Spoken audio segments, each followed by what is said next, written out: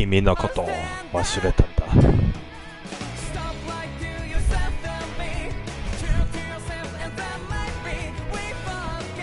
Is this the original opening? Oh, it is. Haven't heard this one in a while. They always play that credits song or that ending song.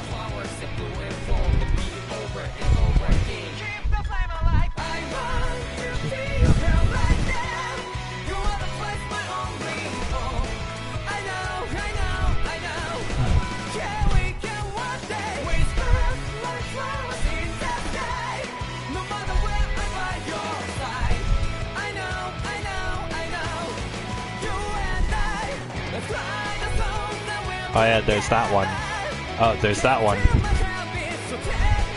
There's that one. And he has a flaming sword, and he still has a mask on.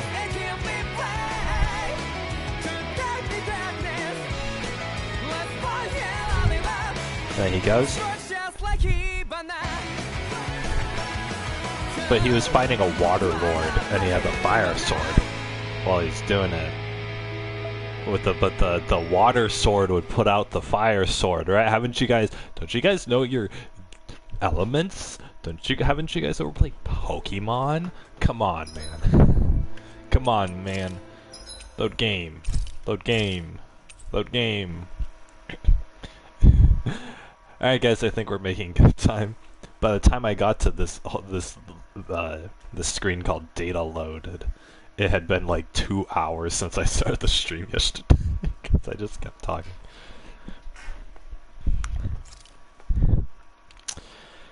Oh boy.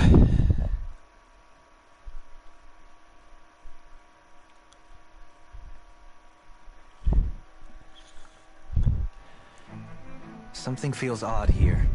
Be on your guard. Oh, you say that about every zone. Guys, what is going on? BigPasta Gaming here once again, and today we are playing more Tales of Rise. Guys, I've been having so much fun with this game. I feel like we've been on this game for quite a while.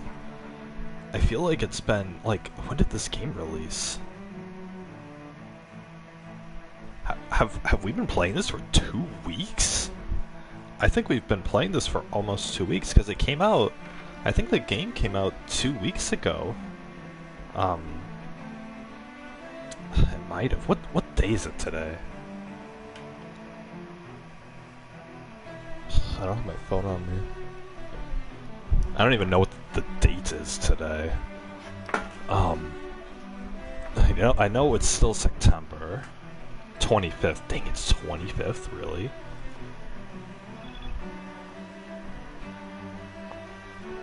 Can't you see your full stamina? Quit messing around and get back over here.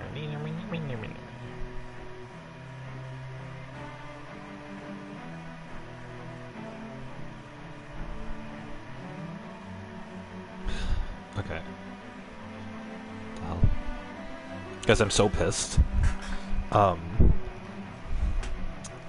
On Google Chrome, or on your phone, right? If you guys have like an Android, the Google Chrome browser, when you go and press a new tab, like if you don't have anything, right? You're on the list of tabs, right? You're on the list of tabs, you see like all your tabs that you have open or whatever, and you click the 3 dots to open a new tab.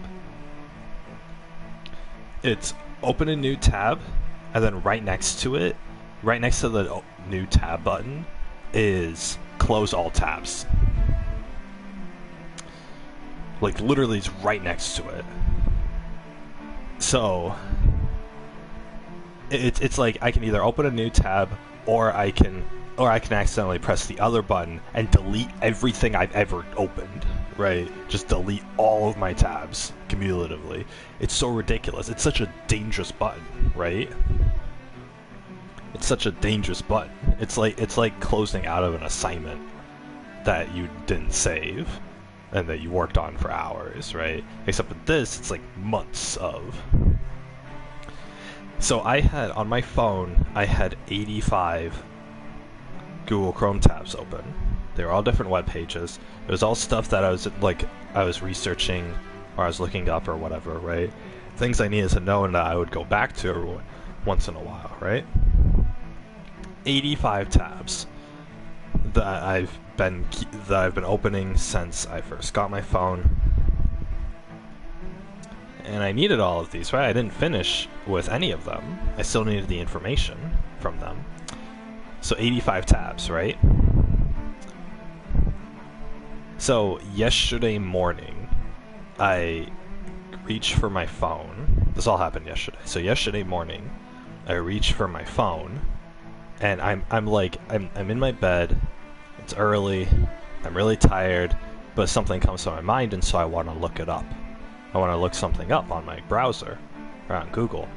And so I go to my browsers, and I don't have a clear tab, right? I have 85 web pages open. And so I'm like, okay. So I click the three dots and I press new tab. In my tiredness, I missed the new tab button. And what did I press? I pressed close all tabs.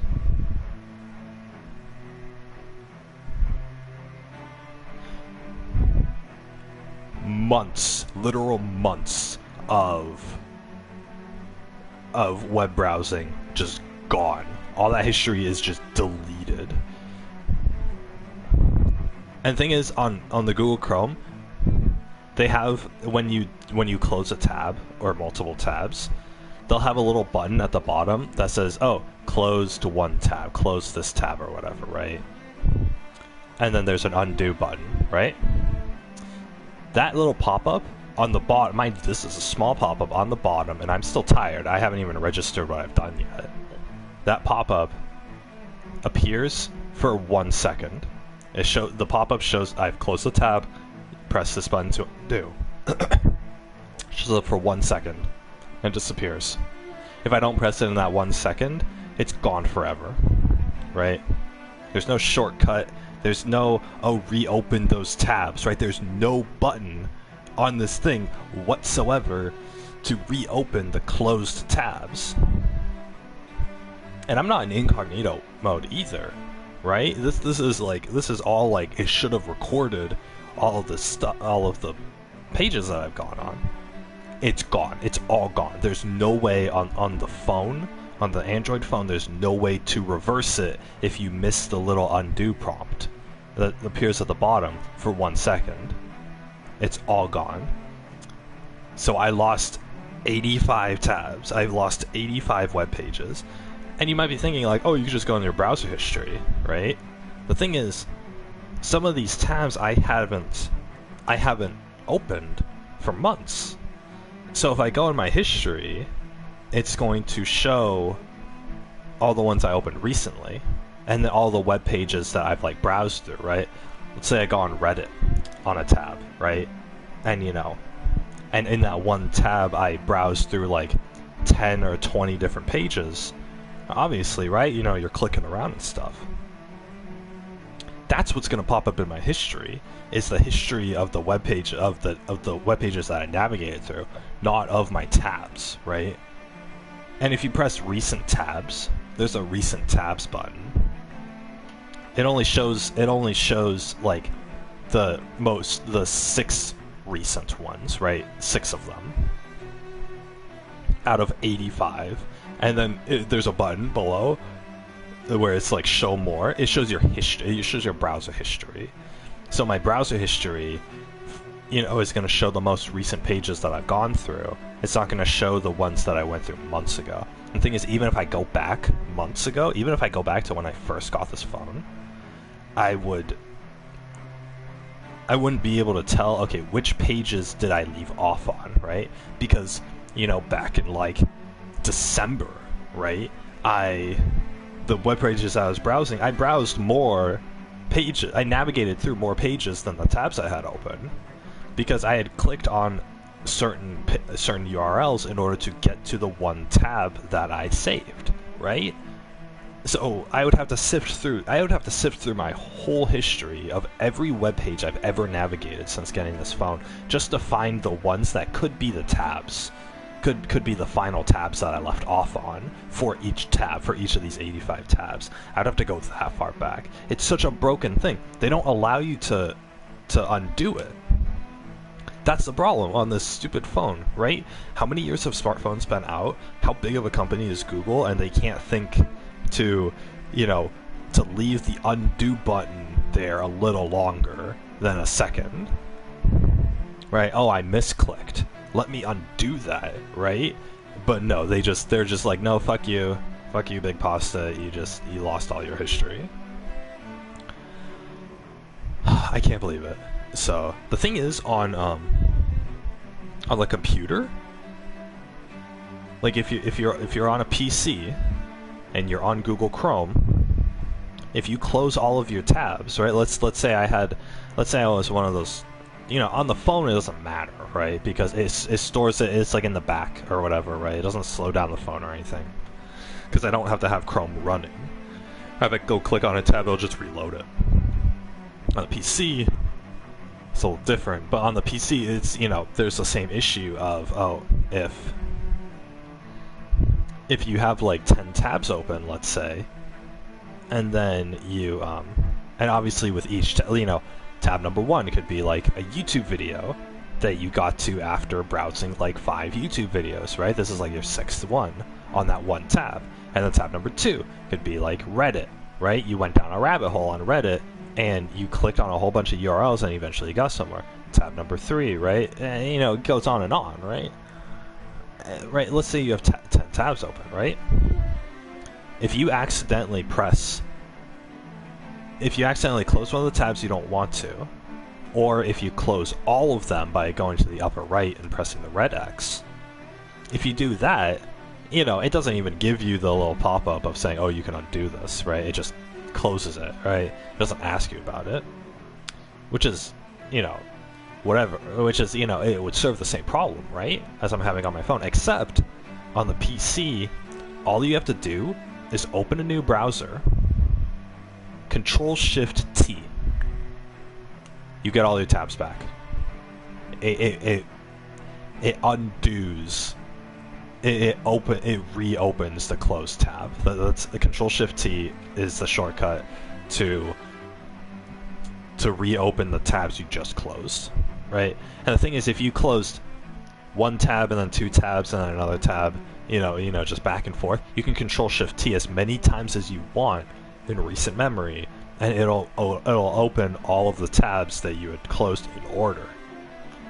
It's such a convenient situation. In fact, I've saved people. At my last job, there were computer issues, and somebody would accidentally close somebody else's Chrome tabs, and the person would be all upset because I had spent like an hour doing research and collecting all of those web pages.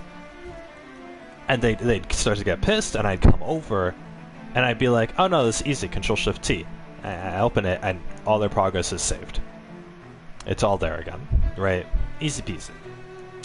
It's the same web browser.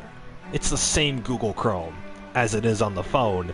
Why can't the phone? I can't do Control-Shift-T on the phone, believe it or not, because obviously there's no keyboard, right? There's no way to.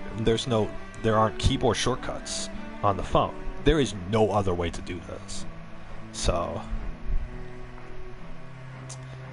it's ridiculous. It's stupid, and I lost all of my tabs. I lost months of data because of one mistake.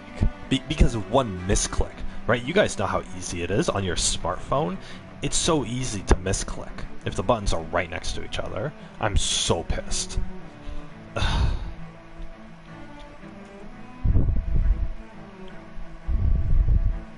There shouldn't be a close all tabs button in the first place.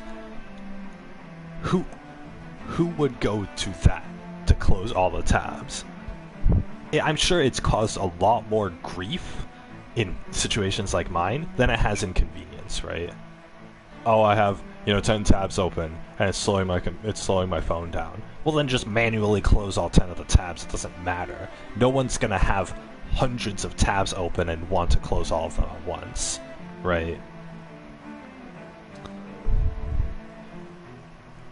a lot of people are just not going to want to erase that.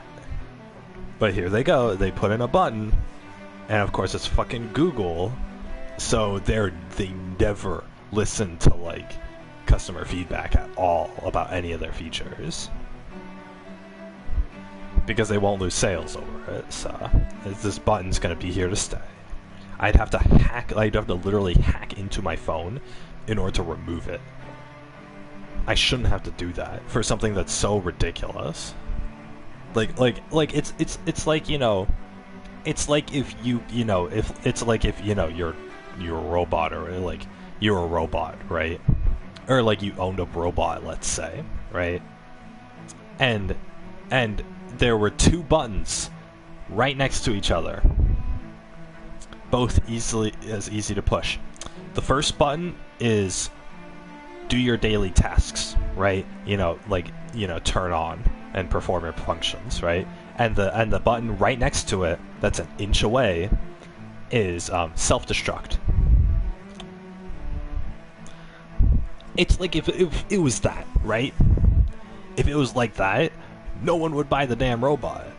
No one would use this, because there would be so many problems of people trying to turn on their robot and they miss the button. They miss clicking the button and they click on self-destruct instead, and now their robot's blown up. And now the customer is injured because their robot blew up in their face. Nobody would ask for a self-destruct button, but yet the company put it on there anyway. And the company's only going to take it off if people boycott it. Same thing with Google. Same thing with Google, except obviously no one's dying here. I didn't lose any money from that. But still, it's the same issue. It's unbelievable. Anyway, what the hell was I going to look up? I don't know. It happened yesterday. I was still groggy in the morning. I was still tired. And I clicked the button. And had the little undo prompt, and I registered. By the time I registered what was going on, I saw the undo button disappear. And then I figured out what was going, because I'm still half asleep, right? So I figured out what was going on, and then I start panicking because I've lost all that progress, right? I don't like, you know, like, it's like if somebody came in my room and like burned everything. You know, they just burned all my possessions to ashes, right? It's like I don't even know what they burned so that I could go replace it, right? Some of it is like memories. Some of it is, you know, some of those web browsers were memories, right? They were like, oh yeah, I remember when I had to look this up. I remember when I was, and then I would remember like the issue that I was going through or whatever, right? It's a memory. That's what it is. That's why I save things on my computer. It's because it's memories. But if I just delete everything, then there go those memories. I can never experience it again. And it'll just be forgotten, right? There it goes on my web browser, right? Whatever. But yeah, anyway, I was half asleep, but then I just turned into a state of panic over it. And I was trying to remember, okay, what? Because I looked through all my tabs recently, but I could only remember certain ones. I could only remember maybe like 6 of them off the top of my head. A couple of them were like recipes of things that I needed to make. A couple of them were reminders of things that I needed to do. That's gone, right? It's not things I need to do like right now. It's like something I need to do in like 4 months, right?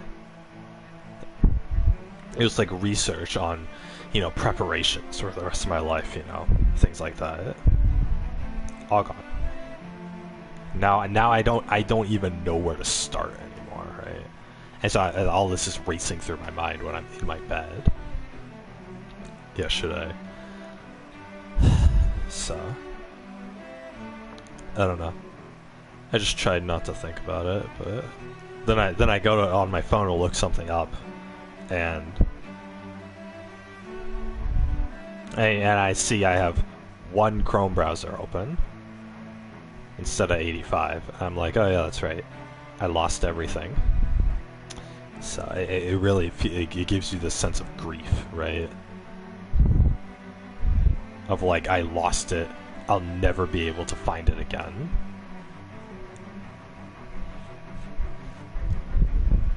I don't know. I guess it's like the same kind of grief as like if I had a pet hamster that I really liked and then like a year later it died or something. Then I feel really sad because like I'm starting to get attached to it, and then it just dies, and then I feel grief or whatever, right? It's a similar level of grief.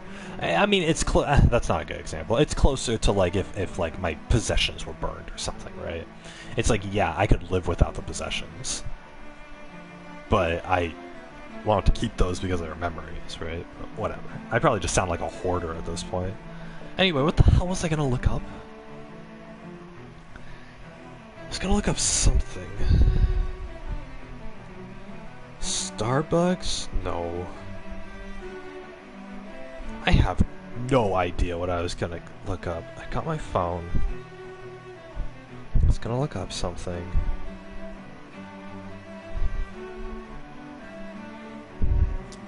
I saw the coupon, I saw the Princess Connect thing.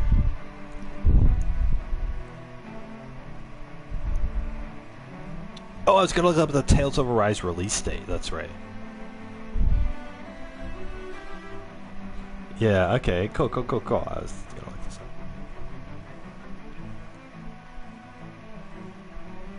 The best arts for each character. How to get beast main fragments. September 9th. Yeah, September 9th. And what's today? The 25th? 9, 16, 23. Yeah, we've been playing this about 2 weeks.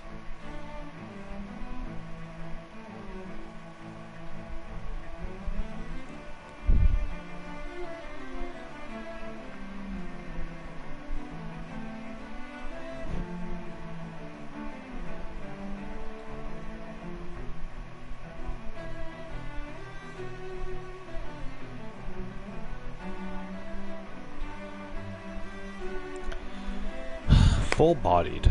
Whenever I hear the term full-bodied, I think of women, right? It's disgusting. Anyone who describes themselves as full-bodied or describes a woman as full-bodied, it means she's fat. That's what it means. Having a full body is having a full body, you know? Anyway, I didn't even see the term full body, I just thought of it. But yeah, it's like, because on dating websites, you put it, one of the thing, you put in your height and your age and your gender or whatever, right? You can put in like what birth sign you are, at the zodiacs or whatever it is. And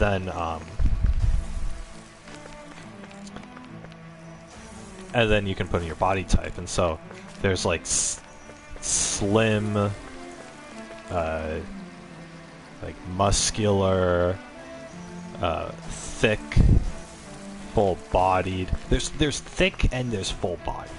I don't understand, like,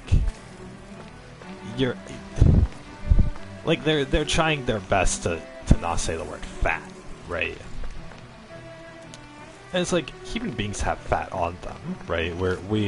Human being, no matter who you are, you have a percentage of body fat, whatever. The term fat just, if you describe someone as fat, it just means they have a lot of fat on them, right? Which makes sense, right? If you're 35 and every day for your whole life you've eaten McDonald's, then yeah, you're gonna have a lot more fat, right? Your BMI is gonna be like in like the 40s or 50s, right? And that makes sense, right? You have a lot of fat, right? You describe a cow as fat if they're not, if they have a lot of fat on them, right? It's an accurate description of a human being. But instead, these people, these people who have eaten greasy McDonald's every day for their whole lives, they put themselves as full-bodied, right? They're not willing to admit that their body has a lot of fat on it, right? Fat-bodied would be a more accurate description if that's what they want to do. But they don't. They say full-bodied, right? If I think of, if logically I think of something as full-bodied, I think that, okay, they've grown to the appropriate, the object has grown to the appropriate mass, and it's grown to an appropriate mass, and it's grown to an appropriate size, essentially, right? I've seen people who are full-bodied, or who scientifically you would describe as full-bodied, right? And they're not fat. They're perfect proportions. They're perfect proportions. Whatever their height is, right? Every muscle and fat section in their body is just enough to make them look like a full body, right? To fill them out as a physical human being. Let's see here. If I look at this cast, I would say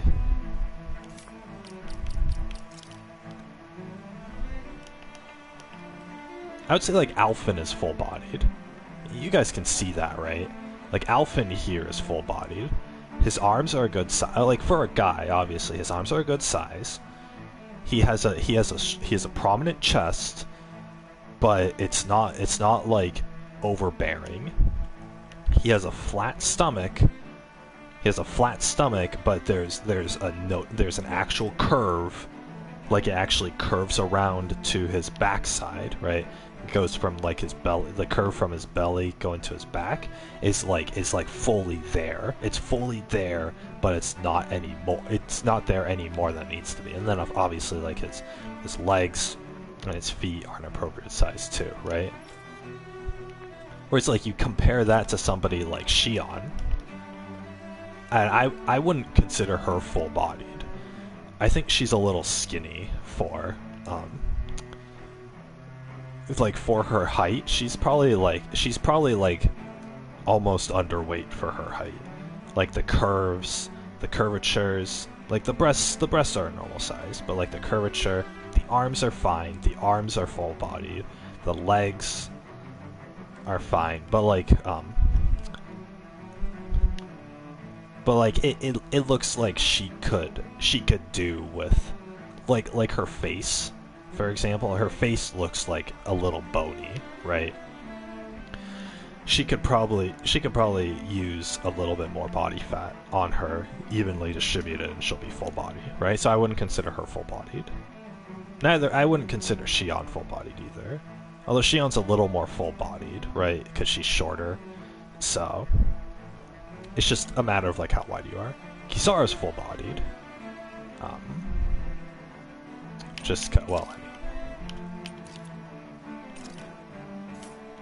Yeah, Kisara's just about full-bodied, right? Because she's a little more full-bodied, or she's a little more like filled out than someone like Xion is. Because they made Xion to be like, they made her to be like sexy or whatever, right? So, or I mean, not sexy. They made her to be like a supermodel, right? Sumeru's skinny. Whereas Kisara has a little more on her, right? She would be full-bodied. Dohalim is kind of full-bodied. He's a little more skinny. And then, of course, Law is a little more filled out, right? He's the same as what's-her-face, right? But so that's what I mean by full-bodied, right? It's equal proportions. So, you take someone like Alphen, right? He's full-bodied. Tell me, on a dating website, if a woman describes herself as full-bodied, is she ever going to look this skinny? Is she ever going to? And I say skinny relative to a fat woman, right? Is a woman ever gonna look this skinny? Because I wouldn't mind dating a woman who is this big, because at least she's like filled out properly, right? The proportions are this big, but of course with the appropriate breasts, that'd be fine, right? The arms are a little big, but whatever, right? I don't care too much. But the type of women on the, because this is full body, but the type of women on dating websites who say they're full bodied are fat. They have a high fat count, right? And their description of themselves is deceiving because they think that fat is a derogatory term, which it is, but it is also an accurate description of somebody who has a lot of fat content, right? I mean, if you were, I mean, in a very radical like analysis of the issue, right? You know, you guys know how they fatten up cows, right? They fatten up cows and pigs and chickens at farms so that when they butcher them and you know, kill them for their meat to feed to people, that there's a lot of it on them, right? So those animals are intentionally made to get fat, which means those animals have a high fat content because it's going to produce more food, right? If we, and this is all a hypothetical, right? I in no way endorse this, but if instead of animals, right, we were doing humans, right? If we were breeding humans on farms and harvesting them for the meat, then it would be the farmer's job to get them obese, right? It would to get them fat or whatever, right? And all these fat women online who are you know, saying like, oh, you're body shaming and all this sort of stuff, right? That's like how big the person would get before they're killed and, you know, harvested for their meats, right? Well, that's how fat they would be before they're butchered. That's how fat they would get before they're butchered, because they have a lot of fat on them, right? Because they are fat, just as a cow or a pig can get fat, and that's a good animal to butcher, right? It's the same thing, right? Of course, we are not a society who butchers human beings for their meat, which means that human beings don't need to get fat. They either need to be skinny for their looks, right, if you care about being attractive, or they need to be full-bodied, like Alphen is here, in order to be healthy, right? I would rather have somebody who is actually full-bodied because they're healthy, right? Obviously, I like skinny girls too, but I would rather have someone who's I would also like someone who's full-bodied, so that, you know, because that's an indicator that they're healthy. They've gotten enough nutrients in them, and they're gonna survive, right? Because I'd rather have a properly proportioned wife than a dead one. But, you know, that's beside the point. Everyone's different, and people obviously can survive being skinny, right? But that's what it is, right? But the thing is, these women online, they describe themselves as full-bodied because they don't want to admit that they're fat. And the thing is, on the dating websites, in fear of offending people, they don't even put fat as an option. They put full-bodied. They put full-bodied and they put thick. And so a woman who is shorter than me, but who's like 300 pounds, can put that she's full-bodied. Or she can be a little more honest and say that she's thick. But it's a really nice way of putting it. And so full body doesn't mean what it's supposed to anymore. That's my complaint here. So it's deceiving. It's deception. And these fat women are trying to deceive the people that they're trying to deceive, these guys in the dating game, because they don't want. It's a paradox, right? It's a paradox. They don't want to be judged for their body weight, but at the same time, they're too ashamed of their body weight in order to call themselves fat. Because a woman who calls herself fat, at least she's, no matter what she says after that, at least she's owning up to it. At least she's owning up to the fact that, hey, I'm fat, and it's obvious, but I'm going to recognize it, right? A lot of these women, they just don't. They don't want to be judged for their weight, but yet they won't be honest about it either, right? There's some guys out there who like fat girls, right? That's totally fine. And there's some people out there who don't care, right? That's totally fine, right? They can do them, right? I'm not there to stop anybody. The majority of guys don't like fat girls, though. The majority of guys will go on Tinder and stick their dick in a fat girl because they're desperate, right? And the fat girls get this validation that they're still desired, right? Because, oh, this guy wants to have sex with me, even though I'm clocking in 300 pounds, right? And so they're in denial of the fact that they like actually look bad at all.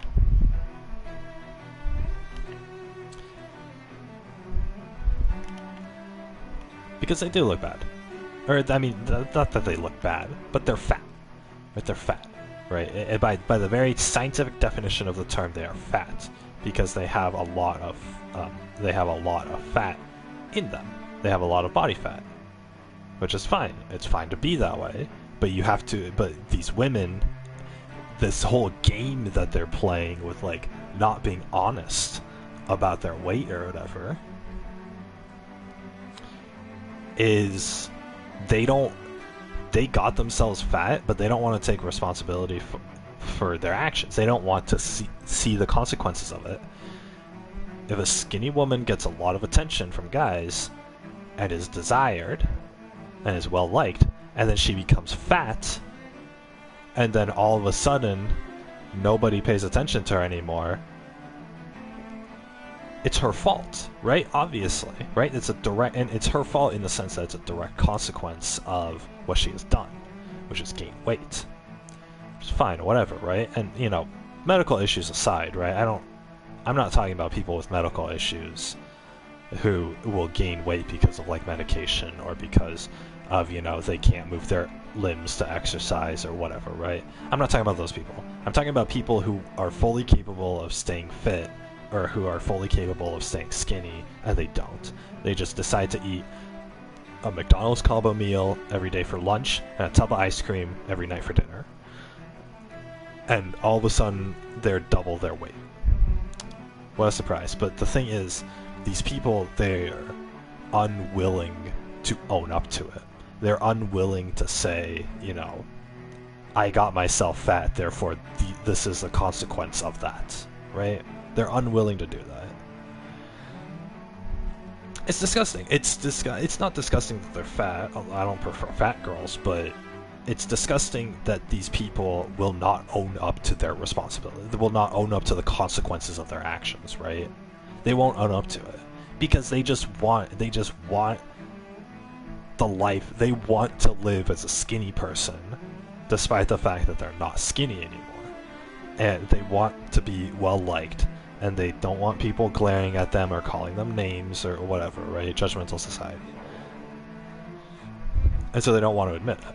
That's why like body shaming has become such a huge issue. Because if I go up to a girl and call her fat, I've now committed a hate crime. Apparently, because I was honest, right? Because I see the rolls on her thighs and the rolls in the flab on her stomach, and I say like, hey, that's body. You've accumulated more than the average amount of body fat for a human being of your height and weight class. And I'm the bad, and I'll be the bad guy for it, right? Not because I've hurt her feelings, right? And where did those feelings derive from? Those feelings derived from not wanting to be served the consequences for her actions, right? And some of these women out there, and obviously this doesn't speak about every fat girl, right? I'm sure there's plenty of fat women out there who understand all of this and they're not toxic about it or whatever. Good on them, right? I respect that. I still don't want to date it, but I respect it, right? The kind of women I'm talking about are the ones who are entitled, right, who feel entitled and who have that ego, right? That toxic, like, ego-serving attitude that I was talking about yesterday, but in terms of their body weight now, it's that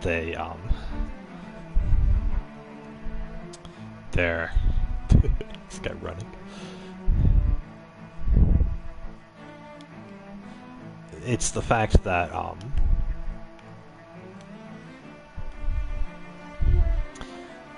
it's the fact that they're too egotistical to think that anything's wrong with them, to think that something is wrong with them that could prevent them from having the kind of life that somebody else has, right? And that's why body shaming is such a huge issue now. It's a hot button issue, because these women's feelings get hurt, because they're brought back to the reality of, oh yeah, I'm not as likable as I was before because of my life choices, right? It's the same as the slut who slept with 100 men. I'm not gonna get with her. If I made a lot of money, I wouldn't marry her, right? Because I don't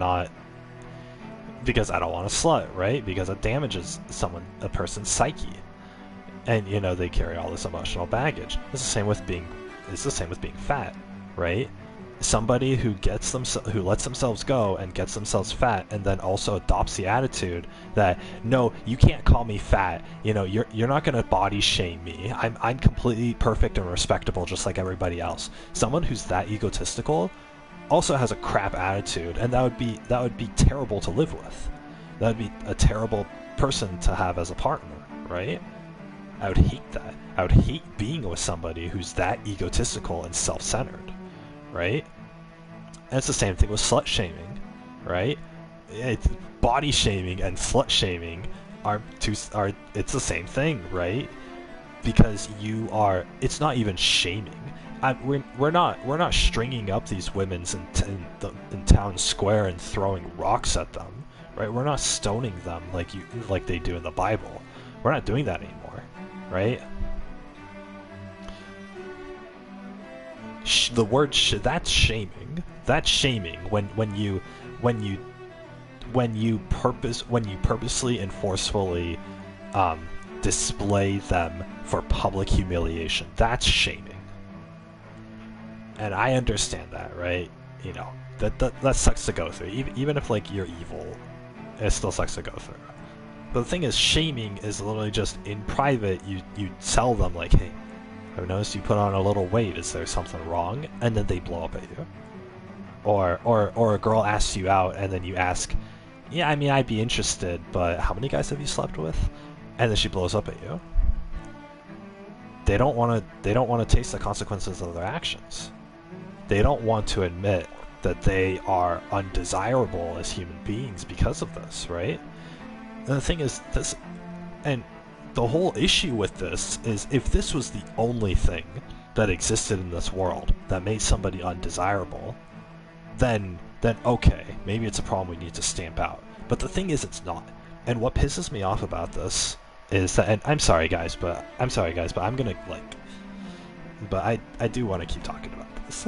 So it's on my mind now. So we'll play the game in a little bit.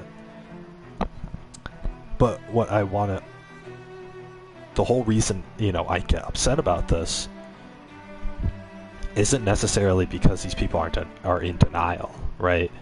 Different strokes for different folks or whatever, right? People can do whatever they want. But the thing is, being a slut or being fat isn't the only thing in this world that makes you undesirable, right? And the thing is, people of everywhere will be discriminated against for certain qualities that they have, right?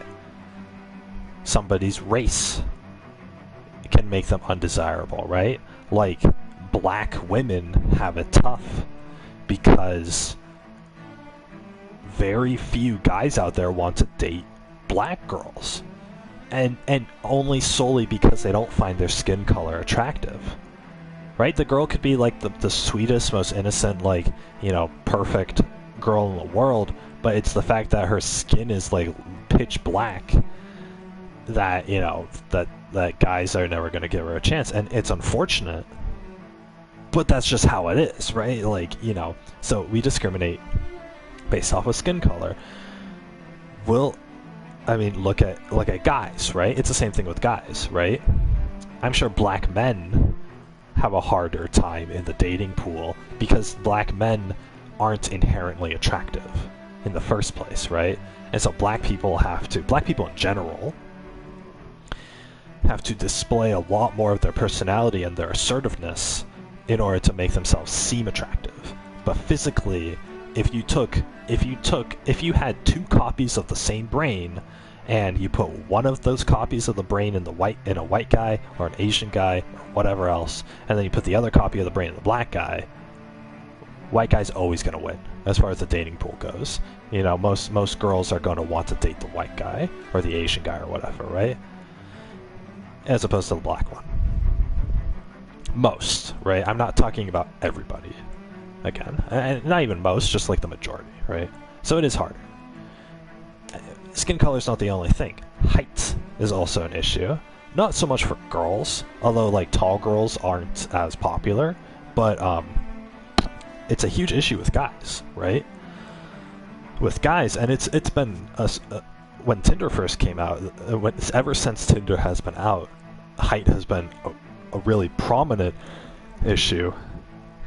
It's always been there, but height thing has always been there, but it's not, it hasn't been so much out in the open as much as it has been with Tinder came out, right? But height is another thing, and it's especially true for guys. If a guy is under 6 feet tall, a lot of girls will just not date him. Just never give him a chance. He could be her literal soulmate, and she won't even give him a chance because he's a couple inches too short for her preference, right? And I mean, it doesn't even have to be 6 foot. It could be, there are like literal manlets out there, right? Guys who are like 5'8", 5'8" and below. Those guys like don't stand a chance in the dating pool, right? You have to like either have like the best personality on this planet to compensate, or you just have to find somebody who just doesn't care about height, right? And it's those kind of girls are few and far between, right? It's an issue. So as far as like attractiveness, as far as physical attractiveness goes, short guys really do have the short end of the stick, no pun intended. And the thing is, especially with Tinder out now, girls openly discriminate against guys. Girls will put in their Tinder profile like, if you're under 6 feet, swipe left or whatever, right? I don't know which direction it is for the yes or the no, or for the match or the no match or whatever, but swipe the other way. I could just say that. If you're under 6 feet, swipe the other way. I'm never going to be interested in you, right? Pretty much, right? Why are girls allowed to discriminate against guys based off their height, but guys aren't allowed to discriminate against girls based off their weight? It's truly the end-all question. Why can't I fat shame a girl, but that very same girl can height shame me? It doesn't make any sense. And it's kind of a common thing on there will be, like, I've seen it online. People will have guys will have conversations with girls. They'll say like, "Hey," to a girl on a dating app, and the girl will say, "How tall are you?" Just right out of the gate, she'll ask, "How tall are you?" And then the guy will respond with, "I don't know, how heavy are you?" He'll ask, how heavy are you? And the girl will get offended. It's the most ridiculous thing ever. The girl is literally discriminating against the guy based off his height. And when the guy turns the tables on her and, is going to discriminate against her based off her weight, all of a sudden the guy is the bad guy. And the girl has the right to be offended. And sometimes these conversations will go on, and she'll be like, "Why does it matter how much I weigh?" And the guy will be like, "Why does it matter how tall I am?" And the girl will be like, because if you're under 6 feet, then then I'm just not going to be attracted to you. And the guy's like, well, if you're over 200 pounds, I'm just not going to be attracted to you. And the girl will get offended. And it's amazing. It's amazing to see that the girl gets offended. The guy will just brush it off, right? The guy will brush it off because he'll just say like, okay, this girl's a bitch. Time to move on with my life. But the girls will get offended. Why do the girls get offended? Because psychologically, the girls are trying to block out the fact that they are undesirable because of a consequence to their lifestyle. And this conversation goes full circle now.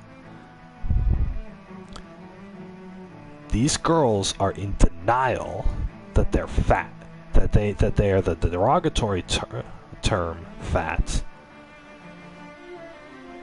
that will get them not liked by guys, right? And of course, in the age of simps, this issue has gone way out of proportion. But just on a general level,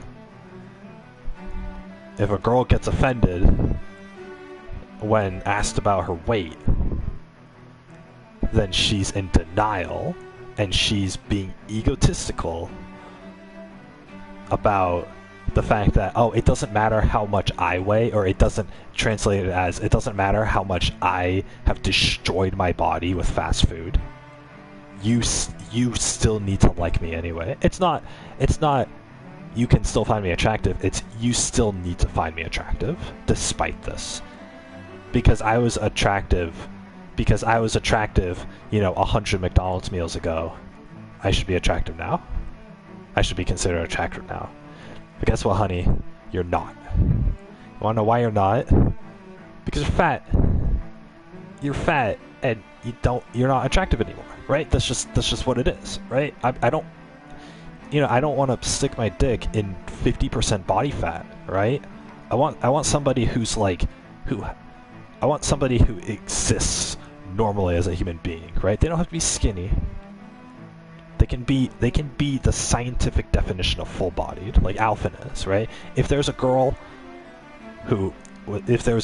version of Alphen with breasts and longer hair, I'd get with her, right? That's just like, that's fine by me, right? Not skinny by any account, but not fat by any account either. That's what it is, right? So I mean, for you girls out there, if you put on a few pounds, it doesn't matter, right? If the weight is being evenly distributed, then it's fine. I mean, it's more than fine if it's being evenly distributed, but even if it's not, even if you have some problem areas, it's not too big of a deal, right? As long as you're not fucking obese, right? As long as you're not like over 200 pounds, then it's like, it's fine, right? And obviously, yeah, I prefer skinny girls. I prefer skinny girls because I'm skinny myself, and I just don't, I don't like girls who are like bigger than me or whatever. But to be honest, it's hard to find girls who are bigger than me. Because even somebody who's full-bodied isn't that much bigger than me, so I don't care. But as long as you don't become like egotistical about it, as long as like you recognize that, yeah, you're fat, and so you're not going to be as attractive because of that, and you can work on it if you want, or you can not and just live with the consequences, right? There are a lot of girls out there who would discriminate against me, right? Even though I'm 6'2", even though I'm not black, right? There are girls who would discriminate against me. The way my face looks, my missing teeth, or how skinny I am, right? Like whatever, because girls want a muscular dude, right? If girls started asking, like, instead of the height question, if they started asking, how thick are your muscles? Well, then she's discriminating, right? Obviously. And it's fine to discriminate when you're dating people. What's not fine is getting offended by it. If people can have their preferences, but the only reason you would get offended by somebody's preferences is because you're in denial about having a negative trait about yourself and you're too egotistical to admit it to yourself, right? And there's a difference between being in denial and hating yourself for it. Because if you hate yourself for something, at least you recognize it, right? I still do not recommend hating yourself for physical qualities about yourself. If you think, oh, I've gotten a few pounds, and then you hate yourself and you start cutting, that's not like. First of all, that's not going to solve anything. But second of all, it's not. It's just not a good way to feel, right? I dislike certain things about me, but things I don't hate myself entirely because of it. I just dislike those problem areas, right? It's okay to dislike things. It's okay to have preferences on yourself, but just don't let it like lower your confidence or whatever, right? And I have plenty of things about myself that I could criticize, and that I could work on, right? Main thing is going to the gym. I could be in better shape, whatever, right? But it's not like, obviously I don't hate myself for not being fit. I don't care that much. So it's because I don't care that much. But the thing is, if a girl says like, oh, you're not fit enough, and she rejects me because of that, then it's my fault. I mean, it's also her fault for having a preference, obviously, but that's just the way things are, right? Whereas, because it's not bad discrimination, is what it is. I think good discrimination is when you're dating, right? You should have preferences. You should have preferences when you're dating, right? You can prefer certain girls over others, or certain guys over others, because of certain qualities. That's fine, right? No one's forcing you to marry some ugly bastard or some obese girl, right? No one's forcing you to do that. Now, if you're just making friends with people, or it's like coworkers or something, then yeah, probably don't discriminate against them, right? If you have a friend who happens to be obese, then it's fine, right? Because you're not dating them. You don't need a friend to be attractive, right? You don't need your friend to be attractive, because that's not what friends are for, right? So, friends, family members, co-workers, your children, it's whatever else, right? Whoever you're not having sex with doesn't need to be attractive, right? The entire world can be, obese, acne-ridden, oily lards for human beings, but as long as my wife looks decent, then I do not care, right? The rest of the world can be literal tubs of lard with legs sprouting out of them, for all I care. And it doesn't affect me, right? What does affect me is the egotistical attitude that these people have, that think that they're entitled to being viewed as attractive when they're not, right? Because it would be the same as if I said, oh, girls who like bodybuilders, who like guys who go to the gym all the time, should still find me attractive, even though I don't do that, right? It's the same method, it's the same concept of laziness, right? I'm not going to the gym, I'm not a bodybuilder, and yet I still expect girls to be attracted to me, these specific types of girls. If a girl wants someone muscular, why does she have to date me, right? It wouldn't make any sense. But if I took the same attitude as some of these obese women do about body shaming, then I would go out there and I would say, no, girls are just discriminating against me and they're shaming me for not being, muscular. They're discriminating against me and it's unfair, and I'm going to start Twitter hashtags in order to advocate for this, right? Can you imagine if guys did that? If guys started that, fat guys or skinny guys or whatever started a hashtag that, or started a Twitter trend about that, about oh, girls who like muscular guys should still, girls who like muscular guys should still find me attractive even though I'm not muscular, and they're body shaming me if they don't, right? Can you imagine? Can you imagine the outrage that would come from it? What's the difference with what body shaming is now? Because body shaming is fat girls don't want to be called fat.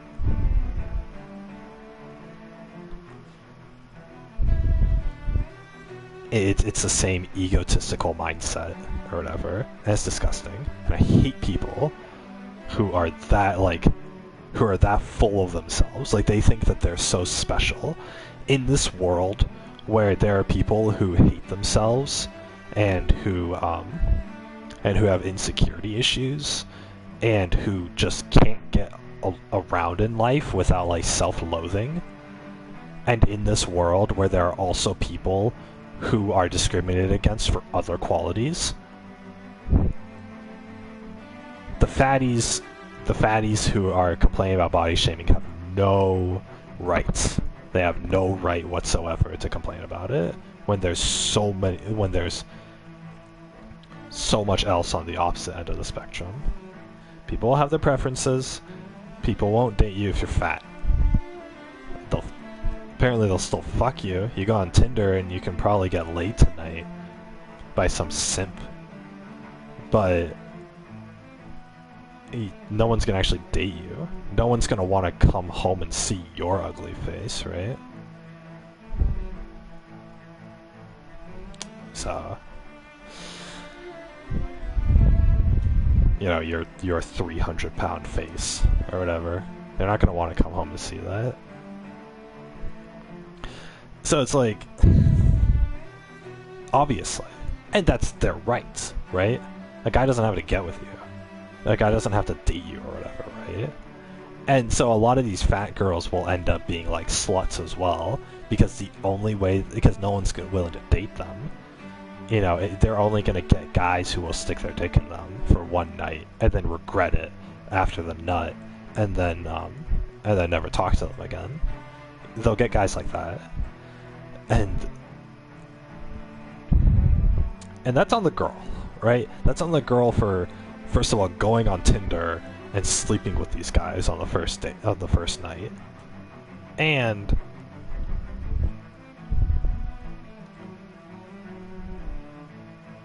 it's also on the girl for being fat, right? She could easily change her lifestyle, and there are girls who are able to do that. I've seen this too, and it's ridiculous, and it just plays into this mentality. I've seen women who are fat who then work out and become skinny. It'll take them 1 or 2 years to do it, but they'll lose like half of their weight, and they'll post a before and after picture, right? You know how guys, you know, it'll be a fat guy turned into a fit guy, or it'll be a skinny guy turned into a muscular guy, and you know, they'll say like, oh, after 8 months at the gym, or after 2 years at the gym, you know, and changed my diet, this is how I looked, right? For guys, that's inspiring, right?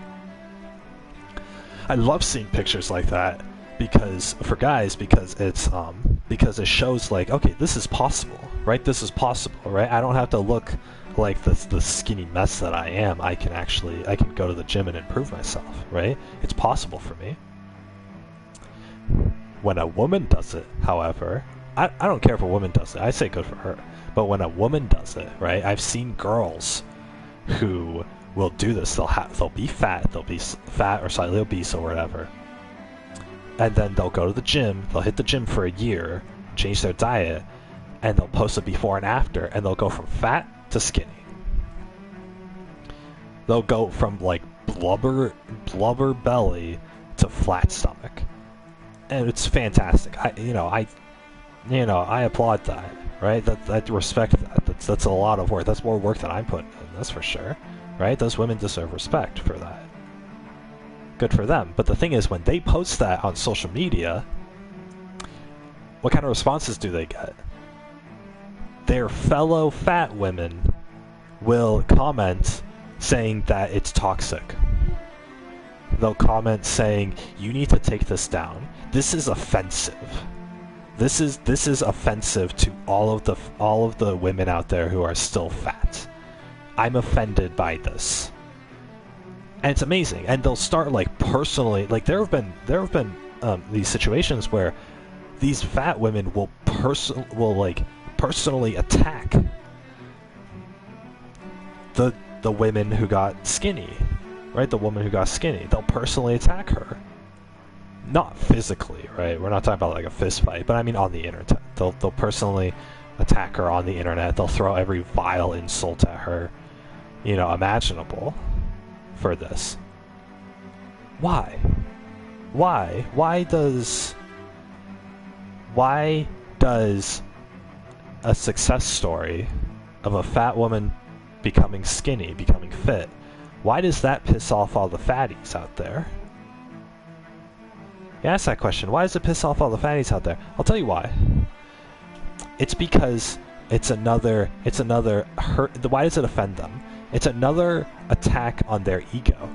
The fat women, not only are they in denial about the fact that they're fat and they're unattractive because of this, but they're also in denial that they can change it. That if they just put in a little bit of effort, that they could become skinny again. They don't want to put in that effort.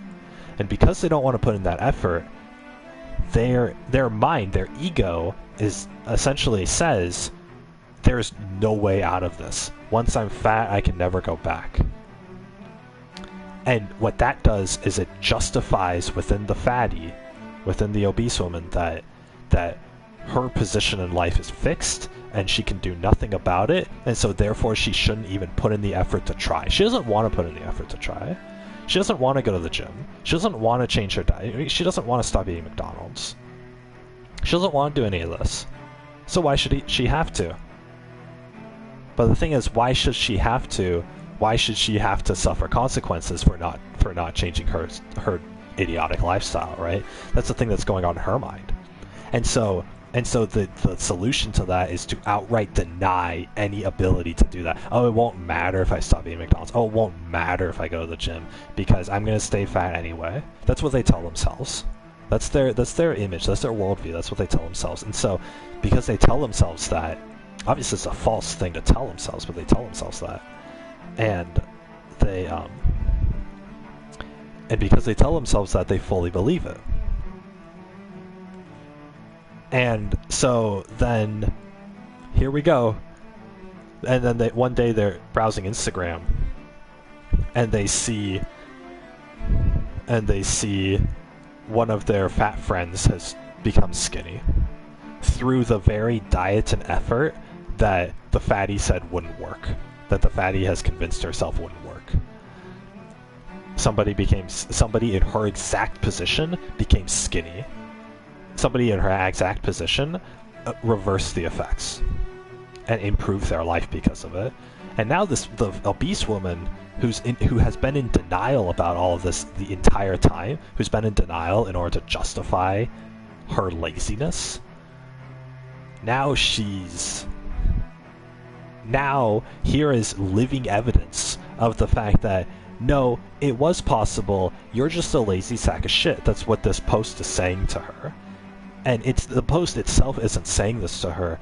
The post is reminding her of the reality that she has so actively denied for her own ego, right? For her own selfishness. That's why it's offensive to her. She doesn't want to be exposed to this truth, this knowledge that destroys her worldview or whatever, right?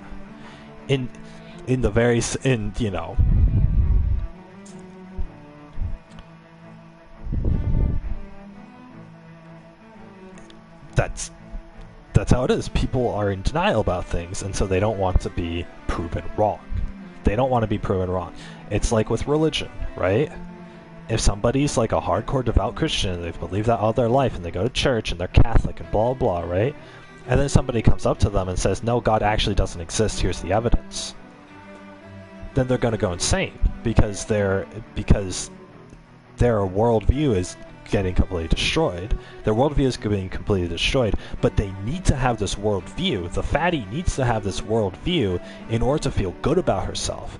She can't feel anything but self-loathing if she accepts the truth. And so she doesn't accept the truth. She doesn't want to hate herself for her laziness. So she just, instead, she'll hate the rest of the world for body shaming. And she'll hate the rest of the world for not getting obese like she is. That's her defense mechanism. That's her ego. And so because of that, when somebody posts on Instagram, hey, I lost 200 pounds over a year or two because I stopped going to McDonald's, and I worked out at the gym, and I did yoga on the weekends, and I dedicated my life to this, right? And the fatty sees that, the obese woman sees that as she's munching on her Big Mac, third one today, and she sees this. She's not going to put down the Big Mac. She's going to shame the person. They're going to use any kind of mental gymnastics in order to do it. Oh, well, I have a thyroid problem, and so I can't lose the weight that easily, and you posting that is just discouraging, and it's body shaming me. It's body shaming me for, you saying that it's possible. It's body shaming me because I can't do it. And so stop rubbing it in my face. It's offensive. Right? Because it's and all that's false, right? It's just what it's really doing is destroying her worldview. It's destroying all the defense mechanisms that her ego has put up to justify her being fat and to justify her never getting love after the first date. And it's to justify the fact that every guy that she's talked to has ghosted her since finding out her body weight. Or since seeing a picture of her. Or since meeting her in real life when she lied about the pictures, right?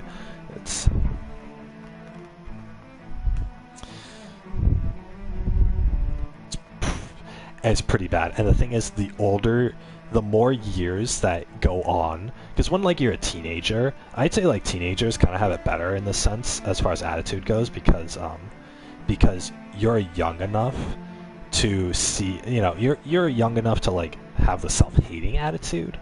I'm not saying that self-hating attitude's good, but I'm saying at least it's not egotistical. At least you're not blaming others for this sort of thing or whatever, right? But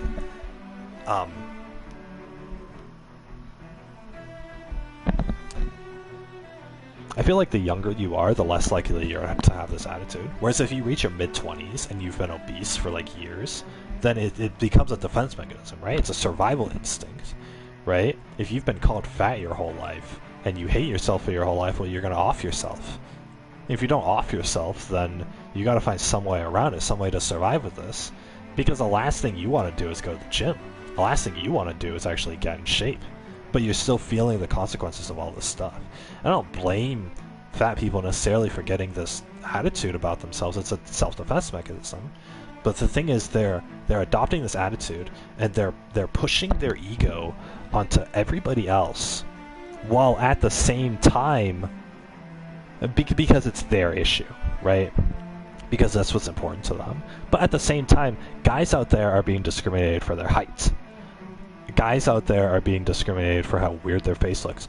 In fact, a lot of guys are getting are getting body shamed, right? A girl can go on the internet and complain about body shaming, and she'll get a lot of support. If a guy who's the same weight goes online and complains about body shaming, then they'll tell him to man up and hit the gym. But God forbid you tell that woman to get over it and hit the gym. God forbid, because that's offensive. For some reason, it's advice to the guy, but it's offensive to the girl. It's a double standard. And double standards are why sexism still exists. Except sexism isn't necessarily aimed at women anymore. It's ridiculous. Double standards are really bad. And I say that for everything. When you look at genders, double standards are terrible, because guys and girls have equal rights. And because guys and girls have equal rights, then they need an equal amount of the workload, right? If a girl can get away with something, so can guys. The next war we have we're only going to be enlisting guys. Like, the draft only applies to guys. It doesn't apply to girls. We're still not drafting girls into the military. They can go if they want to, but they don't have to. Whereas if we had World War III right now, I would be forced to go.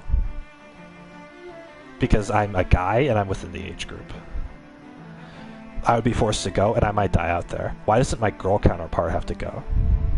Why don't the girls from my high school class have to go, but all of the guys from my high school class do have to go? It's a double standard.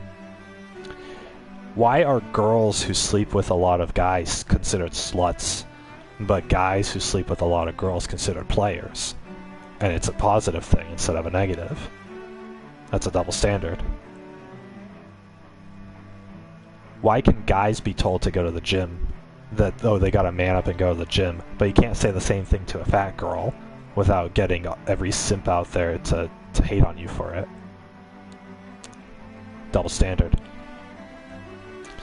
Why are guys discriminated based off their height, which they can't control, whereas girls can't be discriminated based off their weight or their sluttiness, which they could control? It's a double standard, right? And there's so many double standards out there, and it's ridiculous. One of my best friend, when I was still my old best friend, when I was still talking to him, this is years ago, he was telling me about this girl he was dating. They were boyfriend, girlfriend, or whatever.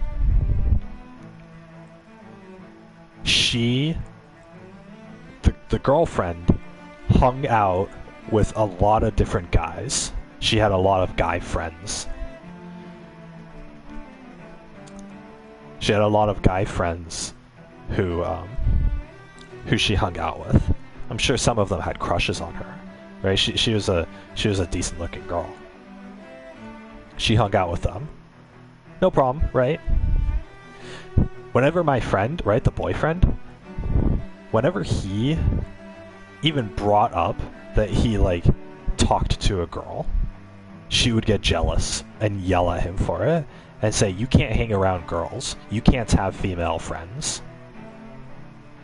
You know, you better not be hanging around any girls without me there. You better not be talking to any girls without me there. You better not be having female friends other than me. She would get jealous at him, and she would argue with him if he even hinted at the fact that he had female interaction, or if he had female interaction at all. Whereas his girlfriend was, like, getting hit on by guys, and she was hanging out with guys other than her boyfriend without her boyfriend being there. She had guy friends. And she was fine with that, but she wasn't fine with the boyfriend having female friends. It's a double standard. A lot of girls are like that, by the way. That's like one of the not as talked about problems, but that's one of the things. For some reason, girls are allowed to have guy friends, but guys aren't allowed to have female friends when they're in a relationship. It's a complete double standard. And why is it a double standard? Or why does that exist? Why does that exist? Why does the fat shaming exist? Why does the slut shaming exist? Why does any of this exist where all of these girls are complaining about these situations, but the guys aren't allowed to complain? It's because the girls are selfish. That's the bottom line. If the issue affects the girl or hurts the girl's feelings, the precious girl's feelings, then it needs to stop and it can't happen anymore. And if it continues, then it's a blight upon this world. Guys aren't allowed to complain, but girls are allowed to be selfish. Girls are allowed to complain, and they're allowed to be selfish, and girls are allowed to have the entire world bend backwards for them because they feel like it. It's ridiculous. You guys ever hear the term putting pussy on a pedestal? All of these double standards that I talked about today are putting pussy on a pedestal. The people who advocate for stop fat shaming or stop slut shaming or whatever, They're putting pussy on a pedestal. They're saying the girl's feelings are more important than the guy's feelings. They're saying the girl's needs are more important than the guy's needs. Girls are better than guys and are more important, and so therefore it needs to be protected more. That's what it is. And the entire world has become like that, and it's disgusting. It's absolutely disgusting how we value girls more than guys. It's ridiculous. Because the thing is, there's an equal amount of guys to girls. And you're sitting here justifying the fact that you invalidate half of the world's population. Who are the people who matter? It's the girls and the guys that the girls like. They're, you know, the Chads or the alpha males or whatever. That's it. Those are the only two groups of people that matter. The other 80% of guys who are undesirable are just that. They're undesirable and therefore nobody cares about them. Whereas even the most undesirable girl, people will feel sorry for and take pity on her, and other girls will come in and try to be friends with her. It's disgusting. It's not disgusting that girls are treated well. It's disgusting that only the girls are treated well and not anybody else. I hate it. It's like this entire planet is one big double standard. It's really putting pussy on a pedestal. It's ridiculous. Like, no wonder sexism exists.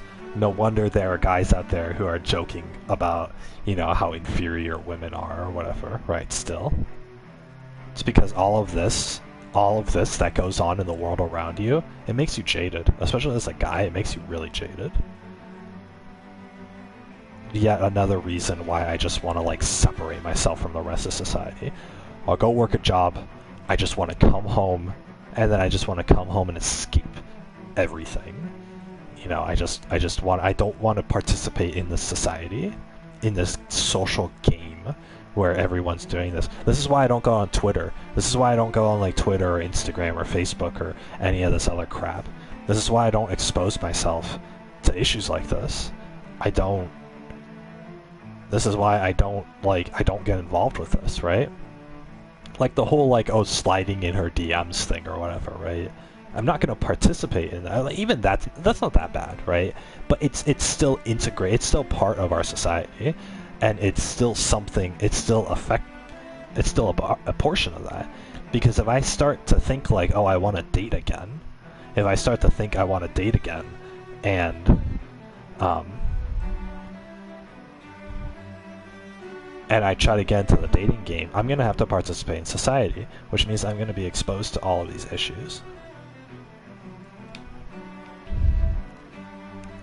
And once I become exposed to all these issues, I'm going to have to play their game. I'm going to have to dance around fat shaming or slut shaming. I'm going to have to simp.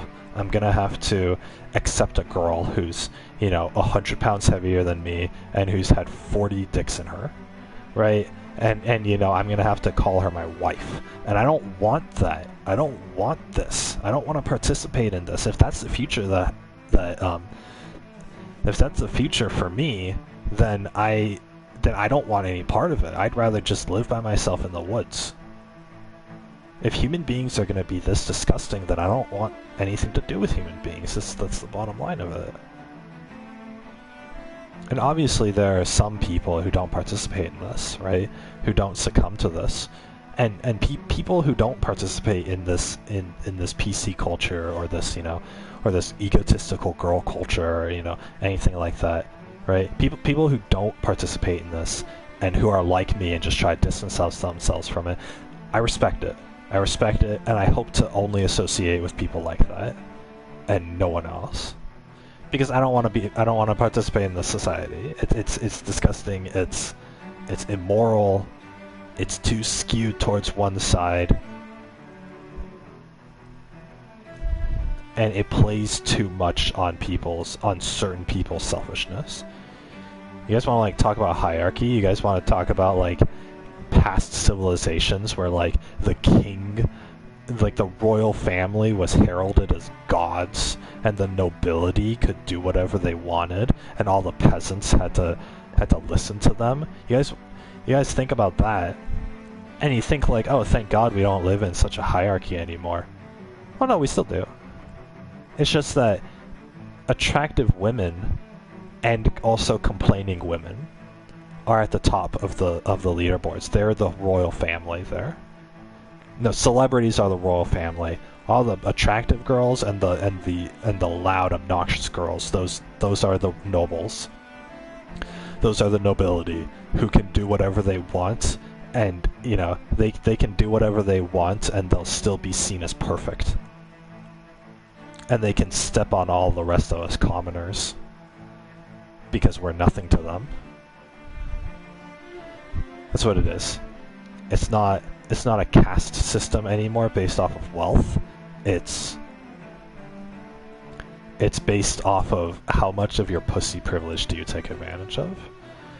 And it's unbelievable, and I can't, like, I don't want to participate in that anymore, right? Just as if I was living in medieval Europe, I wouldn't be a peasant. I would get the hell away from there. I would find a quiet piece of land that no one's occupied left and just do it myself, right? And that's what I'm gonna do here. I'm gonna find a part of society where nobody even thinks about any of this stuff, and people just act like normal human beings, and then I'll participate in that, right? Nothing else. But it's so hard with the age of the internet. You open your web browser, you look at a news article, you've already sunk your teeth into it. You're already participating in that society because you're hearing about it, and it's like, it's unavoidable at this point. Unless you cut yourself off completely, it's unavoidable. Which is why I like games like this, you know, these single-player games or whatever. Video games aren't based off of real society. They tell character stories, but the character stories are isolated from any of the crap the real world's doing, right? That's why I don't like modern fantasy. I don't like shows that are like kind of based in reality or whatever, right? Like that show Manifest I was watching. It was a cool concept, right? Oh, the plane skipped ahead in time by 5 years and all the passengers didn't age a bit and they have to reintegrate into society or whatever, right? But the show is still about society. That's why the guy returns to his wife and the wife had been cheating on him, and they keep bringing it up, and it's all about these women's rights issues and all this crap. Like, I don't want to even think about any of that. And then the girl main character returns to her fiance, and oh, the engagement is off, and he married her best friend. It's like, dude, that sucks. This all sucks. Why do I want to watch a show where just sucky things keep happening to these people, right? And it's like it hits too close to home. It's like these things can really happen, and I don't want this. I don't want these real world issues. I'm watching TV so I don't have to think about these real world issues anymore, so I can escape from it, right? God. This game's great. Tales of Arise is great. Because it's this innocent romance. Would never happen in real life, right?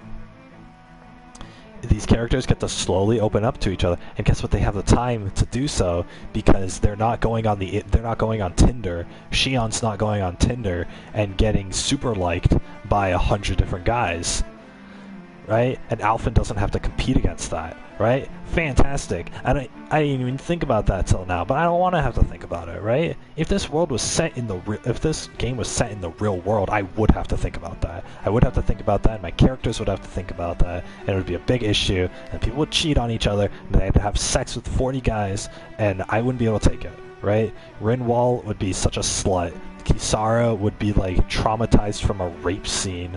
Freaking Law would be considered a manlet and undesirable by girls. You know, freaking, like, I don't know. Alphen would be a simp. Law would be a simp. It's just, it would be a disaster. It would be an absolute disaster. And like that's why I play video games, because they're not going to make it a disaster like that, because they're not. the only way that this game can be a disaster if it pulls ideas from the real world, and it doesn't, which is fantastic. Play Fire Emblem, it doesn't. That's fantastic, right? But then I go watch a reality TV show, and I'm back in society, right? I might as well go on Twitter instead of watching the show, because I'm gonna get the same thing, right? Ugh, it's so ridiculous. You guys can probably tell how much I hate this, right? How much I'm just endlessly complaining about this, but anyway, I'm done complaining about it. The bottom line, I don't even know why I started talking about this in the first place, but the bottom line is, I hate society because people act a certain way, and society says they're allowed to act that certain way, and it's negative. It's a negative trickle down for everyone else. It trickles down to everyone else, and it causes these negative effects where nobody's happy because the people being catered to will still endlessly complain because there's nothing you can do about it, because it's their own ego that's complaining about it and nothing else. And then like one generation later, right, by the time all of us are in our 40s, you know, every simp is gonna have married an obese woman or a slut or both. I'm sure every slut is gonna become obese, and so every guy who was a virgin before his wife is going to marry a wife who has slept with minimum 50 dudes and who is at least double his weight. At least. Every single one of them. Every single simp. Everyone who's simping right now does not have a happy future in front of them. So, I have tried so damn hard to find a girl who escapes this society, and who escapes all of the standards of this society that I complain about so much. And I've only been able to find a couple. So, it's been quite the hunt. It's been quite the adventure. But whatever, right? I can't even be with any of them, right? It's like whatever, right? It's like, okay, fine. I'll just be by myself. Whatever, right? Society wins. Good job. Obviously what I do is more of a hot button issue than freaking anything else, right? People can be degenerates all they want. And it's okay, apparently. I'm not even gonna get into that. Guys, again, I hope you guys don't mind me complaining about stuff, because if you guys do mind me complaining about stuff, just let me know, because I tend to do it a lot, but I can stop if it's like intrusive or whatever. I don't care.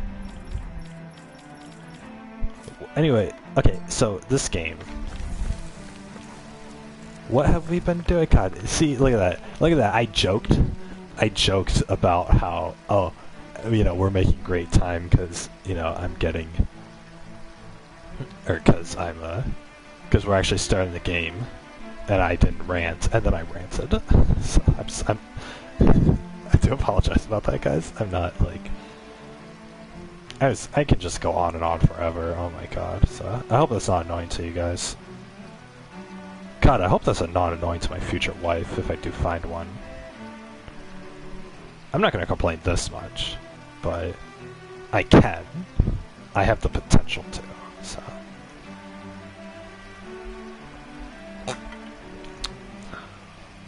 Hopefully my wife would, I hope she would have the ability to tell me to stop, or to lay it off a little bit if it does get too excessive, though, because there's no one telling me right now to. There's no one right now to tell me to stop, so I just keep going. But I can shorten these or condense these or whatever, right? Or just stop altogether. I don't really care. It's just things that I think about, right? I don't even need to get these things off my chest. It's just things that I think about, so I just keep going. And I like talking about it, but again, it's not necessary. So, whoever my future partner is, you know, they can tell me to shut up, and I'll do it, right? It's fine. So,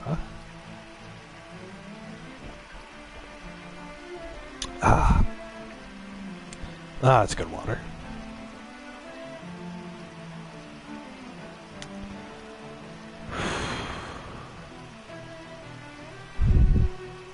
What time is it?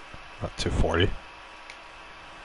2:45, so what's that been, an hour and 45 minutes of me talking? Sorry, guys. Anyway. Me talking is like half the half the podcast. Yeah, it's becoming a podcast now. It's half the stream. So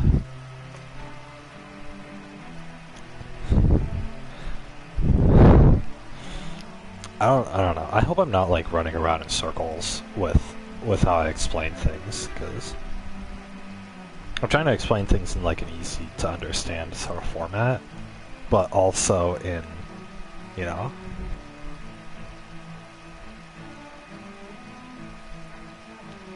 But I'm trying to not to like repeat myself over and over again, which I feel like I might have, but I don't know. I don't know how long it realistically takes to discuss a topic, so it's whatever. But anyway, what's going on in the game? I feel guilty about fleeing when there are kids out there fighting. No need to worry. They come from a higher rank family than ours. That makes their actual art stronger than ours. They simply fulfilling their duties to society as members of the ruling elites. I know, but it doesn't sit right with me. Refugee. Oh yeah, we went to the moon. That's it's space, right? Oh yeah, but when they shot the thing down to Dana, the city changed shape. Oh yeah, and then we found Dohalim's like female friend, whose like boyfriend he killed. And he felt guilty about that. And then I went on like sympathizing about. Oh yeah, that's right. I was complaining about my ex last night. I remember that. Anyway, let's continue the story. Oh yeah, and there were all those unanswered questions too. Oh, I can't wait. Can't wait. It's gonna be great. Civilian park zone. Oh, it's a park. Yeah, wow, this is such a great park. I love the metal flooring on this park. I love the one tree in the park.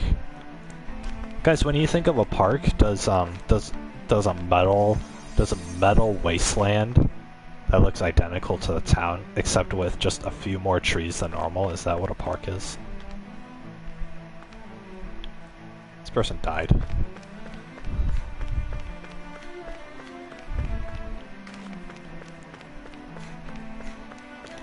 Hey, it's crazy how long is it gonna keep going? I don't know. Normally we would have had our orders from top brass informing all separate classes on what they need to do. I doubt that's happening. The whole chain of command in the city seems like it's broken down. Nobody knows what's happening. Doesn't mean someone somewhere isn't watching our every move.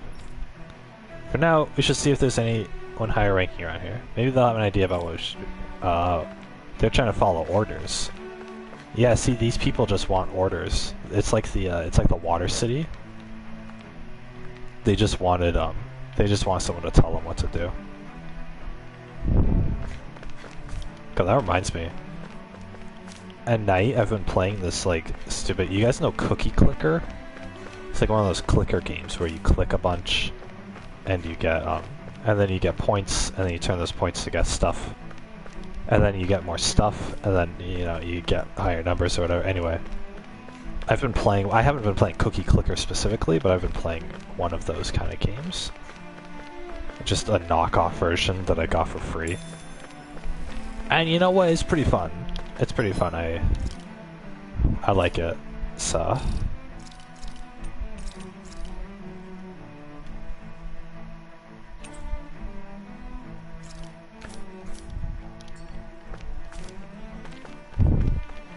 You know, I really like it, but it's like I've spent like 4 hours, or like at least 4 hours playing it, and I'm like, I don't even think, like,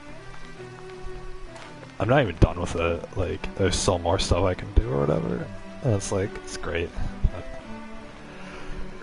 Yeah.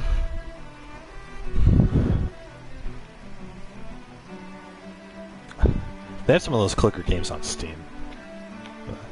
It's not a Steam one I'm playing, I just found on the internet. I don't know why I'm playing that when, like, I have a bunch of, like, real games I could play, but...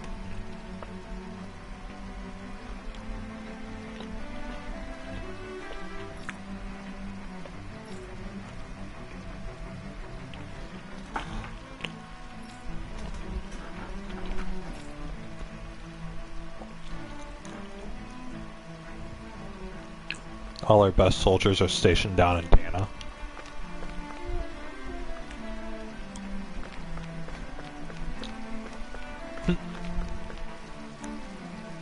We've been going around killing all their best soldiers, technically.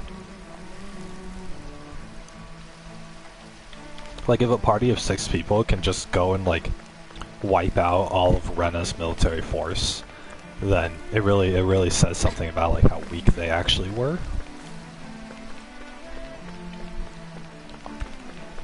Oh. I just phased through this girl. No, I'm not.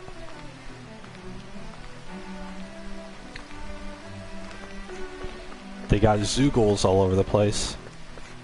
This is one of those, like, the technologically advanced people became a little too privileged. And they relied on a bunch of things, and then the things, like, revolted against them or whatever. Wait, what am I supposed to be doing? Oh, there's an inn over here?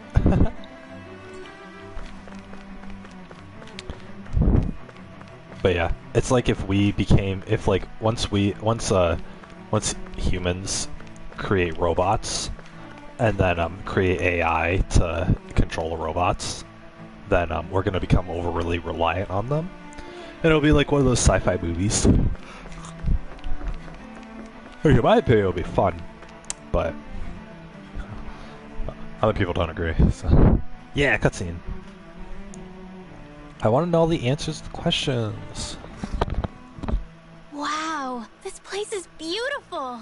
Yeah, it must be some sort of rest and leisure area for the locals. You think? Man, these Renan sure know how to live it up, don't they? Is something the matter, Dohalim? No, it's nothing. Before I went down to Dana, my friends and I, we used to gather at this very spot and play music together.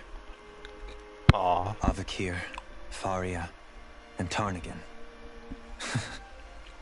That was a lifetime ago now. Tarnigan. He was the one that Faria mentioned, right? He was once my dearest, closest friend. As well as Faria's betrothed. Despite Faria's lower-class upbringing, she possesses a tremendous talent for music. Entranced by her playing, I helped her overcome her sense of inferiority and introduced her to Tarnigan and Avakir. It was a time of great joy. 4 people bound only by their love of music, with no care for social standing. Only the next song, the next melody.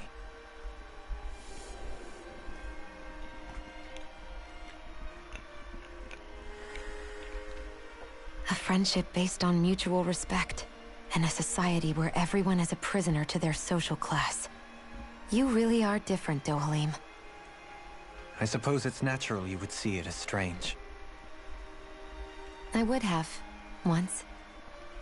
Now, I think the idea of breaking away from society's constraints and choosing your friends based solely on affection is something beautiful that's worth cherishing. Besides, it was that way of looking at the world that laid the foundations for coexistence in Menancia. Your praise does me too great an honor.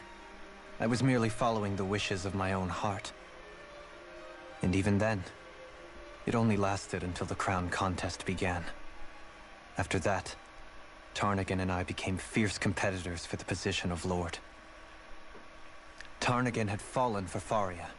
By becoming Lord, he aimed to wrest her from her humble origins and raise her to the highest echelons of society.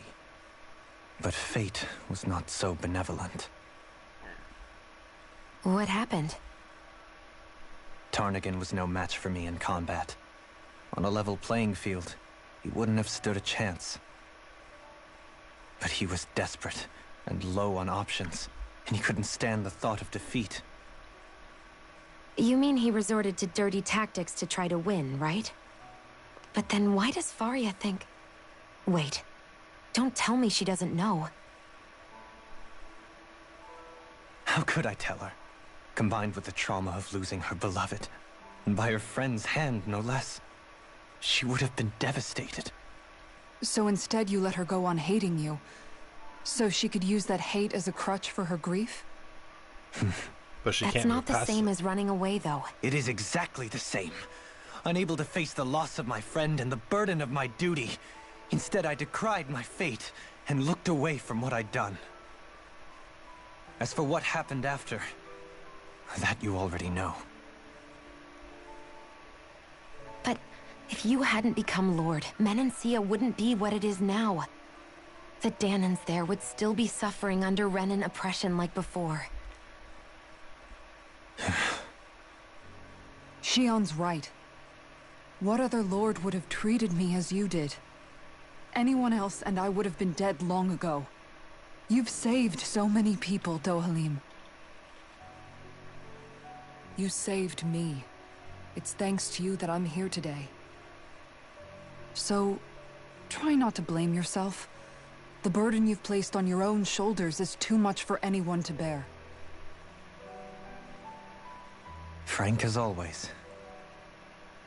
But I shall do my best to heed your advice.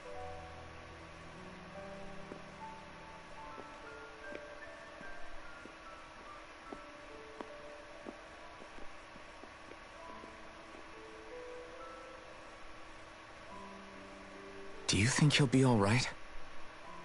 Yeah, I think so. He's got Kisara. It's important to have someone like that. I didn't realize how difficult it is just to be there for someone. Sometimes just knowing someone's on your side can be enough.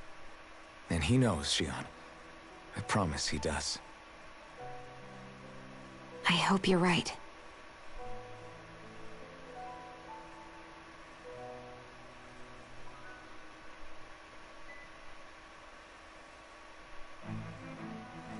Alphen, Yeah? I never appreciated until recently just how much you were always there to support me. It goes both ways. You've helped me keep going more times than I can count. Maybe, but I still wanted to say thank you. Are you just going to keep standing around or what? I was Sorry, I'm just getting prepped over here. I was waiting for you to finish talking. What the heck? Jeez. It's not just Zugals that are out of control. Apparently a group of armored soldiers have started to rebel too. For all we know, we may be seeing the start of some kind of uprising. That's absurd. We could possibly pull out such a conspiracy and think that you would get away with it. If you rebel against the Sovereign, you're rebelling against the entire Renan civilization. It's hard to say one way or the other. Nothing like this has ever happened in the history of Lenegus. We know too little.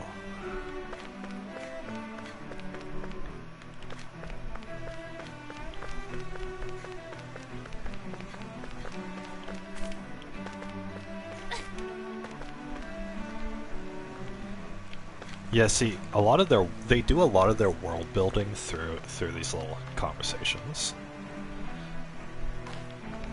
I mean, maybe the Red Woman started an uprising. Maybe the Sovereigns are doing something with society, and the Red Woman is like trying to stop it or whatever. Things don't calm down soon. Don't think we should board a starship. You need to have the Sovereign's permission to enter a starship for anything other than the current contest. Well, where's the Sovereign? Why isn't he here to lead us in a time of need? Oof. Yeah, who's gonna enforce the fact that, you're not supposed to get on a starship, huh? Well, would this be the stage where they get up here and just play for people?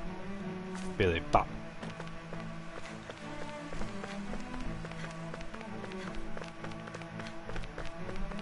I see a medic and supply officer over there.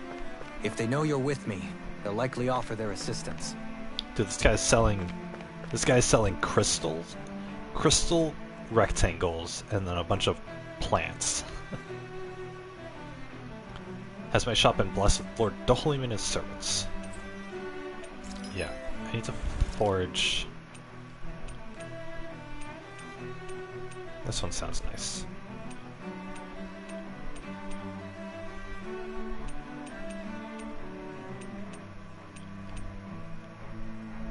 Megafauna bones. Just need to make sure I don't need any of those for anything else.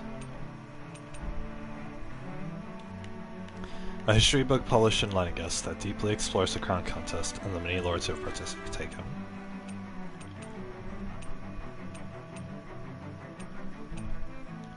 Okay, I'll make this.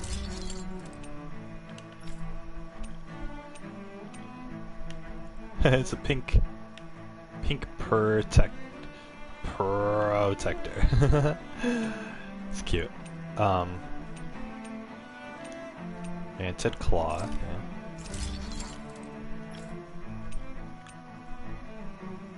Megafauna bone. Okay, so he technically needs that one, but.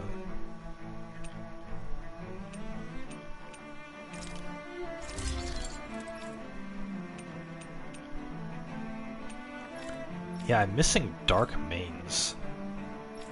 What would have gotten me dark manes, I wonder?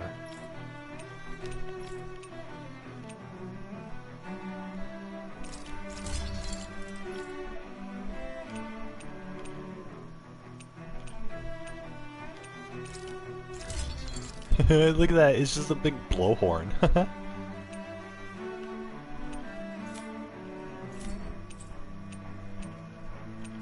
Ranch. Oh yeah, I'm raising sheep.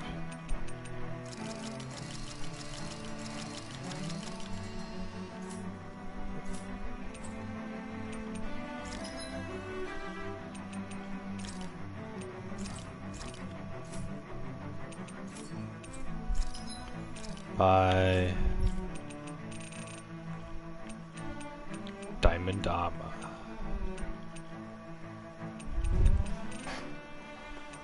Got all life bottles.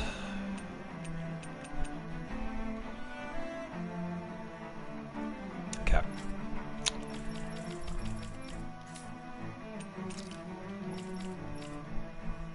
Do I have any materials?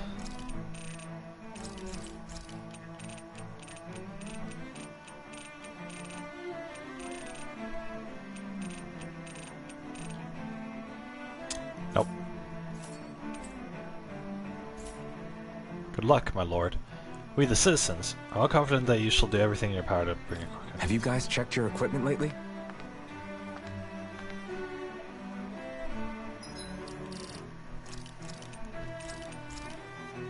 Do I have a buff up, or what?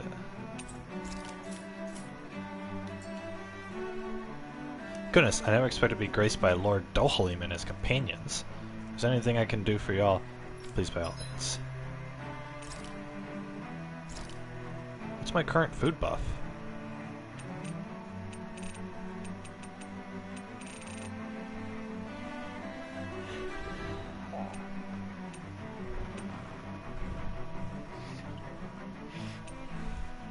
One experience. Always need the experience. 16% or more. Say 15% or more on conscience. Wiener. Attack up L. That's pretty nice. 16% attack.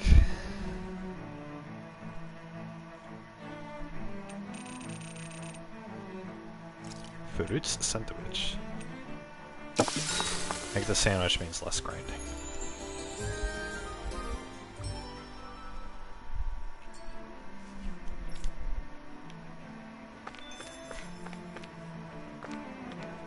Hey, you got that fast travel points. Alright, let me take a bite of my food and then we can go in the next map.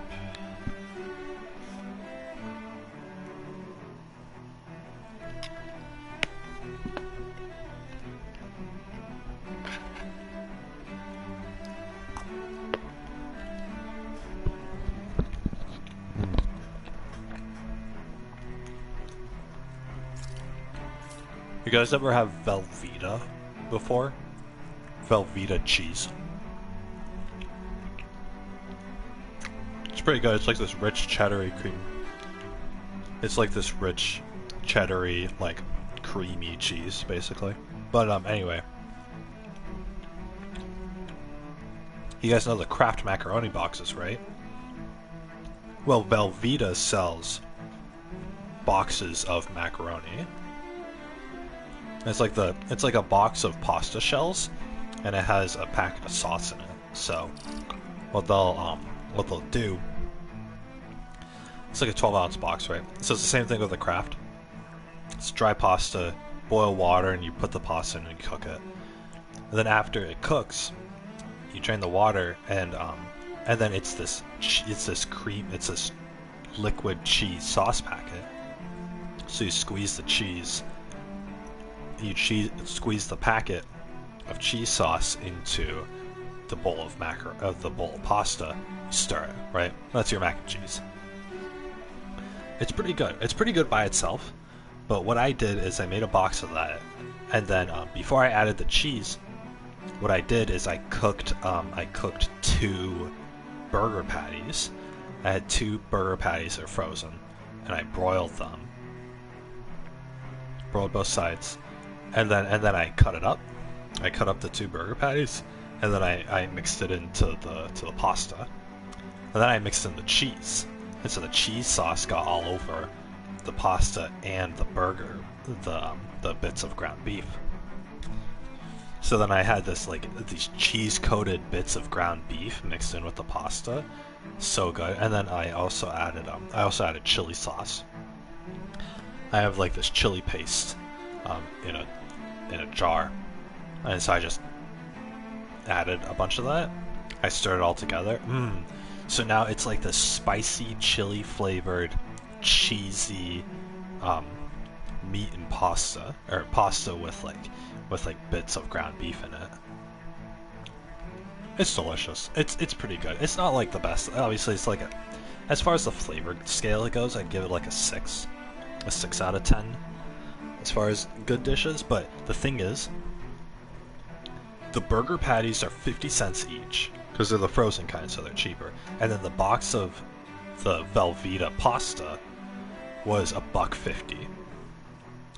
So I essentially paid $2.50 at the grocery store for like a full pot of macaroni and cheese with the beef mixed in it. It's pretty good. Like, it's like value for your money. I'd say like 9 out of 10.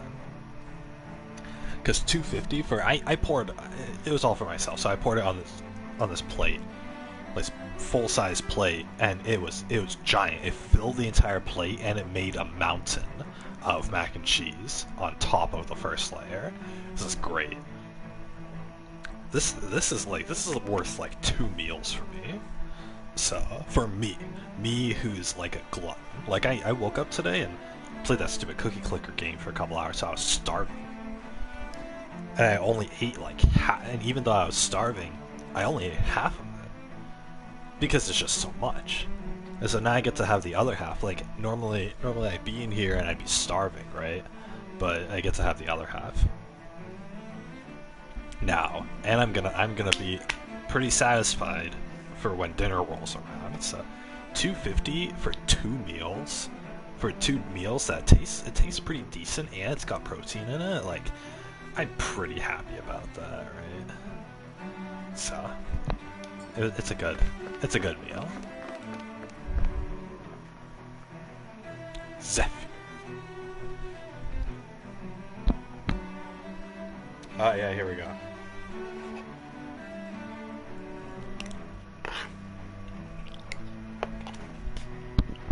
Oh, whoops, my XP buff is gone. Damn it. Lenniget's soldiers. Any way we can avoid fighting them? That all depends on them. Whatever happens, be ready. Well, so much for them not wanting to fight. Hold! I am Lord Dohalim of Elda Menin. idea. I command you. Threats to the city must be erased. No. Have they been brainwashed too? Brainwashed or not, if they want to fight, they got one. This armor's too strong. But if they've been brainwashed, then they don't necessarily want this. This one's mine! In an instant! Impact cross! Here! You're mine! Appreciate the help! Save you! My DRC! Here we go! Dragon Swarm! No further. This one's mine! Do it! All yours, Kisara. All yours, Kisara. Here! Escape! Take this! I'm not done! Luna Rondo! Damn it! Did they say damn embedded? It's been a while since we've been called embedded. That was a slave name. Shion! This one's got your name on it! Ashes to ashes. Here's a healing light after I'm not done! It's over! Mirage! Going in! Here I come! One more! Strike! Take this.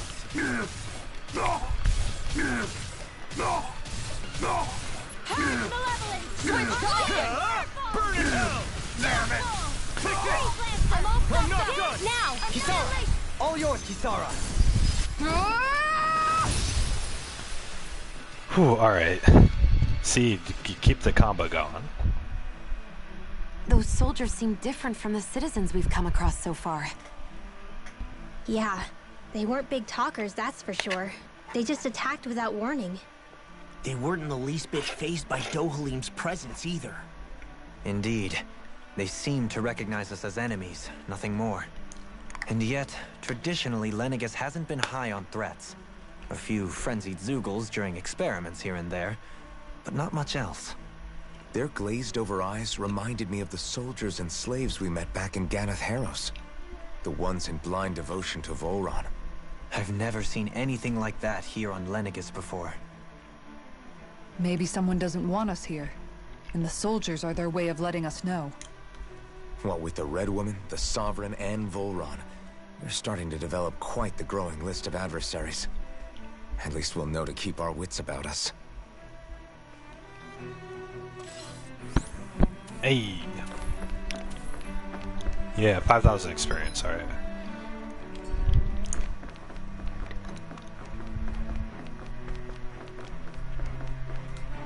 Oh, look at that, he's a big boy.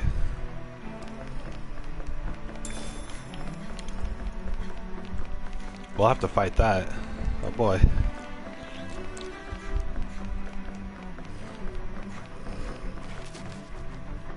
Sure, let's fight everybody. Go no further! You're mine! Glacial Strike! Pierce evil! Going in! Take this! Hurricane Here I come!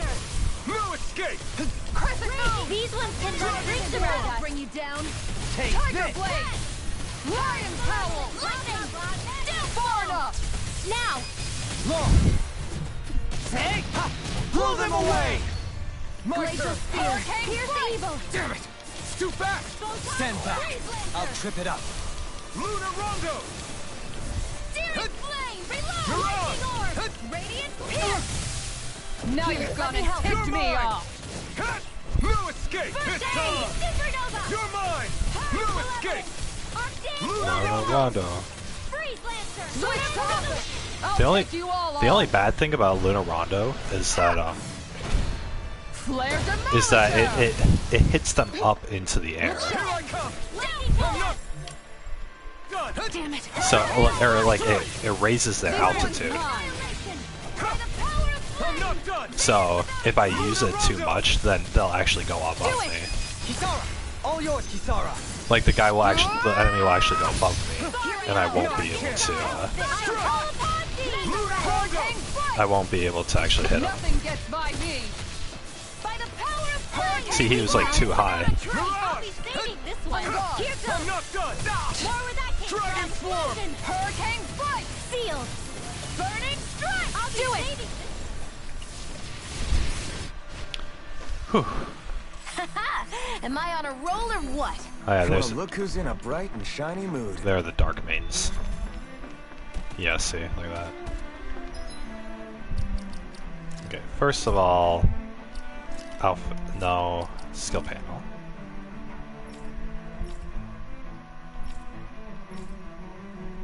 There you go. Okay, cool.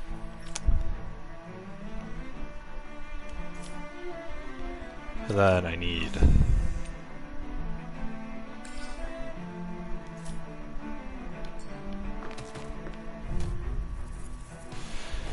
Gotta break through. Force Mantis. Try harder. Not a chance. I'm not done. Win. That's it. I You're don't mine. pass on the handshake. You're finished. Sleep now. Armor won't save you. On guard. That's it. Glacial Try Spear. harder. Pierce evil. Charge malevolent. Magic No is escape. Lancer. No escape. Dragon swarm. On guard. Coming through. Coming through! Ah! Now. Now! Scarlet Inferno!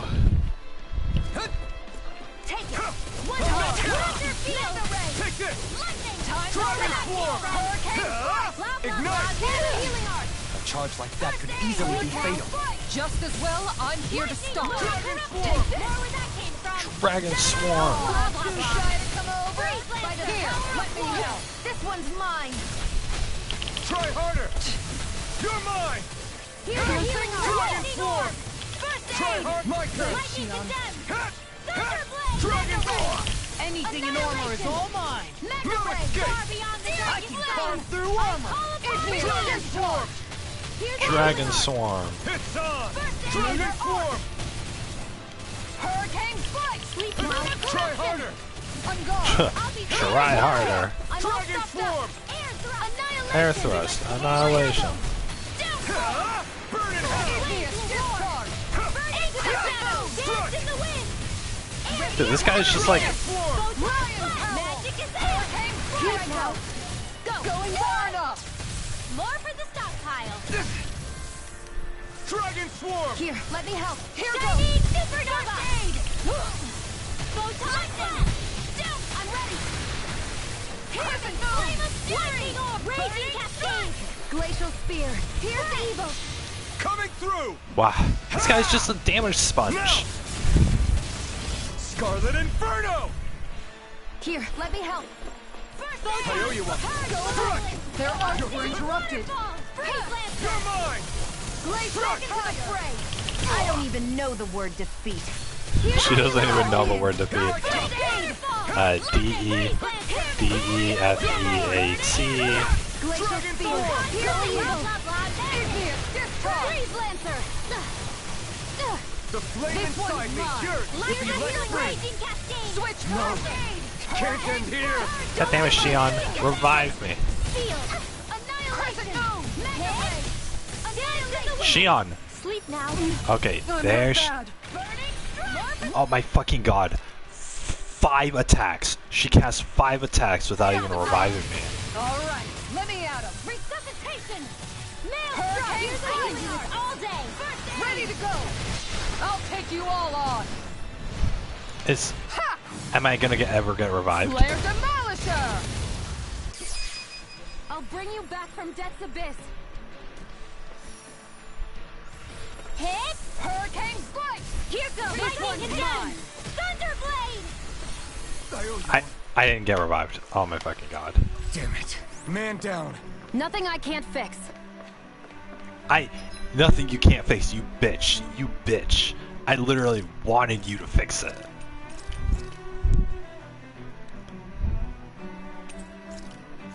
Oh, nothing I can't fix. Duh. She cast like 6 attacks.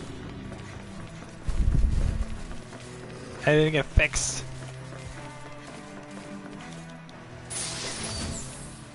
Shortcake recipe.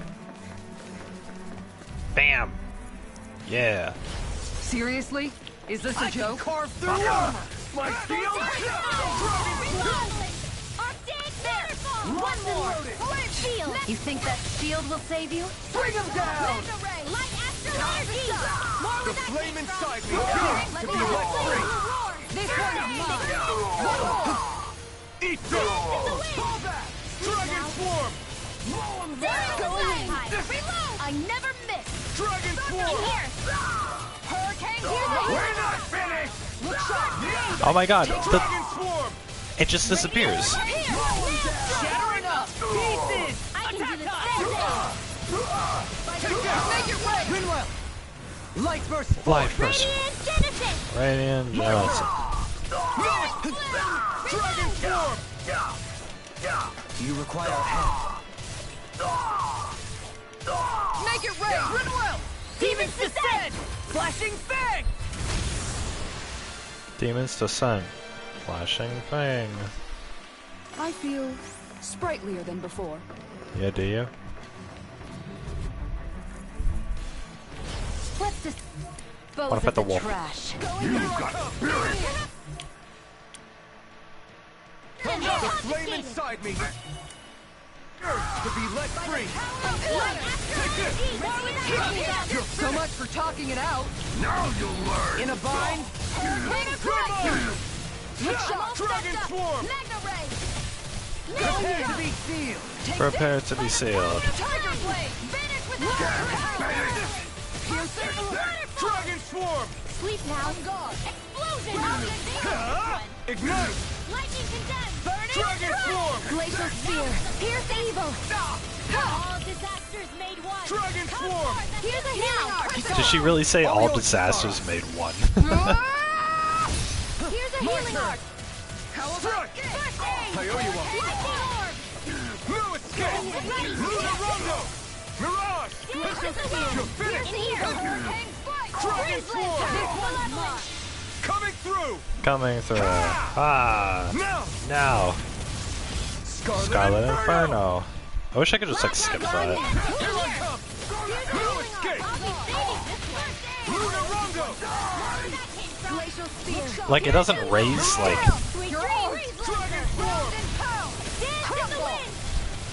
it doesn't raise like the really heavy enemies. Blow them away! There we go. Blow them away. Bam. I feel the power flowing through me.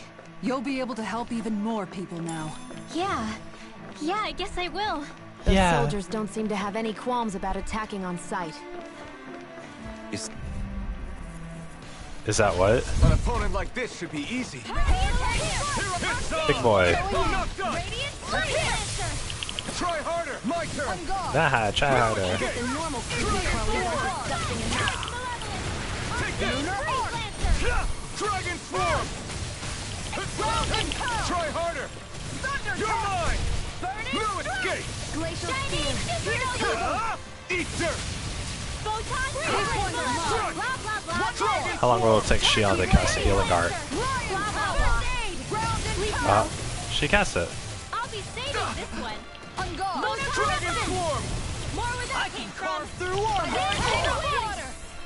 You're mine! Annihilation! Searing flame! That's it! Blah, blah, blah, that's sealed! Here I come! Searing flame! Dragon Swarm! Here, let me help. Lightning orb! First aid! Where that came from! Hurricane! Coming through! Coming through. Now! Now. Scarlet Inferno! You're mine! Dragon Swarm! This one's mine! Hurricane Annihilation! I'm not done! You get the joke. Here I come! Glacial No fire! escape! Here I come. Glacial expand. Corruption! Lunar You're finished! This one's mine! Take this! Strike! Band-Aid! Hurricane strike! Go time! Annihilation! Dragon Lightning Swarm! orb! Here! Ow! Oh good, she got Here's aggro. a healing arm! This one's mine! First aid! Call upon me! This one keeps charging us! That's what my shield's for. Get behind me. Got it! I'll leave it to you! Burn in hell! Tempest in the wind! You're mine! Hurricane No escape! I'll be saving this one! I'll smash you! Oh smash him. Dragon! On guard! Hurricane strike! On guard! Gemini Open! One more! Tempest in the wind! Hurricane strike! He had literally said, "This one keeps charging us." Look sharp! Not a chance! Blah blah blah! When it had like, and that had been the first time it had charged them. Dragon Swarm! This one! Dragon Swarm! On guard! I'll be saving this One one. more! Try harder! My turn! I'm not Hit done! here! Discharge! Dragon Swarm! Here's a healing arc. Coming through! Coming through. Bam. No. Ah, now. Scarlet Inferno. Here's a healing arc. It's on! First aid. Dragon Swarm! Cascade. Flame of fury. Burning Take strike. this! Glacial Going in. Spear! Here's evil. Dance in the wind. In here. Glacial Barna! More of the healing Shot! arc. Crumble! Strike! First aid. Appreciate the help! Dragon More for the Swarm! stockpile. Take it. Shining supernova. Glacial Fire! More where that came from. Here, let me help. Raging cascade. Here's a healing arc. You're mine! Rinwell! Astral energy. Astral Say no more. Energy, so no more. Okay, how many of these combo moves are there? We won. For this? Okay.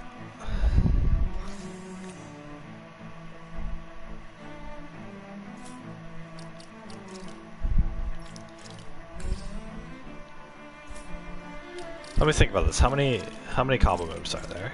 Because there's 6 characters, right? So it's a factorial, so Alphen would have 5 moves with other people. Xion would have 5, but Alphen's was already included, so it's 4. Kisara, or Rinwell would have had 3, and then she has 2, and then he has the 1. So 5 plus 4 is 9. This is 12. 13, 14, 15. There's 15 different one of those finisher moves or whatever, right? Because I'm thinking like, man, these are all getting really stale. But I'm trying to think like, okay, which ones have I not seen that often? And I think I've seen all of them like a pretty good amount of times, honestly. Like,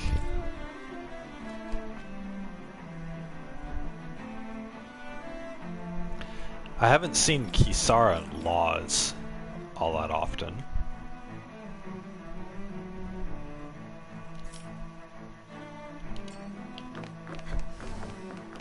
Oh, there are people back here? Wait, which way's like... No, this is the correct...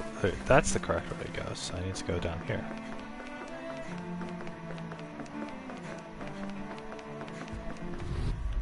Okay, good.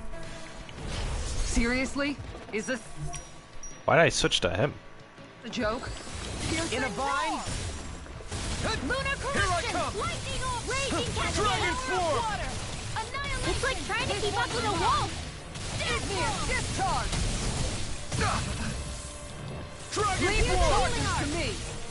First aid. More where that came from. Here goes. Take it. In here. Into the shadows. No escape! By the power Severing of the wing. wind. Goes without You're a mine. More where that came from. Dragon Swarm! Coming through! Coming through. Ah. Now! Now. Scarlet Inferno. Here's a Now! healing arc. Take this! Hurricane. Severing wind! You're mine! Lightning. God damn it. The enemy literally jumped. Yeah, and the pummeling to me. Can't Get out of this. Going in! Here I come! Here's a healing arc. Good, hurt bad! First aid. Dragon Swarm! Hang foot. Lightning orb. Searing flame. Reload. Here's a healing arc. Ah! You picked the wrong fight! First aid. Dragon Swarm! Freeze lancer. Now. Shield again. Go for it. Go for it. Prepare to crumble! The flames Now. will roar. Here's a healing arc. I'm not done! First aid. I owe you one. Raging cascade. Dragon Swarm! Lunar corruption. By the power of water. Time to shine. I'll smash you. Thunderblade. Mega ray to Look handle. sharp. Take this. Thunder field. Purge malevolence. Arctic waterfall. Freeze lancer. No escape! Wind. Aqua. Sleep Here I come! No escape! Lunar Rondo! Finish without a trace. Lightning orb. This one's mine! More where that came from. Hurricane. Malevolence. Look Magic sharp. Shazam. You're finished! Lancer! You get Here I come! Here! In here! Make it rain! Here I come! This one's all mine! It's over! Glacial Spear! Pierce evil! Phew. Very good. I've used a bit too much healing.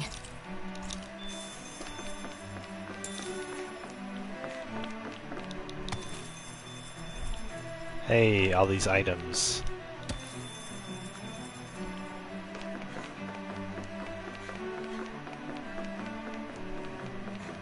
I don't think it's gonna make it.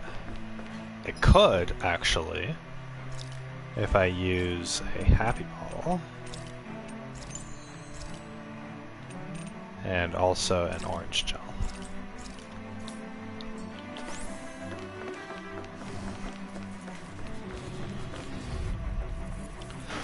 Well, I'm kind of sick of fighting.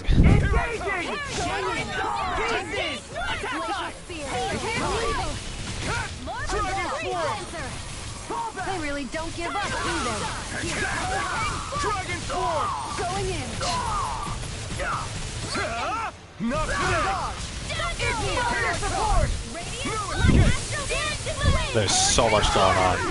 Do it! Astral energy! Say no more. Damn. Here's a healing art! I'm not done! Dragon!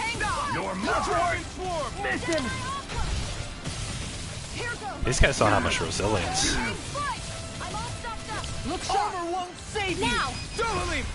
In an instant! And in this. Impact cross! My turn! The flaming tyrant!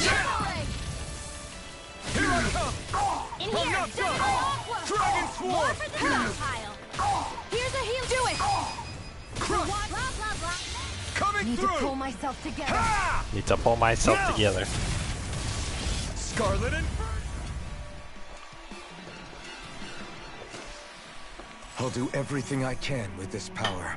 Make us proud, Alphen. Yeah, we're counting on you. I guess I am too. A little. Aw, she is too. A little.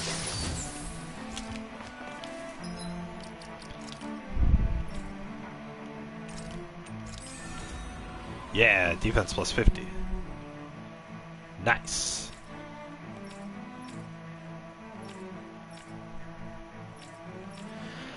Alpha's saving up for that. It's his only skill, so.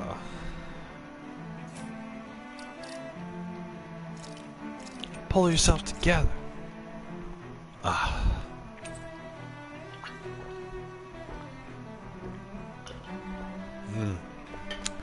Cold water from a stainless steel cup is so good. Oh my god. Gotta break through! Oh my lord! Not on my watch. Radiant, here! Hurricane strike! You're mine! Look sharp! Magic is I'm the true gunslinger around here. I'm the true gunslinger around here. Was she feeling like insecure about it? Thanks, Shion. You picked the wrong fight! Damn it! You're mine! You're mine. Dragon Form! Do it! Shion! This one's got your name on it! Ashes to ashes! My turn! No escape! Now you see what I can do! My shield, take it! Oh, my shields. Dragon Form! Radiant, more for the stuff! Can't get out of this! Far beyond the sky! I'm not done! Dragon Form! This one's mine. Civil Wind! Lunar Rondo! Dance in the wind! Milan!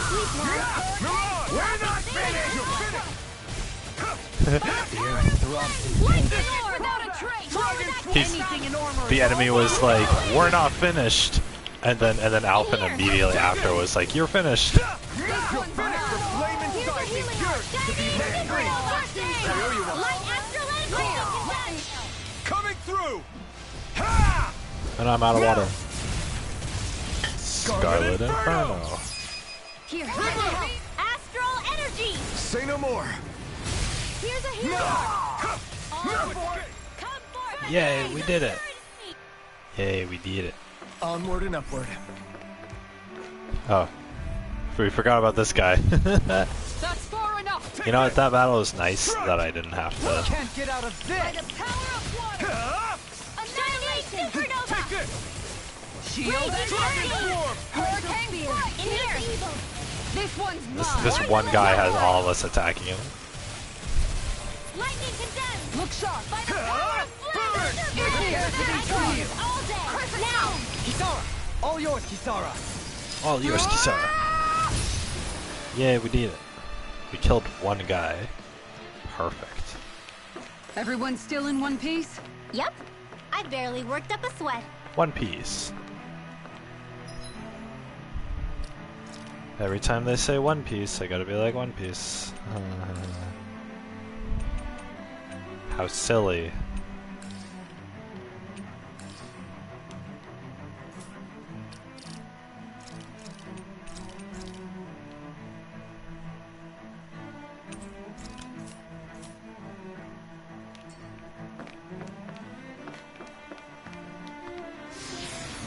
Yay, let's go through. The Renus Alma, the ultimate core. Yeah! Oh, where are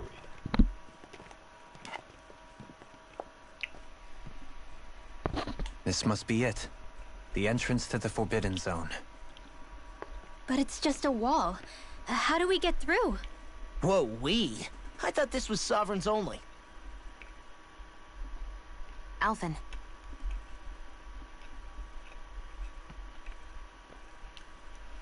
He's like, don't order me around. I'm the important person here.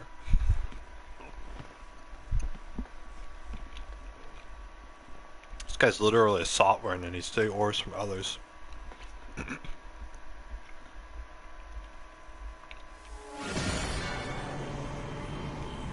I want to activate the sovereign power when I fight. Yes, it opened. Interesting. If Alphen's presence still opens the way, it would seem the Sovereign of 3 centuries ago and now are considered one and the same. We went here not knowing that. What? What the? Oh, it's more the light that speaks to them. Oh, it's a flashback. Alphen. You again. Tomorrow's the spirit channeling ceremony. We'll finally play our parts as the Sovereign and Maiden. How have you been feeling? What am I sovereign of? Shuffled from lab to lab, always treated like an experiment. Whenever they look at me, all they see is a Danon. I don't even know what their precious ceremony's for, let alone what they're going to force me to do as the Sovereign. Tell me, if we're both in the same boat, why do you seem so calm right now? No choice. Becoming the Maiden's not something I wanted for myself. But they said Rena's prosperity depended on it. How could I say no after that? Still, as a Renan, at least you got to decide. Good for you. Meanwhile, I was taken from my homeland. You aren't the captive one here. It isn't right what they did to you, and I'm sorry for what it's worth. When this is over, I swear I'll help you get home. I can't do this alone. One more day. How could I say no to that? It's not like I have any choice in the matter anyway. So, what's your name? It's Naori. Naori Imaris. Try to remember this time. You didn't even remember her name. You don't act like them. Like the other Renans, I mean. How come you treat me like a person? Because you are. It's true we come from different worlds. But neither one of us asked to be here right now. In that sense, you and I are much the same. We couldn't do this. We wouldn't be able to talk to each other as people if we didn't see the humanity in each other. So I suppose the question you should be asking is, why wouldn't I treat you like one? You're not like the others. Maybe they're not like me. That's a perfect response. Here's what we'll do. We give them their damn ceremony. You get me to Dana. That'll be the end of it. I'm taking you at your word on this. I'm trusting you, not them. Naori.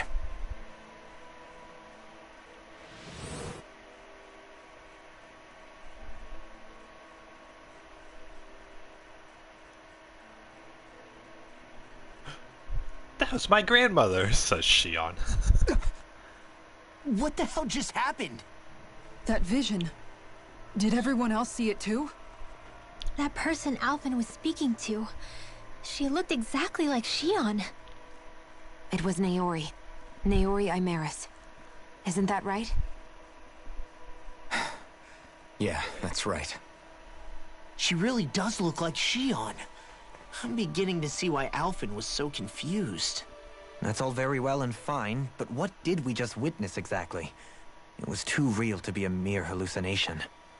It was a conversation we had 300 years ago. The night before the ceremony. You mean all of that really happened? We just saw an episode straight out of your past?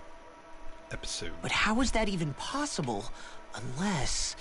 Could this be the Red Woman's handiwork too? No, I don't I think don't so. think so. It's Why the not? astral energy speaking didn't to feel us. it. The moment the entrance opened, it was like a stream of Danon astral energy rushing over us. I felt it too. And not for the first time either. It was the same sensation as back inside the wedge. That would make sense. After all, vast amounts of Dana's astral energy were being siphoned and sent up here to Lenegus. For all we know, perhaps we're close to the spot where all that energy was stored. So you think it might have been the energy itself that was responsible for that vision we just saw? But how? And why? We have no way of knowing. Maybe it's not even as deliberate as all that. Shion, you okay? Yeah. It was all just a little sudden. That's all. So that was my ancestor, huh? It was like looking into a mirror. Yeah, there certainly is a resemblance. What about you? How are you holding up? Me? Even putting aside the question of where that vision came from, it's likely we'll see more of those. Reliving painful episodes from your past. Do you think you can handle it? I can't just pretend like the past never happened.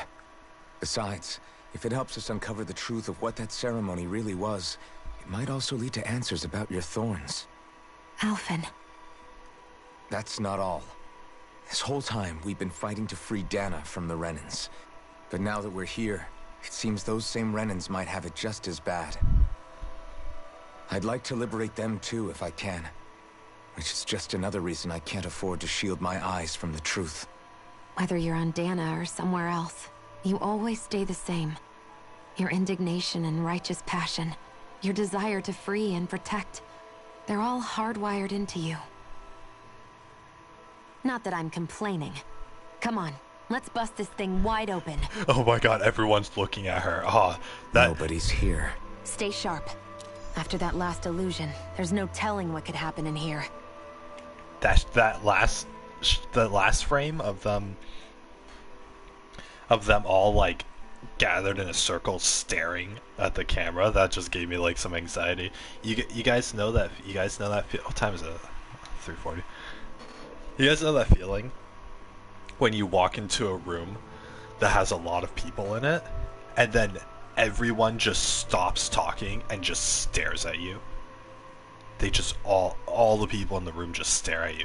Like when you walk into class late and you open the door and the door makes a big sound and the teacher looks at you and then all the students turn in their desks to just stare at you. Oh my god. I hate it. Like, if I was ever late to school, I hated that. I hated that feeling or whatever, right? I would rather just miss the class like entirely than have to walk into that or whatever. So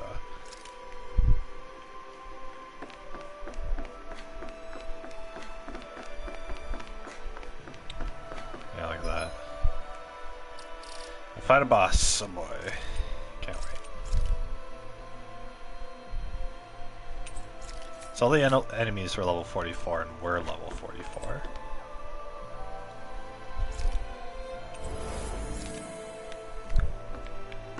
So are we really ready for this boss? Let's see.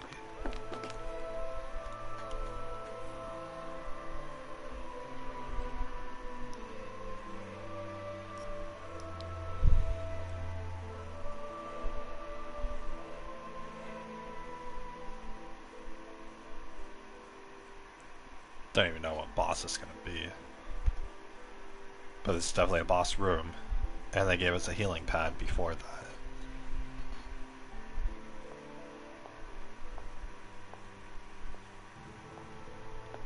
Oh my god, it's Big Chungus. She's brainwashed. Faria, how did you get in here?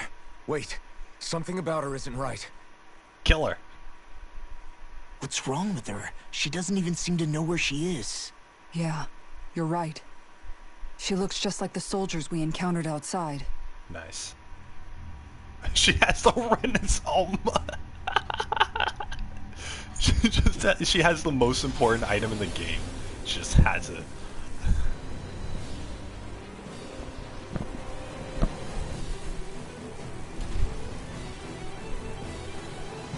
Well, I found the thing's weak point, at least. Can I kill Farius? A summoning?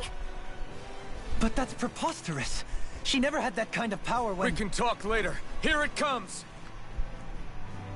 Yeah, didn't you guys just see her having the Renaissance? I've never known Faria to control Zugos like that before. How about with a stone that looks suspiciously like a master core? What the? Where did she get her hands on that? First we handle the Zugos, then we get some answers. I'll be saving you! Can't move! My god, I didn't think it would spin around in a circle. I'll bring you back from death. Let me at him. Thunder field! Here, let me help. More where that came Not from. done yet. I owe you Blah, one blah, for blah, that. You're magic. mine. Seal! This You're one's mine. mine. Luna Rondo! Hurricane foot. This one's mine. The one blah, blah, magic. Luna Rondo! Now you've gone and ticked me off. I let my guard down. Try harder! Here I come! More where that came from. I'll bring you back from death a bit. I'll Take save this. waterfall. Now you've gone and ticked me off and then she fucking dies. This one's Magic mine. command. Their arts were interrupted. Look sharp. Lightning condemned. This one's mine. She's casting a freaking long-winded. Here's a healing arm. Tiger blade. First aid.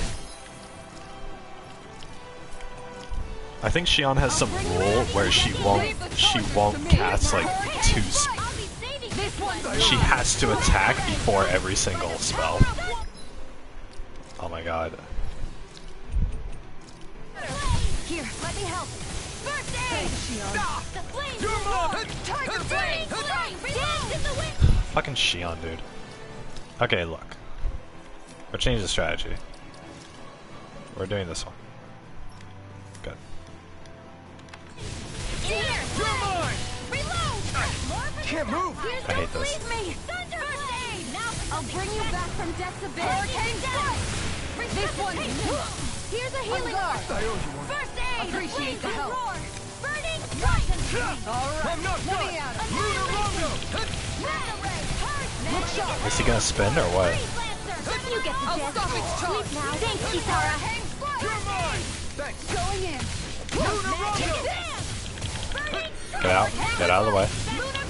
Try harder! Oh yeah, try harder. Piercing roar. Try harder! Try harder. No escape. Going in. I'm not done! That's it. Dragon Swarm! Oh yeah, core break. This ends now! Dragon, this one's all mine! Xion is still. I literally One more. have Xion. I literally have this strategy where you go in and Xion. It says always Xion does first aid, no restrictions. That's the thing. Always. The conditions for this action are always met. Use first aid to restore HP. Perform action as long as conditions are met. No restrictions.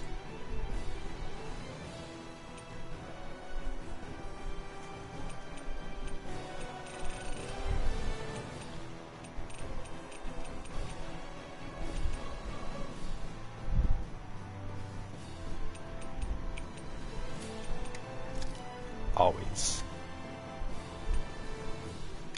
Allied HP is less than 100%. That's exactly what we want. There we go. Saving close. You're mine! Oh, good thing I dodged. I didn't even know what was going on. Dragon swarm! Look at this. Okay, there's a healing heart. Here, let me help. She missed her lightning. She could have. She could heal. Look at this. Look at this. The strategy said when anybody's HP is less than 100%, right? Shion's got to heal. Look at this. Shion is not casting heal. Now she's healing. But now she's not going to. This ends now! Consider yourself finished! By the power Here I come! Dragon swarm! Sealed! On guard. More for the tactile! I'm not... Supernova! Take this! Great rolling target! Here it comes. Focus. On your toes, everyone! Breeze Lancer! In here! You're mine! I'm not... It's too much! More where that came from! Look at that. Watch Shion. She's You just made fucking me doing angry. that. I don't understand. I don't understand. Why would you make a game and have strategies Bad idea. in the game and not Sleep now! and not have the characters not listen to the strategies? I'll take you all on. Doesn't make any sense. Ha! How hard is that to program? Flare Demolisher. If literally I was in, like, if I'm going on an adventure, right? I'm like, I get a group of people to do something, right? And we have an objective. And I tell one person in the group, I'm like, okay, you can do a bunch of things, but you are only to do one thing. You are only to do one thing, right? If I tell them you need to run around with a water bottle and hydrate the rest of us the entire time, that they better damn do that, because otherwise, you know, we're gonna be screwed.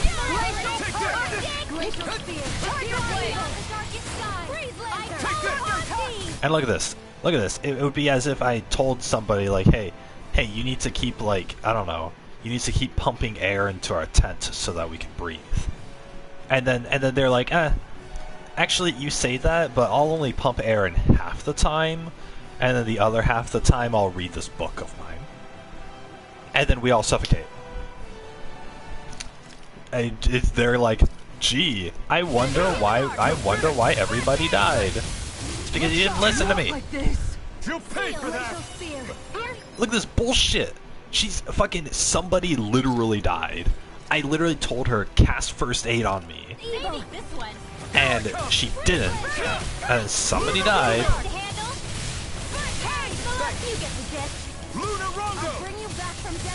And then somebody dies. Somebody dies because of that. Is this it? It would have been fantastic if Shion had listened to a goddamn one thing of this fucking strategy. You know what? I want to change the strategy. You literally, I have ally HP less than 100%. Use your healing arts. I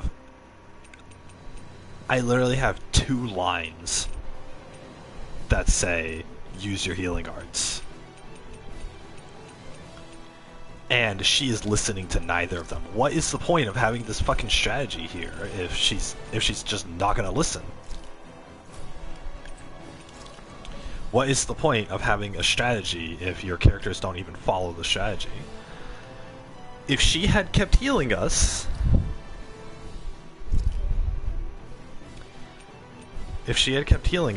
like I told her to, you know, unnecessarily, it seems, then they would all be alive. Here's a healing art. Look sharp. I specifically tell her to heal that, because look, you look at the right, Rinwall's health is 2,600 right now, right? If Shion would just heal her again, or look at Kisara, right? Kisara's at 2,400 health. I need Shion to heal, even though Kisara's like more than half health. I need her to be healed again in order.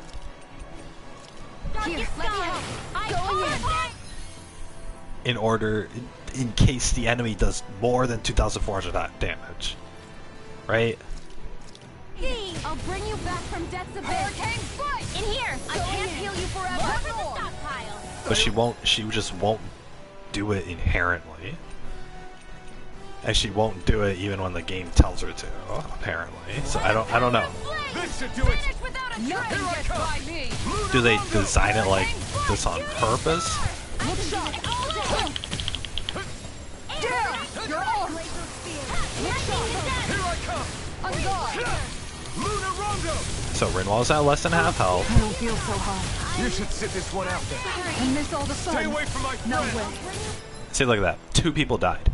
If Shion had cast her healing art instead of that last attack spell, then Rinwall would still be alive, because Rinwall would have been able to tank that. Or at least Kisara would have been alive. You're finished! Try harder! Not a chance! I'm not...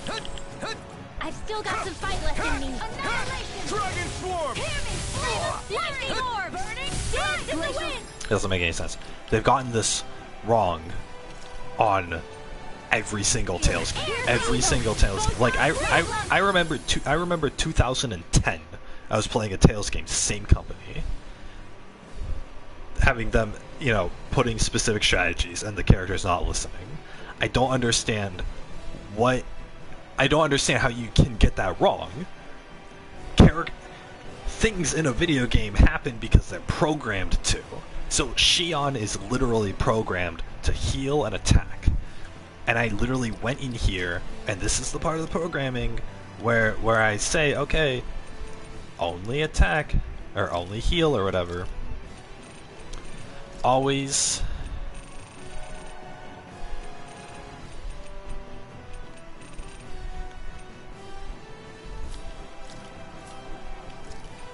There's no setting to make a character not attack anymore. Oh, you know what? There is. You know what? You know what it is? Here, I know. Okay, let's see if this works. So, off.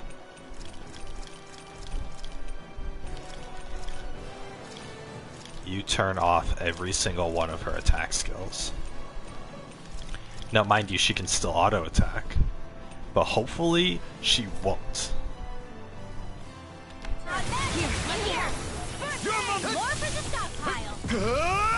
bring you back from death's abyss. No Here escape. goes! Dragon Swarm! Now, while it's reeling! Take it down! Swarm. Dance in the wind! Train harder. Air thrust! I owe you one. Light after light! We've got him on the run. Don't get cocky! Right. Coming through! Ha! Now! Scarlet Inferno! Take This one's mine. Raging Cascade! This one's mine. Here's a healing How art! sloppy. First aid! I'm not done! I'll bring you back from death's Dragon abyss! Swarm! More where that came from! Resuscitation! Blah, blah, blah, never have to train harder. One more! He's an orange gel. Here's a healing art! First aid! You're mine! I'm not Here I done! go! Crescent moon! Dragon Swarm! One more! Sleep now! Here, let me help! Ah! You picked the wrong fight! I'm ready It's gonna attack! Right, watch out! Dragon Swarm! Dang Here's it. a healing art! First aid! I owe you one. Maelstrom! I let my guard down. Take it! Lightning condemns! I'll bring you back from death's abyss! Resuscitation! Here, let me help! I have to train harder. Photon flash! Sorry. I hate this. Bring you back from death's abyss! This She's one's still not healing. Resuscitation! She's healing more. This one's mine. I still got some fight. Appreciate the help. Here I go! Look sharp. I'm not On done! guard. Leave the charges Luna to me. Rondo! Dance in the wind! Go! Sleep Going now. You're mine! One more. Stockpile! Go! Go! she would rather basic attack. Ground and pound. Here I go. I mean, I can't heal now, but Time to shine. There. Make it rain. Do it. In an instant. Impact cross. okay. So she was healing more, but she wasn't healing when the enemy, when, you know, we were less than 100%.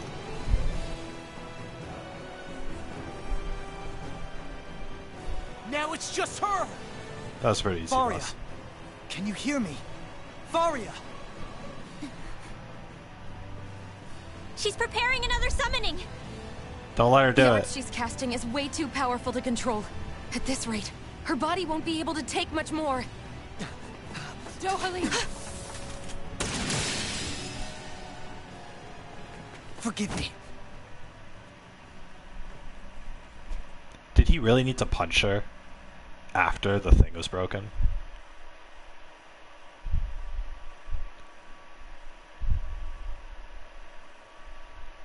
Man, I thought we were goners. Everything okay? Yes. She's only unconscious. Not her. I meant you. Shion, please. Can you treat her? I can try, but I can't promise she'll be back to her real self when she wakes up. All I can do is heal her physically. We're not even supposed to be in here. Maybe it'd be better if we moved her to somewhere a little safer. Don't you think? In that case, I'll take her off your hands. you? Avakir, what are you doing here? I was curious what you were up to, so I took the liberty of following you to find out. I overheard what you said about Tarnigan, about how he really died. I'm sorry, I had no idea. And you believed me? What makes you so sure I wasn't lying? I like to think I know you a little better than that, Dohalim. Give me some credit. I'll take Faria. Leave her with me. I know better than to ask what you're up to. But whatever it is, I hope it all works out. Thank you.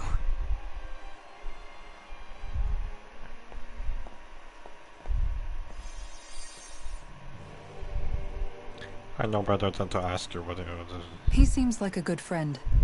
He hasn't changed. He never was one to stand out. Instead, he was always hanging back, worrying about everyone else. A simp. As for Faria, I mean, it's not a always the simp. closest to me who get hurt. You don't seriously blame yourself for what happened to her, do you? Somebody got to her, to strike back at me. Someone who knew me well enough to know that I'd hesitate to fight back. Yeah, but only And you. Same The goes rest for of us you didn't. as well. Neither you nor Faria would have lost loved ones if it wasn't for me. You're wrong. Yeah, you're wrong. Kelzalik was the one who killed my brother, under orders from Almadria. As for Tarnigan, if it weren't for the crown contest, he'd still be alive. That and the whole damn hierarchy that makes it possible. But that's why we're fighting. To put an end to this whole messed up system that treats people as expendable.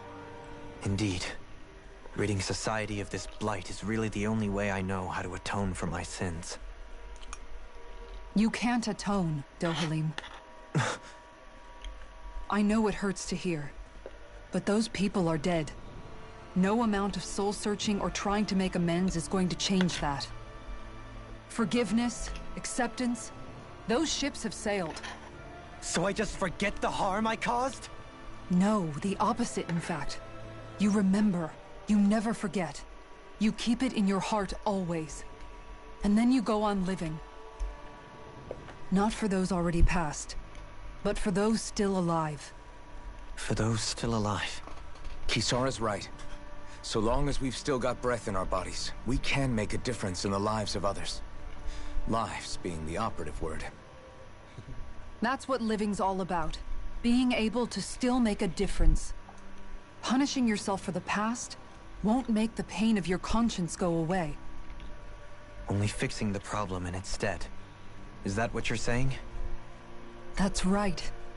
You have to live for tomorrow, Dohalim, not for yesterday.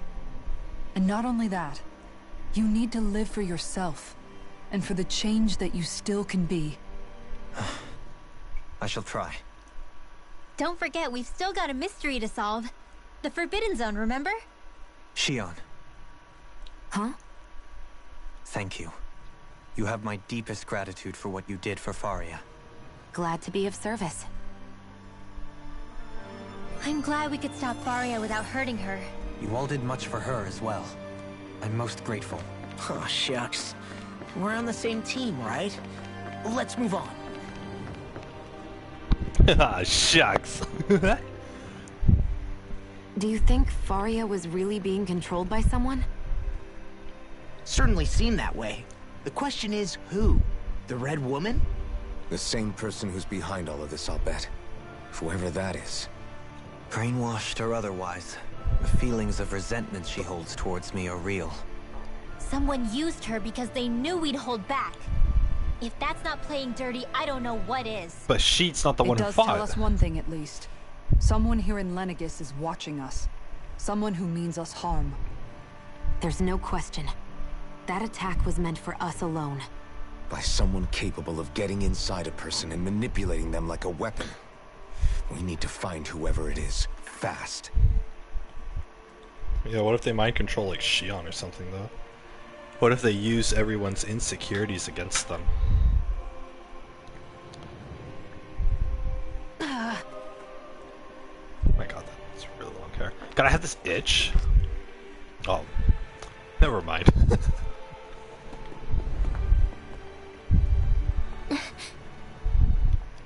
What is it, Rinwell? Do you hear something again? Yeah. It's that voice. The will of Dana's astral energy.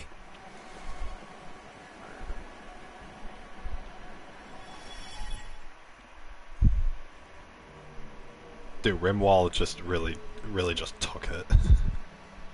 Oh, it's a ceremony. Yes, more flashbacks.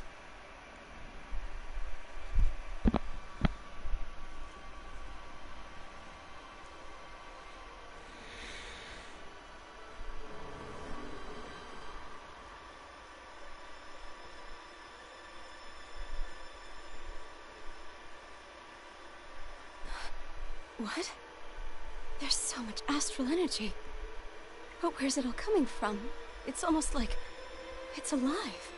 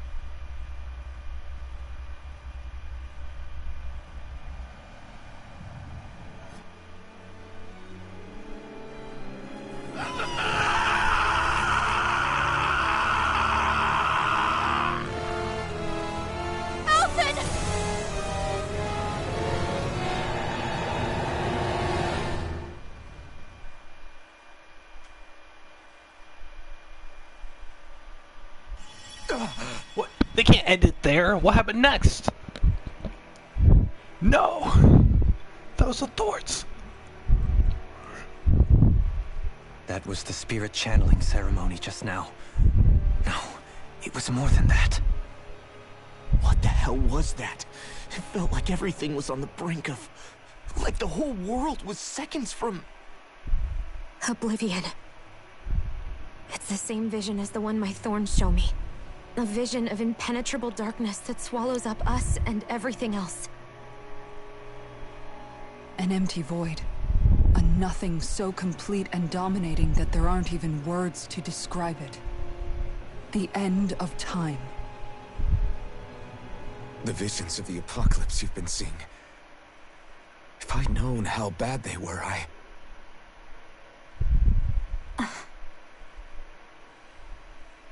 So, Everything we just saw, those were Naori's memories, right? That's right.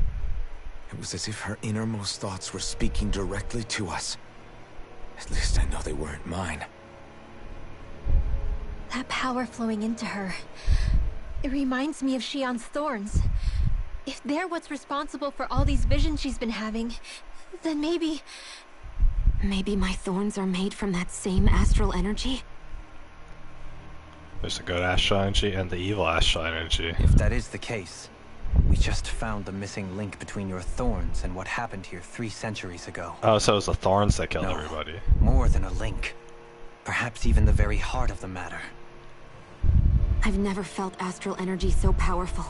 What was that? If it's the same energy your thorns are made of, it must be dark astral energy, right? And isn't that something only Renans have? Correct. Dark astral energy is possessed by Renans alone. And when enough astral energy gathers together, it develops its own form of sentience. Oh, so someone gathered If a so, lot of dark energy. Maybe that complete oblivion is exactly what the Renan astral energy's will is wishing for. But why? Because Renans are evil. I don't know. Will can be a pretty vague thing to nail down. It's more of a feeling, just like the will of Dana. But the will of Dana is made up of astral energy too, right? And if that's what's been showing us these visions... I don't know, should we really be getting so involved with this thing? Dana's will would never want oblivion. But you can't say that for sure. Cut it out, you two. Squabbling over theories will get us nowhere.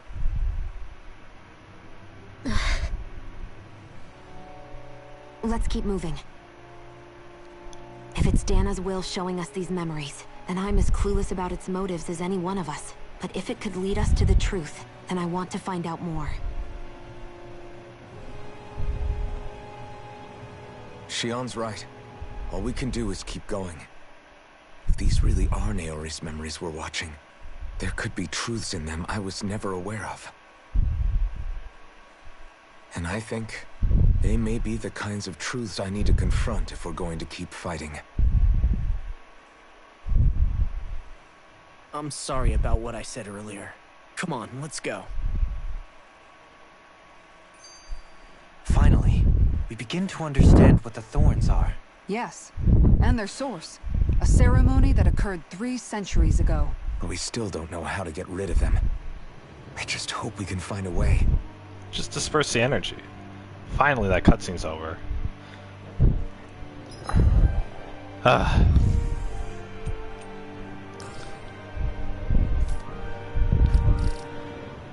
Anyway, so I have an itch. I have an itch, but like I can't access the place where the itch is because I'm gonna like damage my body if I do it, so it's like there's a way to get to the itch naturally, but I'm gonna have to wait like hours for it. Ugh. It's torture.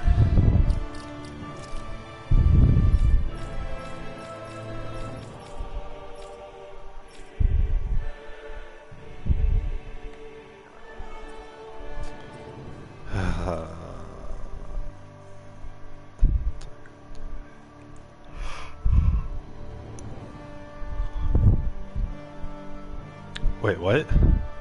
Novice solo train. Oh, it gives me the requirements for how to get these? Meal cooked roast chicken. Are you kidding me? Accessories forged 4. I haven't even made 4 accessories. Mystic Crest accessory. Uncover the ultimate ingredient. Okay. Novice solo training grounds.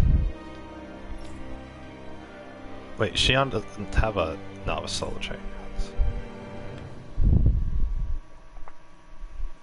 Untamable Rage subquest. Meal cooked ice cream. Okay. Meal cooked sashimi. Boss fish. There are boss fishes. Are you serious? Novice solo training grounds cleared. Boss fish. Favorite meals cooked by. Grilled rapig. 8 artifacts. Novice solo training grounds. Novice solo. Wait, so everyone has a novice solo training grounds except for Shion. So weird. Shion's gotta have the novice solo training grounds badge. It's probably like this one or something.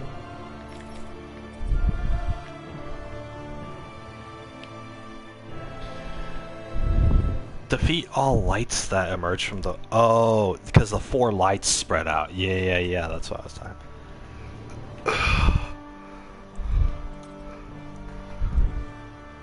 Oh, I need to grill roasted chicken, apparently.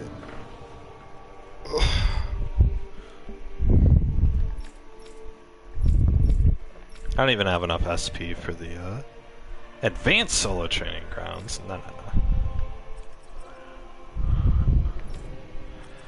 I don't want to do advanced on her. Kisara.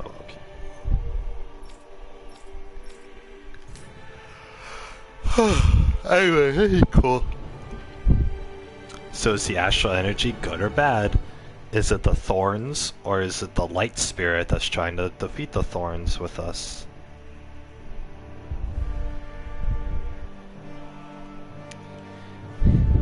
This is pretty on par with what the Tales plot is. Normally. That Just vision throw we things saw. at you. It was as if it was meant specifically for us. What do you make of it? Do you still think the will of Dana might be involved somehow? Maybe it's trying to tell us something. But what? Well, it could be supernatural. You know, like seeing dead people, messages from beyond the grave, ghost-type stuff. That's your grand theory? That we're being haunted? Come on, Law. Wait. He might be closer to the mark than you think. What if a person's thoughts and deeds were to somehow become indelibly etched into the ether of a place? And what if those with a connection could then somehow pick up on them? You think that's what it was? Some kind of message someone left here for us? Yeah, they're just really I'm angry. merely entertaining the possibility. Whether it was Dana's will, or somehow connected to the Sovereign and Maiden's powers, I do not know. Okay, It's back Naori talking to us. You're saying that if a place is full of enough astral energy, it can somehow show us events that happened centuries ago? Well, that's what More just to happened. the point, how does that much astral energy gather in one place anyway? Seems unlikely it happened naturally. Whatever it was, it survived here intact for 300 years. Whoever left it for us, the strength of their intent is beyond doubt. The strength of their intent. It's Alphen. Alphen got really mad, and then he left for 300 years, and he's like, leave a message for me when I get back. Remind me in 300 years. I'm not moving. It's just them. Soon, we might very well learn the truth behind Shion's thorns. It's one of these. As well as my own past. The water. Your own past? We already know your own past. All we don't... Naori caused the thorns to kill everybody, and that's why she was crying. She felt so guilty she killed herself, and Alphen just mistaken it. I have to be ready to face anything. Whatever happens. What? Yeah, let's just turn back. I just need a little time first. What the hell? Oh. Soon, I have to be ready to face anything. I just need a little time. Yeah, just a little time. You're fine. Just whatever. This is gonna be a giant cutscene, isn't it? Yeah. Yeah, this is gonna be a giant cutscene.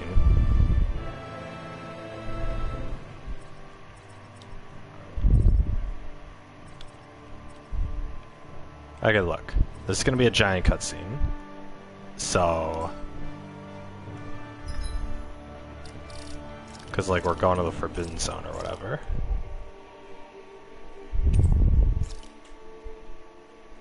I don't...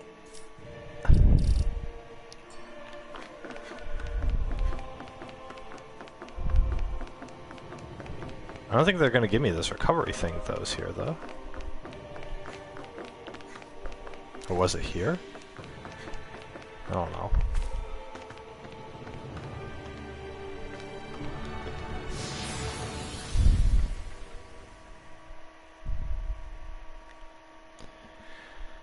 Anyway, guys, I gotta piss.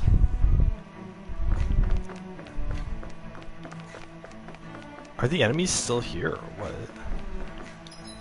Can I go back and heal up?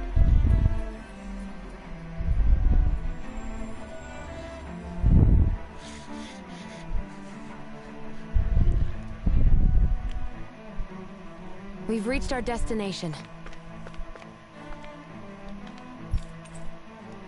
Portraits.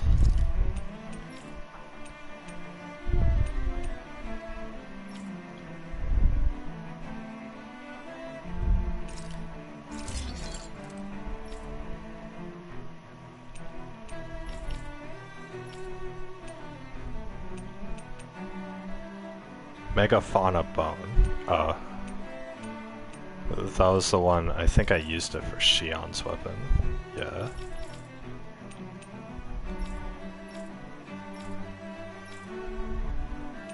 And I don't really need anymore.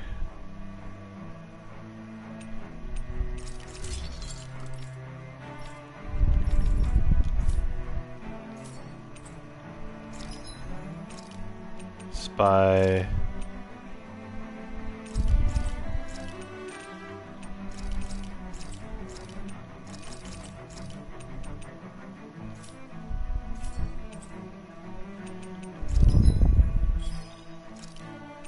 Hey, I got those sheep.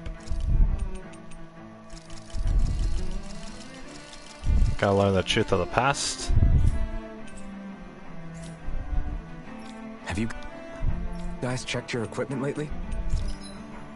Actually, can I craft a mystic crest?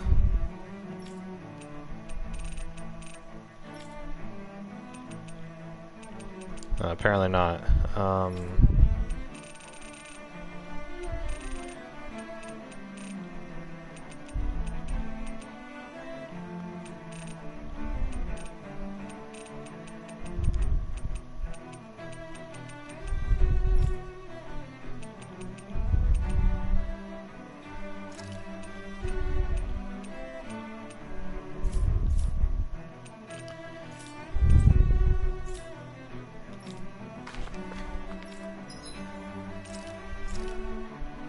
Oh, don't cook. Rest. No. Rest. No. There we go. And then I just have to walk through everything. Again. If the enemies are here, I'm just gonna reload my save.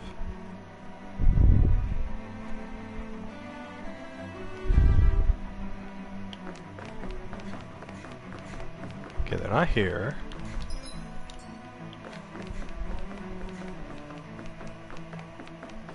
They're there.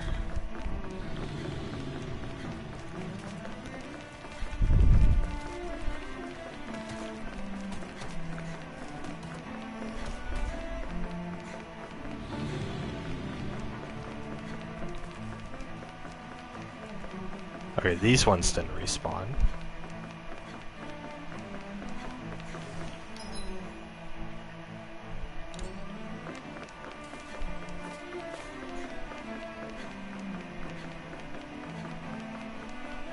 Those ones did, so I can't.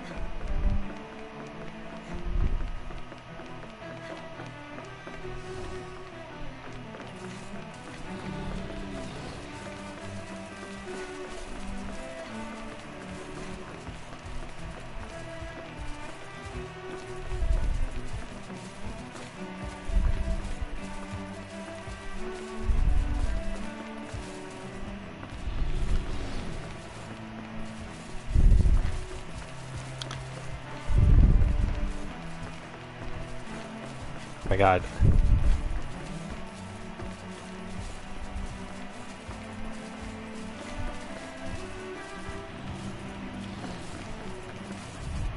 Damn it! Run away. Run away. You got spirit! I'll be saving this one. Mow him down! Let's end this and get a bite I'm to eat going instead. Engaging! Let's end this and get a bite to eat instead. Alright, cool, I made them disappear.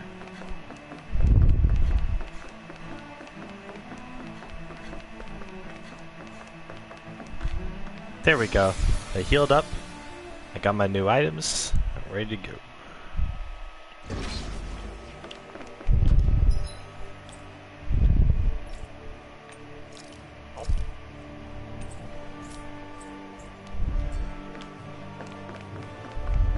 Ganatheros.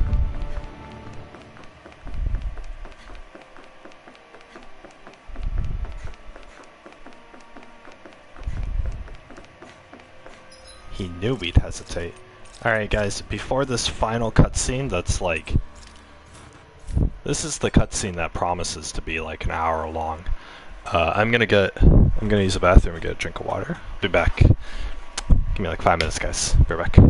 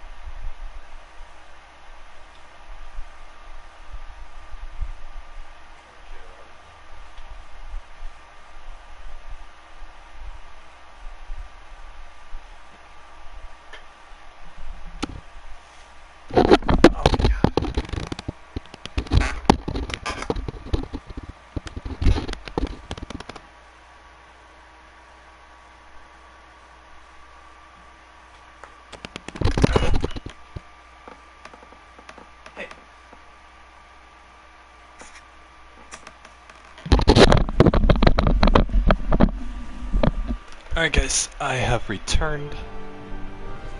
Oh my god. So yeah, this is gonna be a long cutscene. I'm thinking it's gonna be at least a half an hour.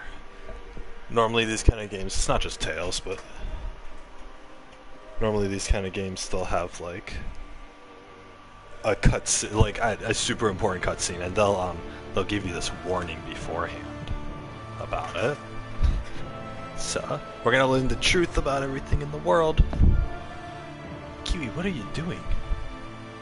She's like smelling my mouse pad. Oh, she's kind of warm.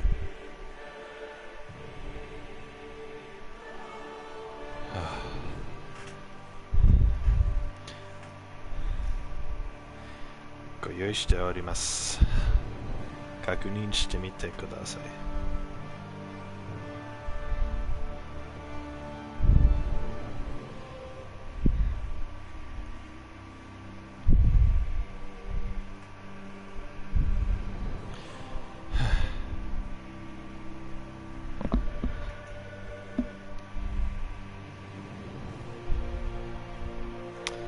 Bada bing, bada boom.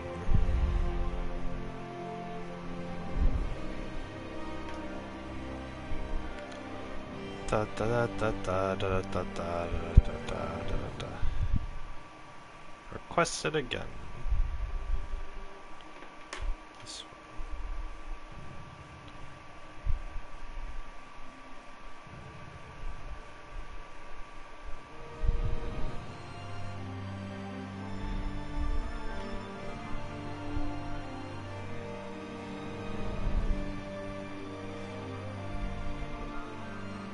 Bada bing, bada boom.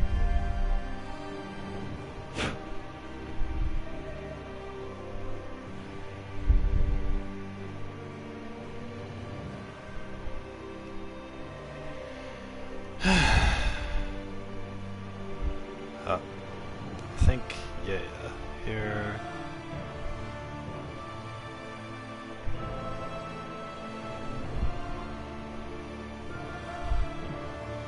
Da da da da da da.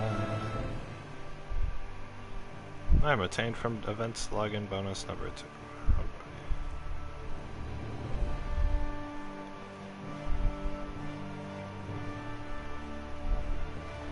boy. Alright. Alright guys, you ready for this? Oh boy. I know I am. 4:30. Alright. Epic cutscene. Soon, we might very well learn the truth behind Shion's thorns, as well as my own past. I have to be ready to face anything. Whatever happens. The only way is for it. Turn back for the time being. Alright, let's do it, guys. I'm determined to save Shion and Dana. Nothing I learn can change that. Nothing he learns. Oh boy. They're trying to foreshadow something very ominous here.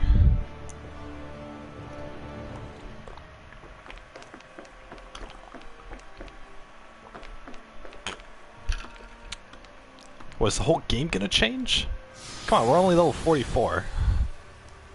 The red woman. What the?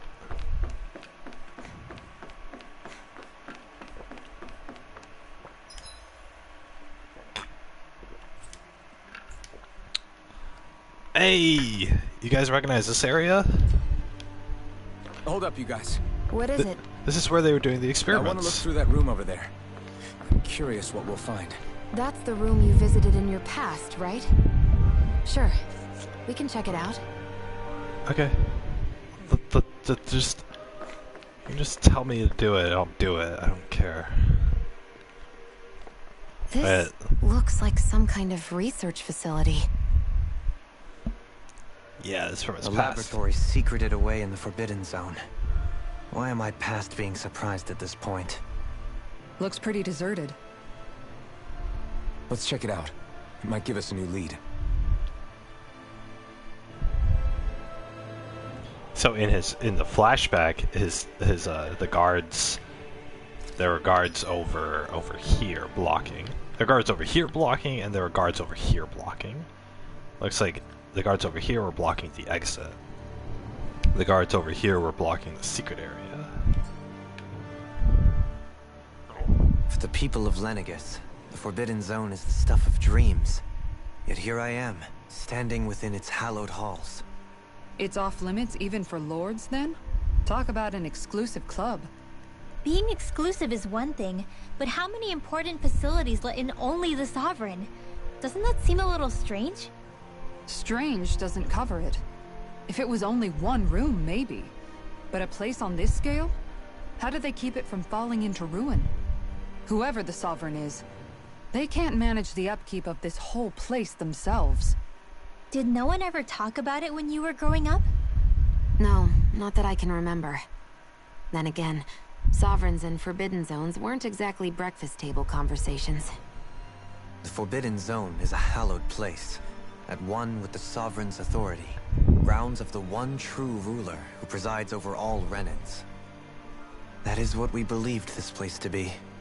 No, what we were made to believe it was. But now, it is finally time to discover this area's true purpose, and why it was kept hidden behind the scenes for so long. Heck yeah. Still don't know why they used the girl to Dohalim's crush or whatever to block them. Yeah, let's go over here. Hey, look at that. It's a brain. They were harvesting humans here. Yeah, they got a lot of those pods that are human-sized.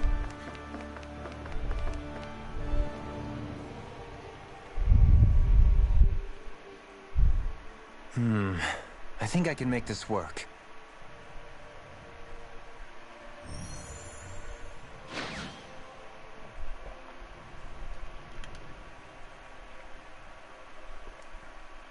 Well, can you make head or tail of it?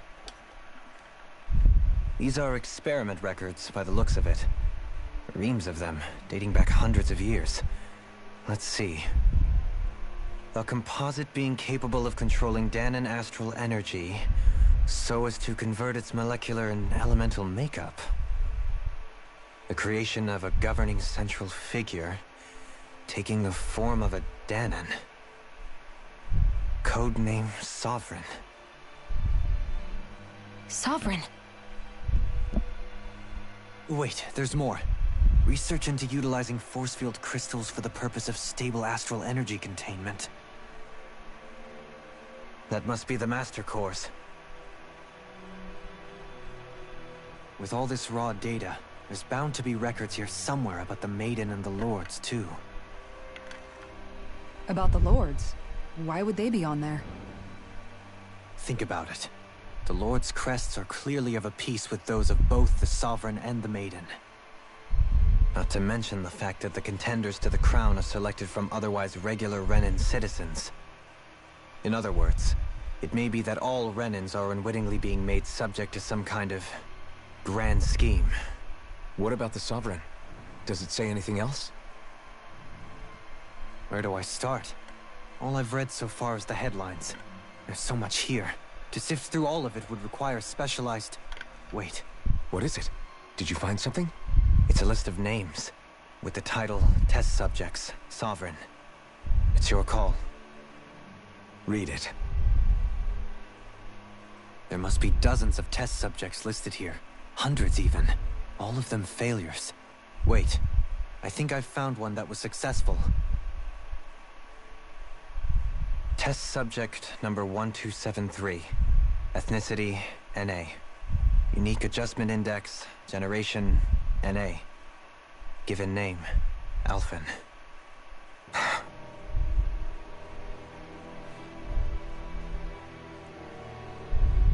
They re-engineered me. Right here in this lab. Alphen. It's fine, really.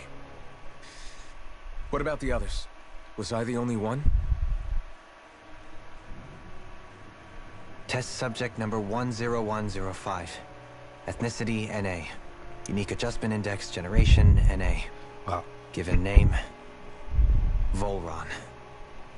Volron? But that means... He's only sovereign because someone made him that way too. He's the last one. In 3 centuries worth of records, you and Volron are the only 2 subjects on whom the experiment was a success.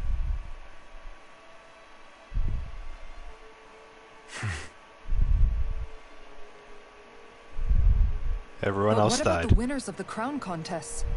Does this mean that none of them were ever crowned sovereign after all? Upon victory, the sovereign shall return to Rena and rule over Rena and Lenegis combined. When a new sovereign is decided, the outgoing monarch shall relinquish their post and live out the rest of their days on Rena. So we were told. But according to these records, there have only ever been 2 sovereigns, neither of whom had anything to do with the crown contest. It's all lies, including the part about the sovereign residing in Rena. The crown contest was never about deciding a new ruler. It must always have been devised for some other purpose. But even supposing that's true, someone must have been in charge for the past 3 centuries, right? If it wasn't the sovereign, then who was it? Crown contests have been held this whole time, in spite of the fact that there was already a sovereign, me. Meaning that for the past 300 years, someone out there has to have been maintaining that lie. The same person I'm willing to bet is behind all this. The Red Woman? It's possible. But that doesn't necessarily mean she's the mastermind behind this scheme. She could be working for someone else. Someone back on the Renan homeworld. Either way, it's fair to say she's definitely involved somehow. But they'd have to be like 300 years old. If they're what like about that. The data records? Is there no other information that could help us? Not that I can see. Just file upon file of experiment results. There's nothing here about who's behind all this, or what their endgame is, unfortunately. I've barely managed to scratch the surface, mind you. You won't be able to read through it all, but you're welcome to take a look through what you can, while we're here. I'll do that.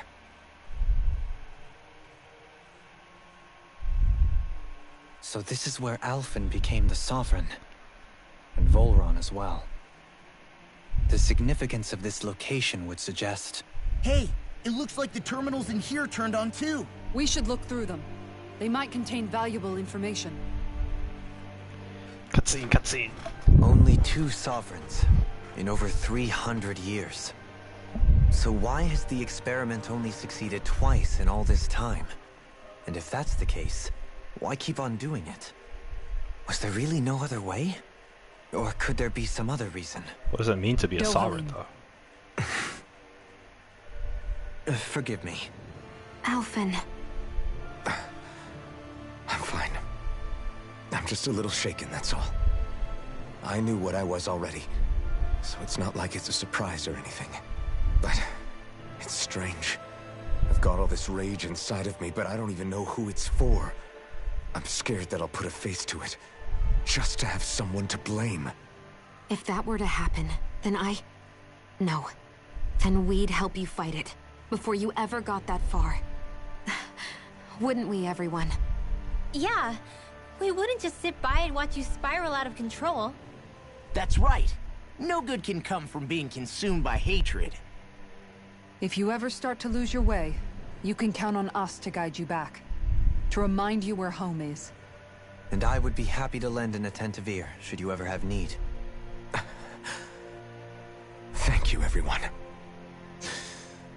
I think I'll be okay now. Ah, there are different there. The topic to explore, the Sovereign. Sovereign acts as Lineag's central control device for the spirit channeling ceremony. Each one is granted level 2 authority and an ID crest. ID crest? So my crest was artificial? Dance subject serves as the base of its creation. In theory, ideal candidates possess equal affinity for every astral element. However, such aptitude is statistically rare to uncover within real-world conditions. As a result, most people die during the adjustment period, and stability is still not guaranteed for those who survive it. This instability, coupled with the Sovereign's powers for astral manipulation, pose a high risk to security of Lenegus if left unchecked. As such, stabilization measures must be put in place via the support mechanism when utilizing the Sovereign in the spirit channeling ceremony. Addendum 1. No effective alternative methods to perform the ceremony have been found. Trials on Danon subjects are authorized to continue. Unit 2 adjustments are a success. Subsequent adjustments are to be put on hold while extended observation takes place. The Maiden. The Maiden acts as Sovereign's support mechanism for the spirit channeling ceremony. Wait, what's up with the spirit channeling ceremony? Why did they want to do the ceremony? This is like some cult. They're like, oh, we must have a ceremony for God. We must channel it. Each one's military crest. Renin subject serves its functions, providing the Sovereign with a supplemental dark astral it lacks, in tandem with the Renus Alma. During the ceremony, it is partly responsible for astral energy conversion, as well as maintaining stability over the Sovereign's own powers.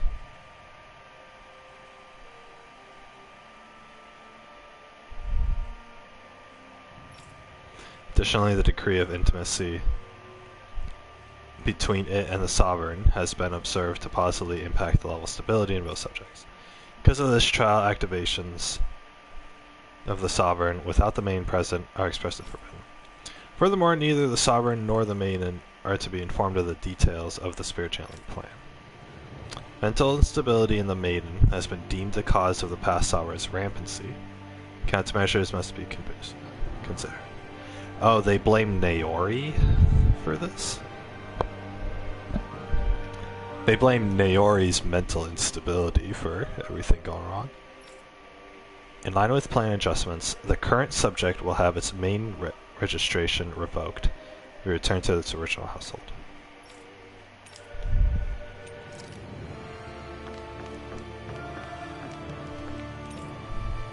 Ooh, Lords. Each crown contest, 5 of the best qualified members of Renin Populace are chosen to act as Lords, vying to serve as the next Sovereign. During their tenure, they are granted level 3 authority as well as one of 5 elemental realms to administer as corresponding Master Core. They are also assigned an ID crest indicating their designated element. The selection process is based only on astral artistry and physical and mental aptitude. Other variables such as age have no bearing. Because only the strongest go on to become Lords, the position itself does not inherently make an individual any stronger. It should be noted, however, that Lords are not the only individuals capable of drawing out a Master Core's power.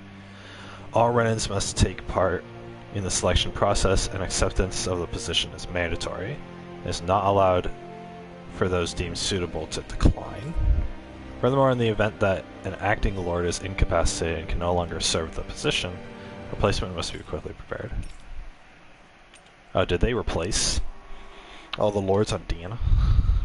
The Unique Adjustment Index Test Subject Report. Following is reported the second successful case of Sovereign Test Subject Experimentation. Volron. Although subject possesses high latent potential, it exhibits significant mental instability along with a strong distaste of following orders.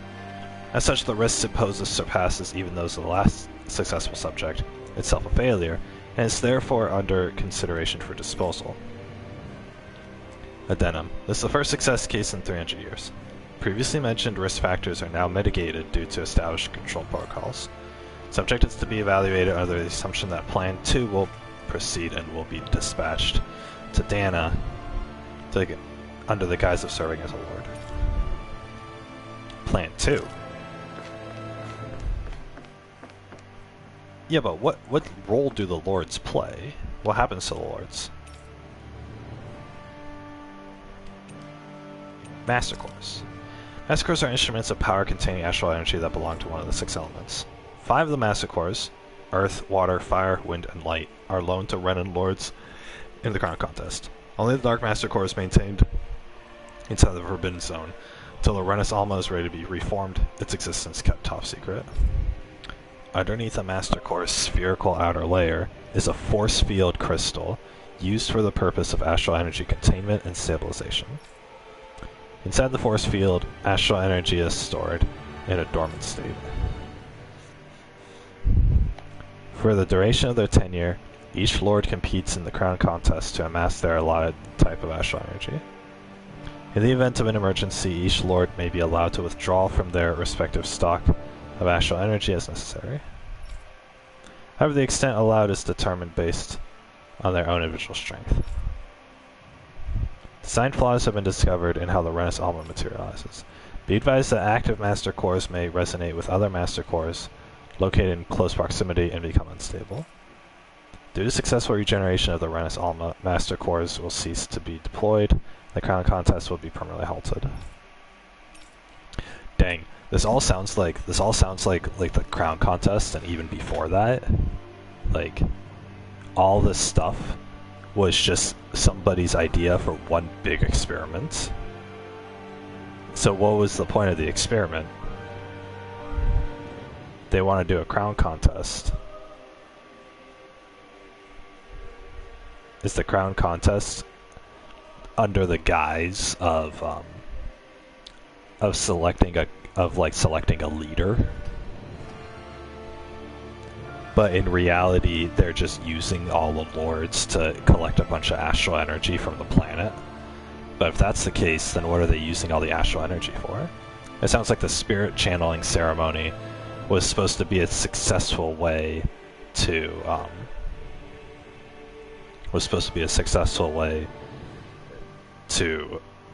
control the large amounts of astral energy they collect, but for what purpose? And then where do the thorns play into this? Are the thorns the ones, like, do they want to end the world with it? Or what? So it seems like they have the weaponry to end the world through normal means. What are they going to do with all this astral energy? They're going to shoot at the sun? That'd be cool. Spirit cores are end terminals used for the collection of astral energy. When embedded in a biological subject, it establishes connections throughout the body. These connections are used to amass astral energy generated from physical activity, which is then emitted from the host body itself.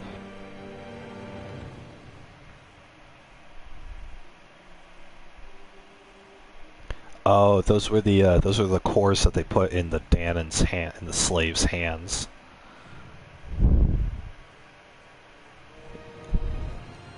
To make the slaves do physical activity. Yeah. Because this emitted energy is prone to diffuse, the host must be placed within range of a spirit vessel for the energy to be collected.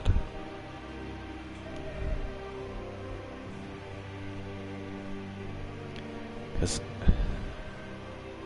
within the range of the spirit vessel. Oh, okay. This means that Danons must be employed to harvest the astral energy for the purpose of the Crown Contest. So the way they set it up is just one big excuse for all this stuff to work. And they did it under the guise of, oh, we're doing the Crown Contest. Given the difficulty in producing them, it's advised that spirit cores be retrieved from host bodies and reused upon their death.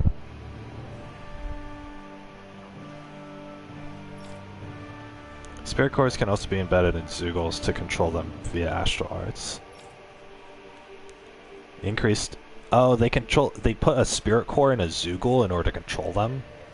So when all the Zeugles started going berserk on Lenegus here, does that mean that the spirit core stopped working? And why did the spirit core stop working?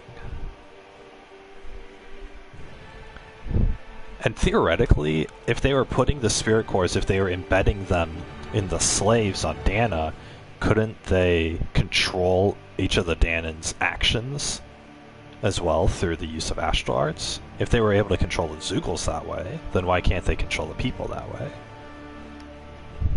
I guess it's a difference in biology, composition. Increased physical load on a host body tends to produce increased astral energy emissions. Final confirmation of ideal workload to impose on host bodies without inducing death for maximum astral energy use is still pending.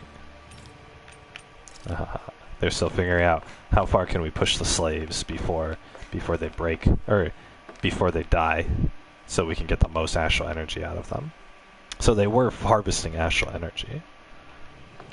This all sounds like one big science experiment. But, yeah, I thought this was going to be a cutscene.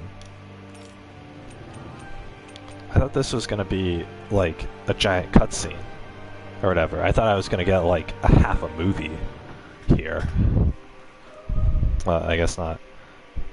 I guess we'll get that later. Lenegus. Large-scale astral energy converter that primarily converts the elemental composition of Dana's astral energy and transmits it to Rena. Oh. Converts the elemental composition. Oh, okay. So they take all of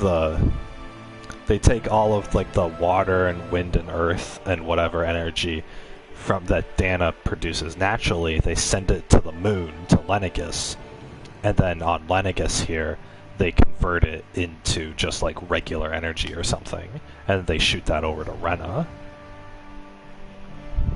But then what's up with all the people living on Lenegus never having gone to Rena? Transmits it to Rena. What does Rena need this for, though? Activation and control of astral energy conversion is achieved by placing the Sovereign, Maiden, and Rena's Alma within the central core of Lenegus. Activation and control of astral energy conversion is achieved. Oh, so they need the Sovereign and the Maiden and the Rena's Alma all together to do the spirit channeling ceremony in order to convert all of the energy. So they've been collecting all the energy from Dana this whole time, but since there have only been 2 sovereigns and neither of them have worked out, they haven't been able to convert any of the energy that they've collected from Dana over the past 300 years. Ooh, so the plot can get spicy, so they can actually go... Because right now they have a Sovereign and a Maiden here, and there's a Rena's Alma somewhere, because the Red Woman's here. They could probably do a forced spirit channeling ceremony and convert all of the astral energy, and then send it to Rena for whatever grand evil purpose they were doing. So the main characters being here is actually pretty bad. It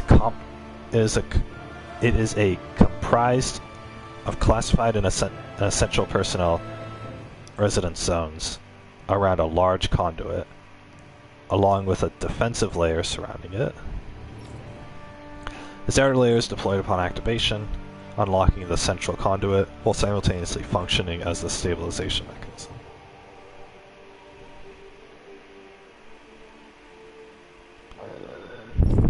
Due to its design, deployment of the outer layer is expected to cause damage to residential zones. However, because that only takes place during the final stage of the spirit channeling ceremony, no contingency plan to address said damage is needed. Until that phase, Lenegus serves as a central base of operations for the management and execution of the crown contest on Dana. Any person with level 3 authority or lower is strictly forbidden from the classified zone. Any violators will be executed. Whoa, whoa, whoa, whoa, wait. Okay, so, like...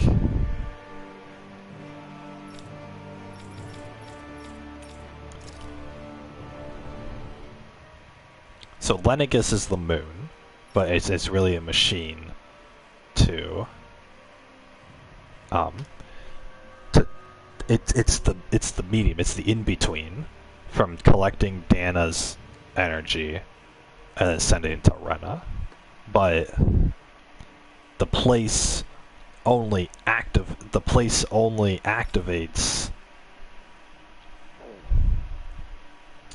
the moon only activates when it's going to plan, and there's like the conversion or whatever, right, of the energy, but they haven't been able to do that this whole time.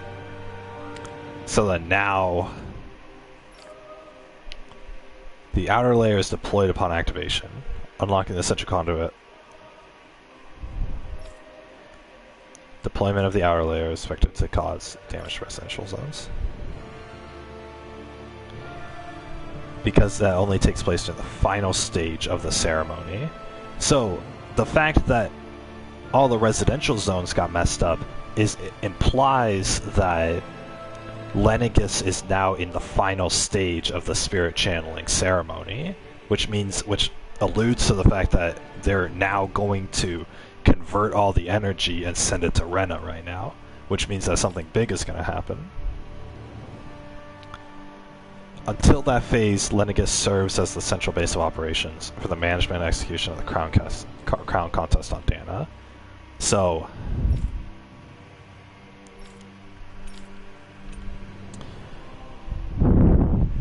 this means that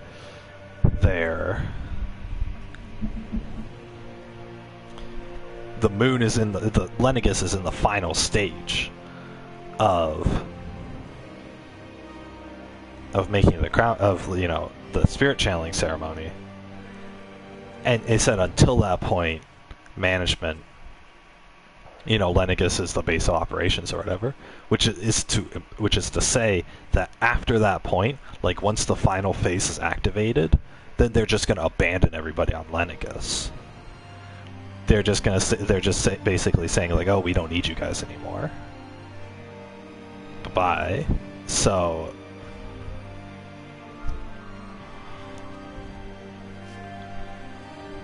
all of that means that because Lennigus changed, it's to say that they're in the final phase of the spirit channeling ceremony, which means that they've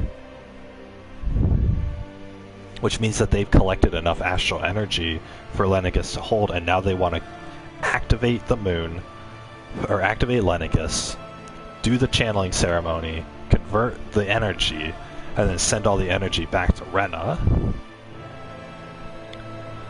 Which means that's what's going to happen right now. But why is it going to happen? For what purpose? Why do they need all this energy? Why do they need it converted in the first place? And why are they only able to do that with a sovereign? More things are revealed, and then more questions are asked. Oh boy. The Harvester. Massive spirit vessel placed on Dana for the spirit channeling ceremony. It serves as the tip of Lennigus' conduit from which it separates. Upon landing in Danon waters, it extends 2 sets of conducting pathways. The vertical pathways connect to the center of Dana. The horizontal pathways proceed to envelop the entire surface of Dana. Once activated, it links to the biological spirit vessels placed in each realm, efficiently harvesting the planet's astral energy en masse. The accumulated energy is then transmitted to Rena via Lennigus. Because construction and adjustment takes place in the Forbidden Zone's regulator area, Lennigus' outer layer must be deployed prior to launch. Oh, so they're keeping this harvester in like the center of this moon, or of Lennigus, right? And they're launching it, or I'm just gonna call it the moon. So they're keeping the harvester in the center of the moon, and so in order to deploy it, they have to open up the moon in order to shoot it out and hit Dana. And then it was like in that cutscene that we saw when it first dropped in the ocean. So apparently it sent a bunch of vines to cover the whole planet, and then it also sent a line of vines into the ground from the ocean, straight into the surface, straight into the core of the planet. So the intention was for this thing to like suck the entire planet dry of astral energy. So all of this is fine and dandy. What do they need all this astral energy for? Why do they need all this astral energy? Are they going to pull a Full Metal Alchemist and say like, oh, Rena has used up all of the astral energy, so now we need Danon's astral energy in order to survive? I can see them doing that. Or they're going to use the astral energy for something else, but regardless, they're sending it all to Rena. But then that begs the question, why do they need the Sovereign and Maiden in order to do this? Like, what purpose? How do they even find out that they can just create, like, a vessel, like a sovereign, in order to do this, right? Where'd they discover this? It's intended to function semi-autonomously. Only maintenance personnel are expected to manually interface with it when necessary. No other personnel is required for it to function. So it just shot the harvester automatically, like no one even told it to. Detachable Harvester 1 was lost on Dana after exploding due to the rampancy exhibited by the Sovereign. Detachable Harvester 2 landing point will remain the same as the previous model. This is due to the explosion of the previous model, which altered the planetary topography, enabling easier connection with the center of Dana. Oh, so they had already sent one down? The rampancy of the Sovereign.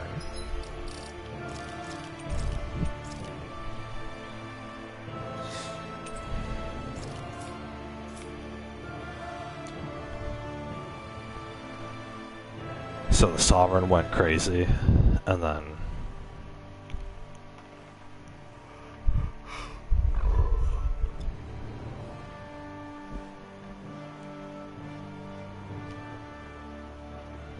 and then the Harvester exploded or something.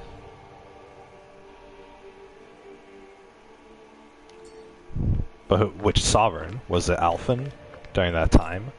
Or was it... Was it Alphen during that time, or did Volron destroy the first Harvester?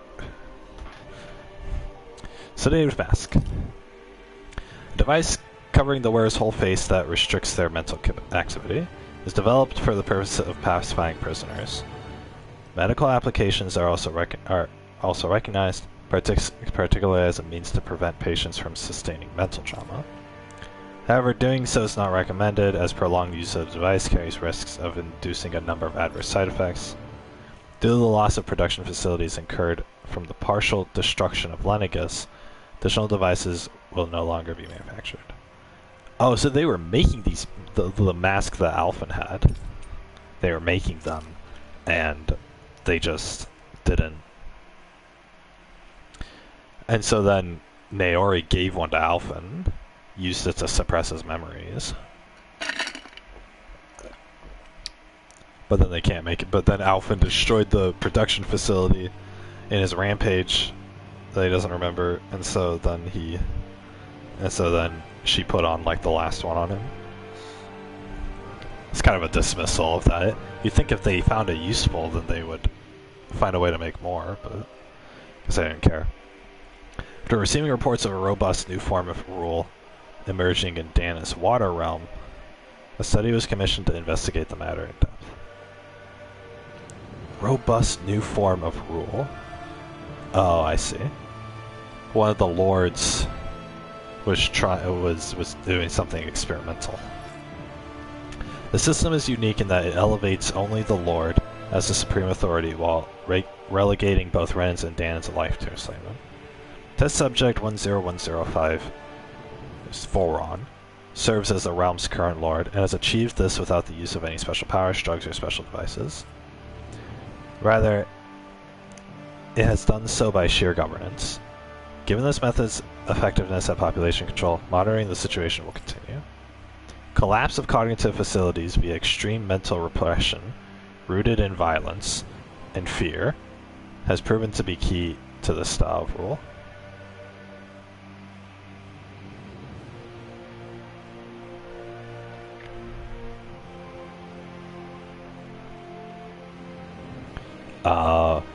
So basically Volron scared all of his soldiers, all the Renan soldiers, and basically made all the Renan soldiers, like,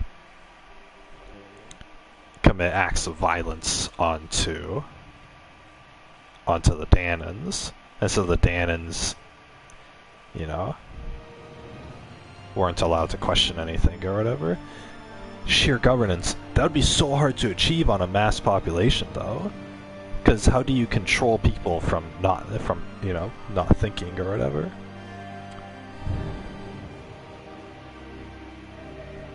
I guess there are ways to break the mind, though.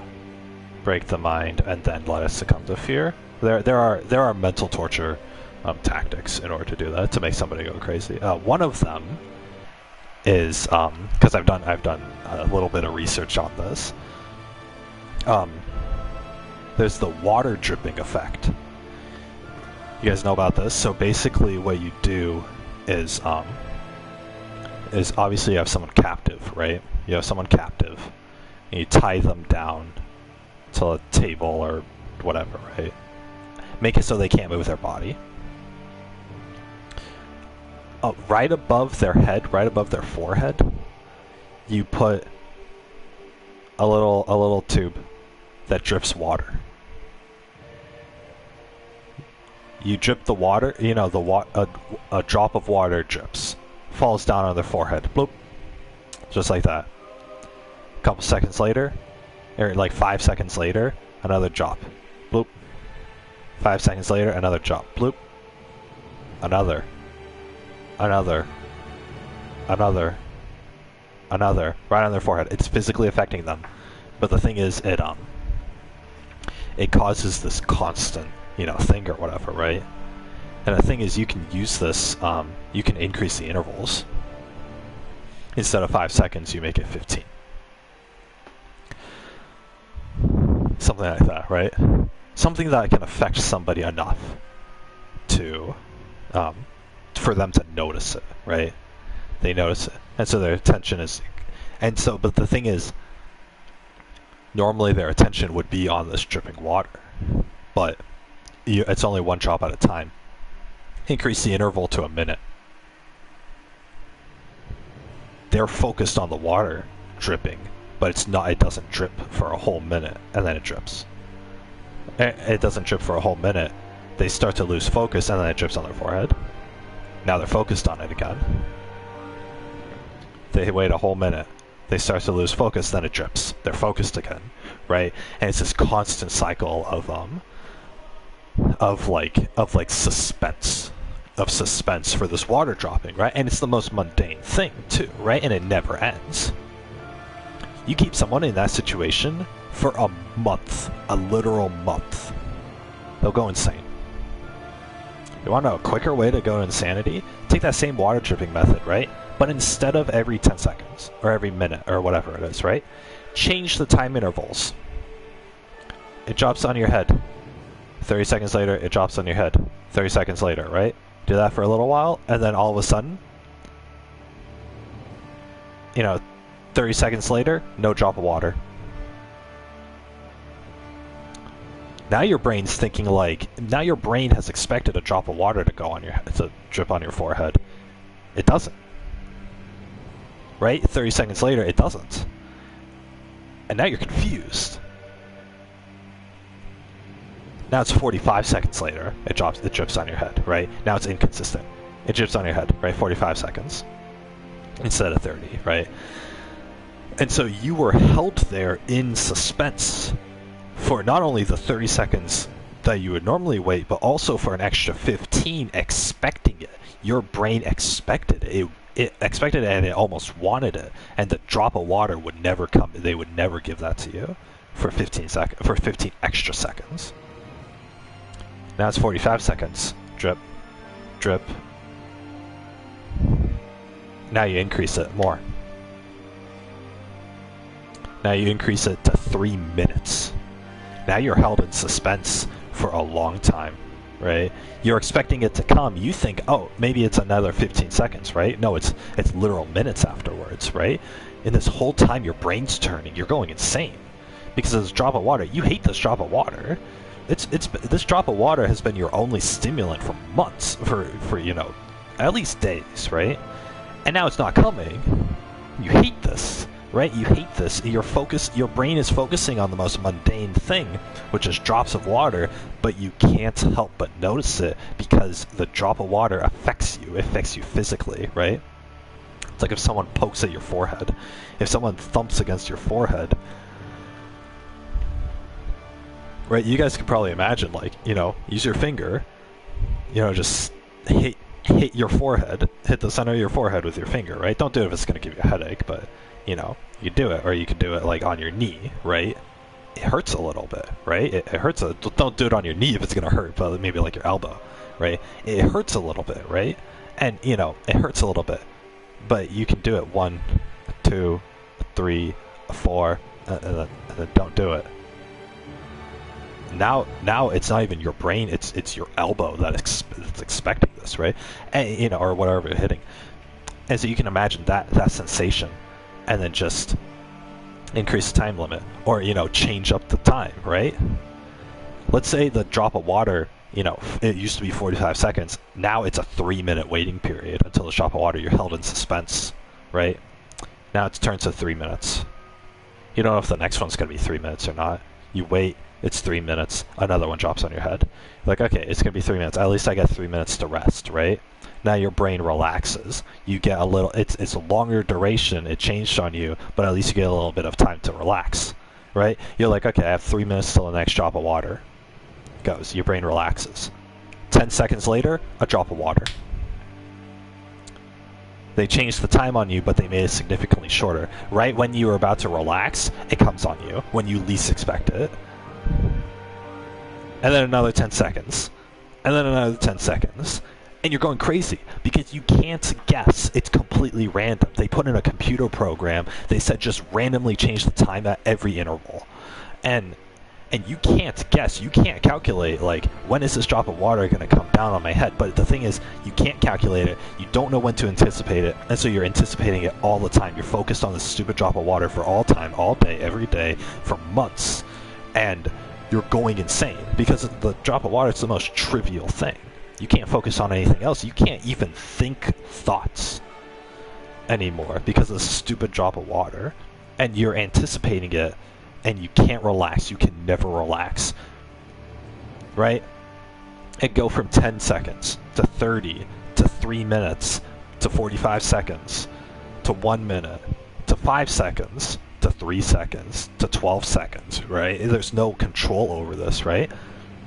And then maybe eventually it stops, right?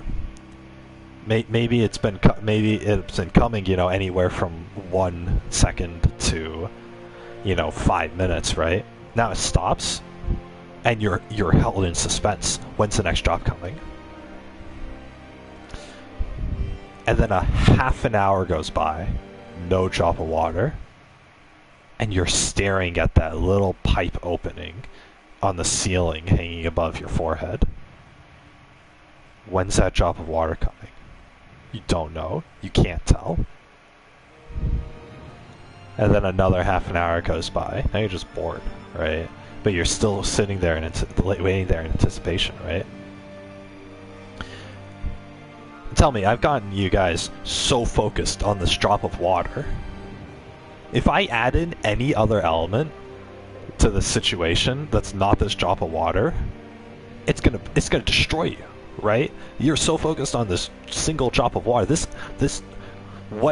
What time when the drop of water drops on your forehead has consumed your whole life, your entire life purpose right now, your entire life's meaning is focusing on this drop of water. And so if I add anything, if the torturer adds anything else into the mix, you're done for. Because now your life just revolves around this stupid drop of water. You can't take anything else, right? It doesn't matter what kind of person you were before this. You're gonna succumb to the water torture. And what it does is your mind, even if the water's the only thing, eventually your defense mechanism, like you're gonna go crazy focusing on when this drop of water is gonna come out of the pipe. Because you're never going to know. You're never going to know. And you're not going to be able to focus, and it's going to take all of your mental energy. And so what happens in the end? In the end, your brain as a defense mechanism numbs your mind. You just stop caring about anything. You just stop feeling anything. Drop of water falls in your head, I didn't even notice. Your mind just turns off. And once your mind turns off, you know, that's pretty much it, right? Obviously you're still alive. but now you're much more susceptible to other things because something else can come in the room. Something can start banging at your knee. You don't notice. Someone can take a knife and start tearing at your skin. You won't even notice. Someone can rape you on that table. You won't even notice because your mind has been turned off because the water provided so much stimulation at such unpredictable intervals that your brain just couldn't take it anymore, and it just turned off all manner of processing information. And you become a zombie at that point, essentially, right? You become, mind numbed or whatever. So it's interesting, and they have experiments on doing this to people or whatever, right? Unethically, of course, but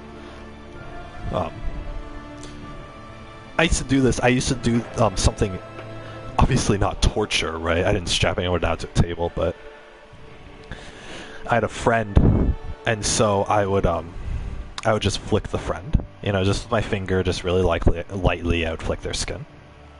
You could feel it, but it's not painful, right? It's just a little bit annoying. And so they'd sit there and be like, okay, whatever, right? I'm flicking every once in a while, right? And I did it at predictable intervals at first. Flick, flick, flick, and obviously this is over the course of like a half an hour, right? So I'm flicking them. Flick, flick, it's about like 3 seconds between each flick. Flick, and then I don't. And then they look at me. My face is unchanged. 5 seconds goes by. Then 10, flick. Then it happens again. They don't know where the flick is. They expect it, they don't know where it is. They open their mouth. Hey, are you gonna... Ow! I flick them.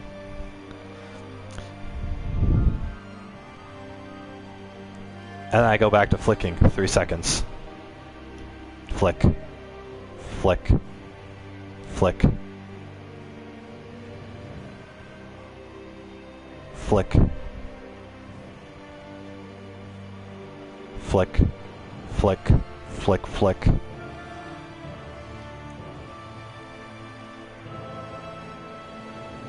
Flick.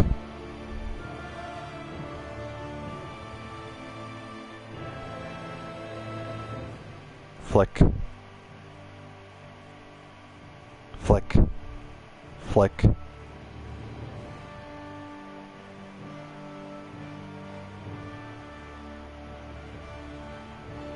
Flick. And they would go... They started going crazy. They were telling me, like, I hate this. They were telling me, like, I hate this. And I'm like, why? You said it wasn't painful. And they're like, yeah, it's not painful, but I don't know when you're going to do it next. It's just driving me nuts. Like I could slowly see their sanity draining from their face. It's hilarious, right? And of course, it's with little flicks. And obviously they had the option to be sitting there or whatever, right? But it's like, it works. It works. And the thing is, if you, and it works to irritate somebody, on a fun scale, right? But it is a mental torture tactic. And so obviously if you force somebody, right, if you took someone against their will, strapped them down to a table, and then did this with a flicking machine, or like water, or like drops of water, anything else, right? Like electric shocks. Electric shocks are a fantastic one, because, not, obviously it's cruel, right? But electric shocks are probably going to be like really effective. You do this with electric shocks, they don't know when it's going to come next. The electric shocks, they hurt, right? They hurt. And you don't know when the next one's going to be. Oh, they're shocking me every 10 seconds. You count to 10 and there's another one. Count to 10 and there's another one. And then you count to 10. Where's the shock? Where's the shock? I don't see the... Ow! It's 12 seconds this time, dummy. Haha, didn't expect that. Okay, well, at least I have 12 seconds to... Ow! That's 2 seconds this time. Ow! 2 more seconds. Ow! 3 seconds. Haha. Where's the next one? Right? And it's this continual, like, because the shock, it hurts you, right? And so you need to know when it's going to come in order to defend yourself, in order to brace yourself for it, and you just can't. And you can just never, right? How about you combine the electric shocking with the water dropping on your forehead? You alternate between the two. Sometimes the water drops every 3 seconds, or every 5 seconds, or whatever. Sometimes it doesn't drop at all. Sometimes it drops, you count to 5, and there's a shock instead. And then there's another shock. And then there's another shock. Now you expect a shock, drop of water. It's going to drive you nuts, right? You could induce, like, literal insanity into people if you were to employ, like, if you were to do an alternating, a randomly alternating water dropping and shocking them. Just a light shock, right? But something where you feel, right, you register pain, right? You alternate between those randomly, and you do it at random time intervals that change at every single one, right? And you could have a machine do this. You could just punch in a program into a machine and say, release a drop of water and administer the shock randomly, and you could have it come up with, like, a randomly generated list of time intervals that only you can see and the victim can't, right? It would destroy them. This sort of torture method would destroy somebody mentally, right? Obviously, a little bit of a shock, right? You think of, like, a little taser, right? Like on the lowest setting, and drops of water on your forehead.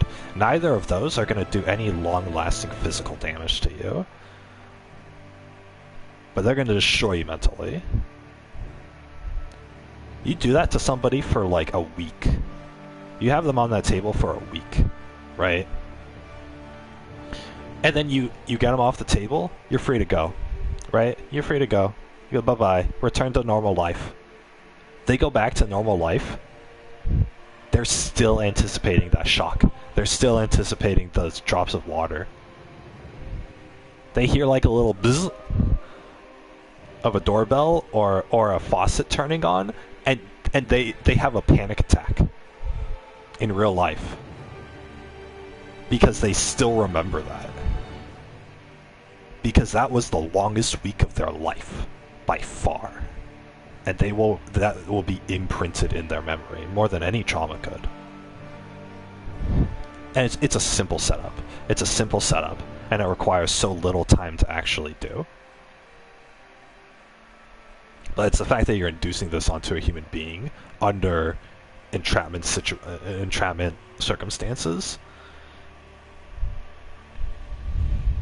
You know, these people will do anything just to get out of it. These people do anything to just get out of it. So compare that to, like, kidnapping situations, right? Compare that to, like, kidnapping situations. If somebody employed those tactics onto a victim, let's say, that victim's going to do anything they can to get out of it. And then the kidnapper goes to them and says, I can turn it off for you if you want. I can turn it off for you if you want. As long as you do what I say. The victim will always say yes. Remember, there's no, like, real physical pain. These people aren't getting beat or anything, right? They're just getting random intervals of random stimulus from the water or from the shocks. And they'll crack from it. And the thing is that all the kidnapper has to do, if, like, the person ends up acting up again, all they have to do is turn on the faucet, and the victim will cower in fear. All they have to do is get a little button that says bzz, that does a bzz sound. The same one that the taser was doing. The person will cower in fear. I mean, it's effective. And if you do that for long enough, over long periods of time, then it's like, you know, they can't resist, right? There's no way in hell that their brain is ever going to tell them, like, resist against this person. All their brain's going to do is say, you have to obey, because we sure as hell can never go in that situation again, because that was absolute hell. And there you go, right? obviously, like, I would never do any of this stuff, right? I would never do any of this stuff. I'm not advocating for any of this. I'm not suggesting that anybody does this, and anyone who does do this sort of thing is very cruel, and they're inhumane, and it's morally wrong. But I'm saying it's possible. You take a look at, like, human psychology, and it's definitely possible, right? And the thing is, it works on animals, right? When people train, like dogs, for example, people will train dogs with, like, a shock collar, right? Shock collar, so when, like, whenever the dog barks, then they'll get a shock, right? And then eventually the dog's gonna stop barking because it doesn't want to feel that shock anymore, right? It's basic, you know, how your brain. It's basic behavioral science, right? It's if you do an action, you know, it's cause and effect. If I do this action, there's a negative consequence. So therefore, you know, do it enough times and that gets imprinted in you, right? And then you put someone in a situation where they don't have a choice, and no matter what they do, no matter what they think, the situation is still going to happen to them, and they're going to, and then they're given an out. They're going to take that out no matter what it is. Like, I'm sure if you put someone through that random interval, you know, the shock plus the water thing, I'm sure if you put someone in that situation for a week, then they would be willing to do literally anything else. Like, I mean literally. Like, if you said, like, you know, I can let you out of this if you let me chop off your foot, they'll probably do it. If you said, you know, oh, you know, we can do regular torture instead, regular beatings, they'll probably take that over it, right? Because all that's physical, right? But the whole water dropping thing is mental. It's physical and it's mental. And so their brain is going to directly tell them, take anything else. I can handle torture. I just can't handle this, right?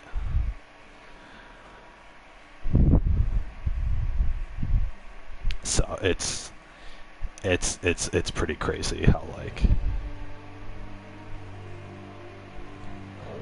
it's crazy how, like, there's certain things that you can do that don't seem that harmful on the outside that end up being, like, life destroying.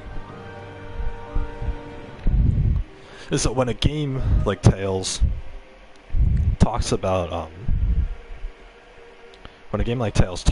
like brainwashing or whatever, and like, oh, he's able to subjugate everybody just through sheer governance and violence, threats of violence and fear, right?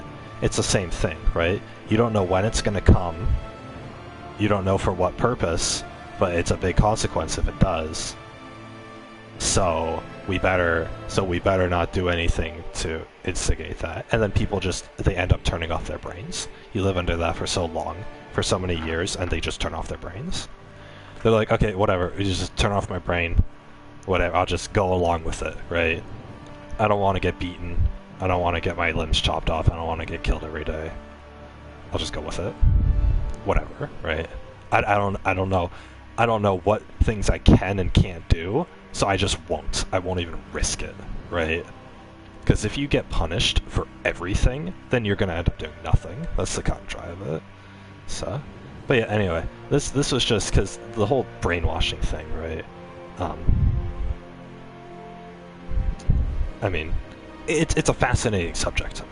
It's interesting. Obviously, I would never employ this stuff in my real life, but definitely, like, the research that has been done on it, it's controversial, but I think there's merit in it. So, not any, like, obviously no applicational use can be taken from any of this, but, you know.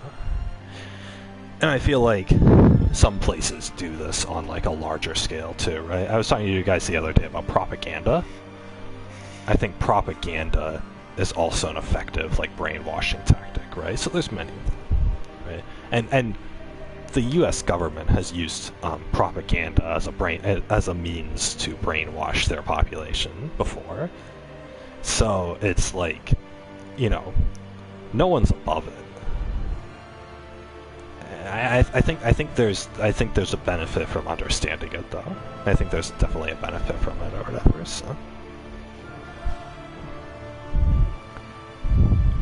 but yeah. Anyway, that's my piece.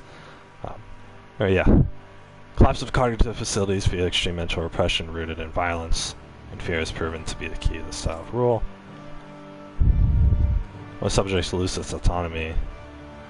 Oh wait, I missed some of this.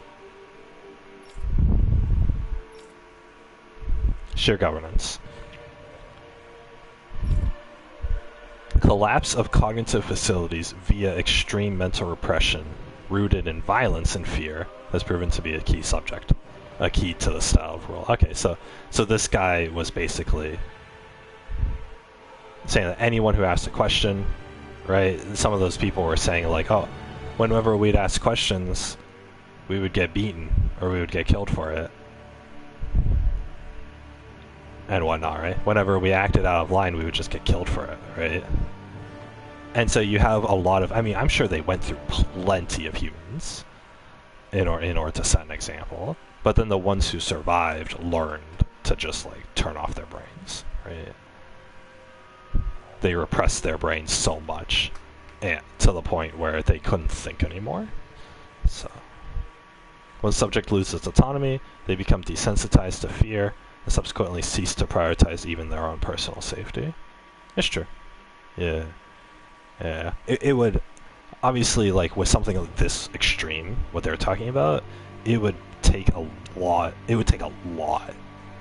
to do this, and I mean, like, years of it, but it's technically possible, but just a major shutdown of like your cognitive functions to the point where you're desensitized to literally everything is that's really tough, and it's really tough and to accomplish, especially on like a large scale. So I don't know if like governing this way is really that effective. I feel like with brainwashing, you have to, and I mean, this is just what I've like researched or whatever. It's you have to present a lot of bad to the point where you get on the verge of this, but then also present something good as an escape from it, and then people will see, the people brainwashed will see that okay, everything is bad and everything is painful, except for this one thing, and this one thing will be able to let me escape from it. Well, what's that one thing? Well, it can be whatever they want, right? It can be whatever the person in charge wants, right? Whether it's obedience, whether it's perform a certain task every day, whether it's whether it's take my medication in the morning. It can be literally anything, right?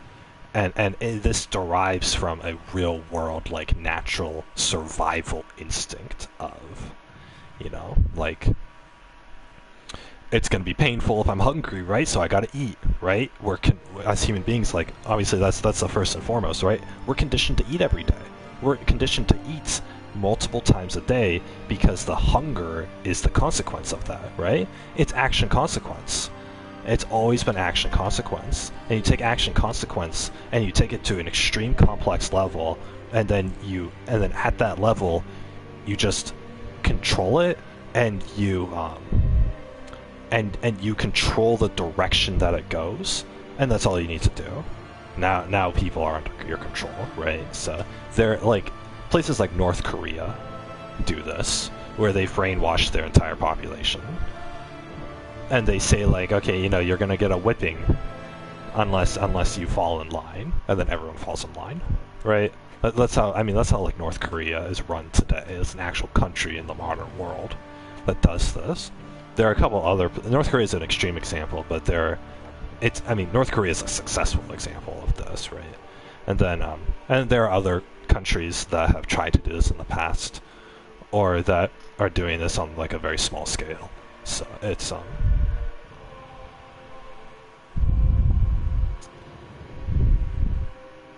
but it's like that. But yeah, just you guys look at like kidnapping statistics, I think there's something like 19,000 missing people who are still missing. They just disappeared one day and never showed up again. I'm sure a lot of those were kidnappings, and I'm sure a good number of those, the kidnappers probably have done some form of brainwashing in order to make the victims stay. And you know, the victims will be you know, they'll just stay regardless because their entire like brains have been rewired, right?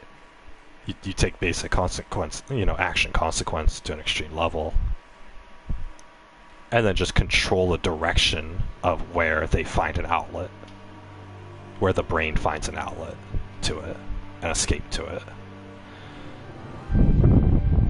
And then all of a sudden you're obeying orders that you never would have otherwise, right? It's a scary thing. And I think that all of us are susceptible to that, right? You talk about like traumatic situations, you talk about like abuse. And abuse is definitely one of those situations where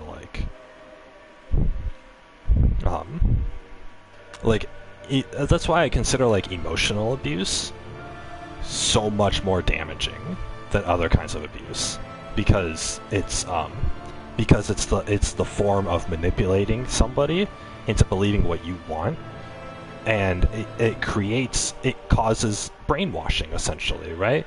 Because you're forced to think whatever the perpetrator, whatever the abuser wants you to think, and they accomplish that goal, right?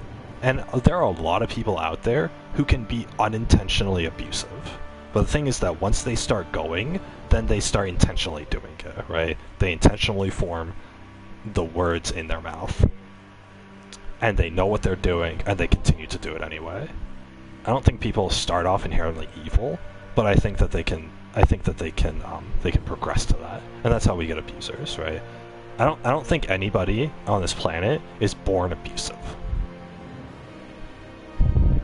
I think that something compels them to do that, whether it's their own ego and their own loss of control in life, or whether it's because they're an abuse victim themselves, or whether it's because they have a goal and they lack the empathy to, you know, feel sorry for that, or they think they're doing something good, or maybe an abuser thinks that, oh, you know, yeah, I'm controlling them, but, you know, I'm controlling them to do something correct, so technically it's not wrong, right? There are people who think that they have the moral high ground when it comes to manipulating others. So it's disgusting, but it's disgusting, and I absolutely am against it. But that's what emotional abuse is. It's a very light form of brainwashing, and it's a form of brainwashing that forces the victim to comply and to obey. Right? You're going to obey. You're going to do whatever this person asks because you know, they're rewiring your brain to do so. They're convincing you that you exist incorrectly and that they are the only one, that they are the most important person to listen to, essentially. So it's very dangerous. If you're in that kind of situation and you don't want to be, then it's a very dangerous thing to be a victim of, right? And a lot of the times with abuse, what happens with emotional abuse, when you get manipulated by somebody, that somebody will leave, right? A lot of the times they leave, and whether they leave because you turn into an adult and it was your parent who's the abuser and you move out, right? That's one of the times they leave. Other times it's like a relationship partner and they break up with you, right? Other times it's, you know, a society, right? It's a government, like it's a boss, right, at a job. Maybe it's your boss at a job, and you perform a job to his specifications, and then he leaves or you get fired or whatever, and you try to work somewhere else, and you only know how to do the job in your previous boss's way, and you can't unlearn that, right? That's traumatic. I mean, there's plenty of situations where the abuse, when somebody leaves or when your situation does change, then you're no longer acclimated to the situation. You're no longer used to, or everything that you've been conditioned to learn up until that point is useless knowledge now, because you're not in that situation anymore. Because it was methods, and it was learning and methods that were specific to that situation, right? You learned only how to please that one abuser. That's how you lived your life. Now that abuser's not around anymore, maybe you moved out, or maybe they died, or whatever, right? And now you're lost because you haven't learned how to live your life, right? You haven't learned to live with, making your own judgment on things. You've only learned how to please one specific person, and obviously the next person you come along isn't going to be the same as that one person. That's why this is destructive, right? So typically it's the same argument that they argue for being independent. They're like, oh, don't rely on other people because the only person who's going to always be with you is you, right? I don't fully believe that. I don't fully believe in independence, but I believe in the fact that you can willingly adjust for somebody. As long as you're not traumatized from previous encounters, from previous people, then you can adjust to depend on somebody else. And it's going to hurt when you can't depend on them anymore, but then you move on with your life, right? It's not like, and then you find the one person that you can depend on and that you want to rely on, right? Because even though I say all this stuff about how brainwashing's bad and blah blah, right? I still believe that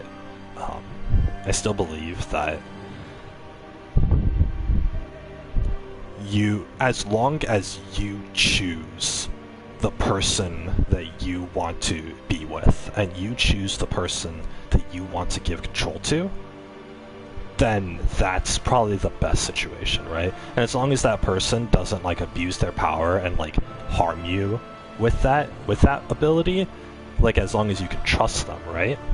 Then trust them to do the right thing, right? As long as you can trust them, and that's who you want to be with, right? Then it's completely fine. I think that's completely fine, and I think that relationships like that can work out if obviously you're into that kind of thing, right? So, which obviously I'm not against at all, because that's what I believe. So, yeah, I believe that that's more genuine when you choose who to depend on and who to trust. It forms this, and obviously the other person chooses you back for that. It forms this deeper bond because you are opening yourself up to them, and you are giving them control, and you are trusting them with this sort of power and the ability and the power, and they won't use that power to hurt you, right? Because in every relationship, people leave themselves emotionally vulnerable to their partner, right? Because in every relationship, they trust their partner with certain things. You won't cheat on me. You won't do things behind my back. Blah, blah, blah, right? You make yourself emotionally vulnerable. You are depending on that person, at least a little bit, right? And if they do break your trust, if your partner who you trusted cheats on you, for example, right? Then they've broken that trust, and now you're devastated. Society would tell you that, oh, you shouldn't open up to anybody. You shouldn't trust anybody not to cheat with you, right? Now you have someone with trust issues, right? And it's no wonder people develop trust issues, right? But so I believe that relationships, you have to rely on your partner and depend on them anyway. You have to have this full trust in them, at least in certain aspects of life. So it doesn't matter what aspects of life it is. If it's only, I won't cheat on you, or if it's all the way up to you can make all my decisions for me, right? It's like to me, there's not much of a difference, right? Obviously, there's a difference in lifestyle, but it's the same amount of like trusting and depending on one another that is the same trusting and depending on one another as any other relationship, right? So that's my take on it. So even though I spout all this stuff, it's there's a difference between abuser and victim versus trust versus choosing your partner and trusting them with everything, right? There's a huge difference, right? And it's the element of choice there, right? So yeah, anyway, that's my whole thing, right? The water dripping and the electric shock combination, that one will really it'll destroy a person. It'll destroy them. That's the bottom line. You do it to somebody for like a month and they'll think that like half their life went by. They'll be dead, right? They will be mentally dead on the inside. And then at that point you redirect them or whatever, right? But obviously this is all like hypothetical, this is all like behavioral science and psychology and whatnot, so... And it's all very traumatic. I wouldn't wish this upon anybody. So, yeah, obviously, like, I don't advocate for any of this stuff. But, you know, as a research topic, it is interesting to look at, and it is interesting to contemplate. So that's the only reason I talk about it. Or whatever, so. In no way would I ever, like, apply this to anything or whatever, right? Like, just want to get that out there. Disclaimer, right? But yeah. Anyway. What were we doing? Oh yeah, that's right. The game was talking about brainwashing. That's why I talked about brainwashing. See, the game makes you think. See, it's not inherently my fault. It's the game provoked, you know, the thought of this, right? And I'm a very analytical person, no matter like what. No matter what it is I'm analyzing. So, and it's only natural that they present me with a topic and then I analyze it. So. Once the subject loses autonomy, they become desensitized to fear, and subsequently cease to prioritize even their own personal safety. Yeah, brainwashing will do that to you, right? Though such a state is ill-suited for commanding officers, it remains an effective way to cultivate disposable infantry and slaves for manual labor. Yeah, see, like, if obviously if you brainwash someone, right, especially using these methods, they're not going to want to think anymore, right? And so it doesn't create a good situation for like abusing your partner. I've never understood, because at the end of the end result of that abuse means that they're just going to stop thinking forever, right? I don't want to be with a partner who doesn't think, who's not able to respond to the things that I say, right?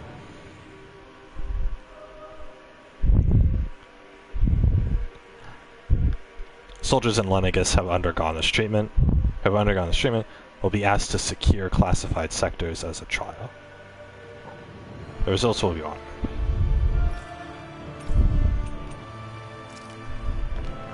I see. I have livestock, woo! I was hoping there were cases of meats in the corners over here. Hey! Yeah! A notice? This area will now be shut down as the project proceeds to the final phase. Oh, so everyone was just here, and then the moon opened up, and then destroyed the whole town, and then everyone's going to the final area. It's showing Lenegus structures. You can see pipes for transporting astral energy sticking out of them. Oh yeah, they're transporting astral energy. This right. Yes, right.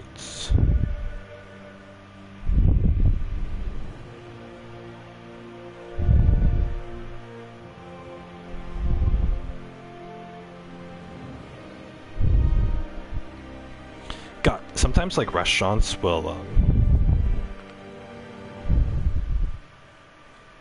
sometimes like there'll be these stores that are like, oh, we have a sweepstakes going on, you know, buy, this room hasn't been used in a long time, huh?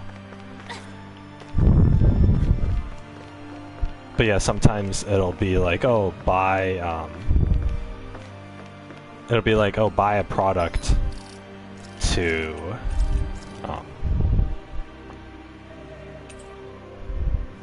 I've been talking for an hour. But yeah, sometimes it'll be like, oh, buy a product to enter a sweepstakes, right? Like buy, like this one, Popeyes, buy a large drink, to get a chance to win something or whatever, right? And then it says no purchase necessary. I'm thinking like, well, if no purchase is necessary, why'd you just tell me to buy a large drink for the code? Or for the sweepstakes entry, right? I don't know.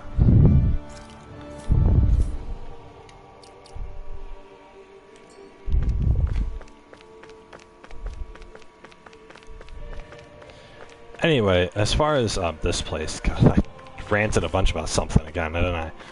As far as this place goes, it seems like they really... Okay, so as I was saying before, they're on the final stage of their transfer energy thing or whatever, right? I'm assuming they're gonna force Alphen and Shion to participate in the spirit channeling facility ceremony. I mean, get all the astral energy that they've saved up over 300 years. Get all that right on over to Rena. And then, yeah. And then something's bad's gonna happen because of that. The party's gonna have to deal with that, and then go to Rena to get revenge on it. That's my prediction for the plot. But, or some variation of that. But yeah, I want to know what they want to use all this energy for. And the fact that they tricked, like, even the noble houses, like the Renan noble houses, to do this. Because everyone who's a part of the crown contest came from Lenegus. No one's actually been to the Rena homeworld. So, what's going on with that? What are they hiding on the Rena homeworld where nobody can... what are they hiding on the Rena homeworld where nobody can... where nobody can go there, right? What's up with that? See a lot of numbers. Looks like logs of proper alignment between subjects and Lenegus proper. Hey! That's a grape jelly! Hey! It's equipment for monitoring subjects. Probably a failure disposal mechanism as well. Oh. Failure disposal. Take him out to the barn, back of the barn to shoot him. It's my failure disposal device. Final phase.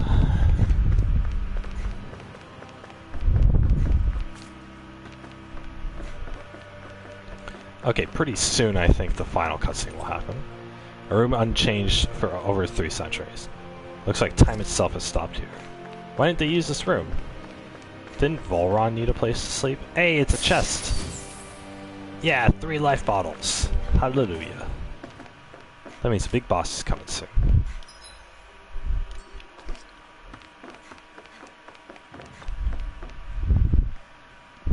Let's learn more of the mystery. Oh, here it is.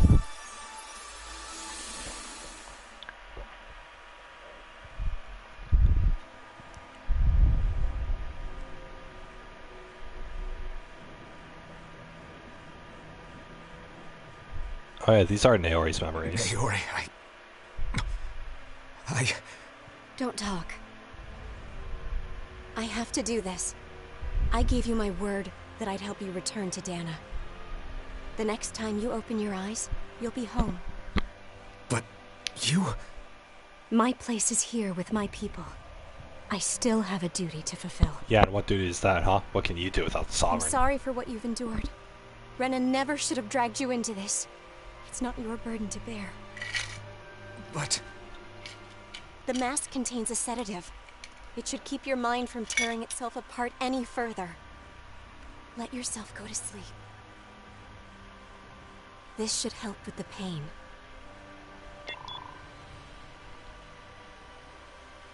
Time to go, Elfin.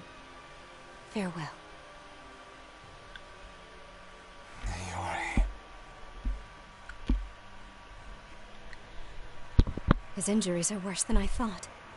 Short-term treatment isn't going to cut it. I'll have to switch the healing pod to long-term hibernation mode. The chance of surviving hibernation's less than 10%? And worse, long-term use of the mask carries a high risk of damaging his mind and nervous system. But...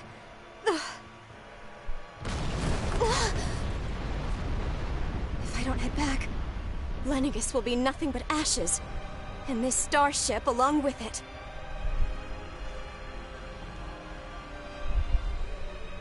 I don't know if I can fulfill my promise to you, Alphen. But if doing this will grant you even the slightest chance, I have to try.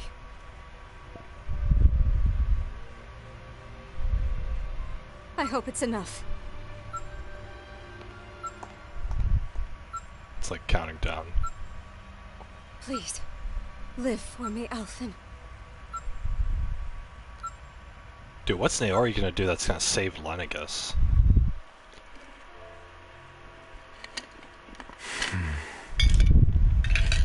That vision.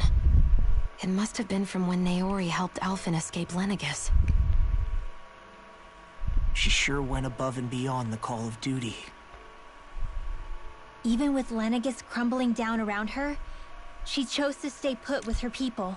So that's why you lost your memories and sense of pain, and why you were asleep for that whole time. It was all the result of one agonizing decision Naori made to save your life. Yeah. If it weren't for her, I wouldn't even be alive today. I owe her everything. More than I could ever hope to repay. Aren't you betraying her memory by destroying everybody? Now that you know how she felt, how do you plan on honoring her wishes?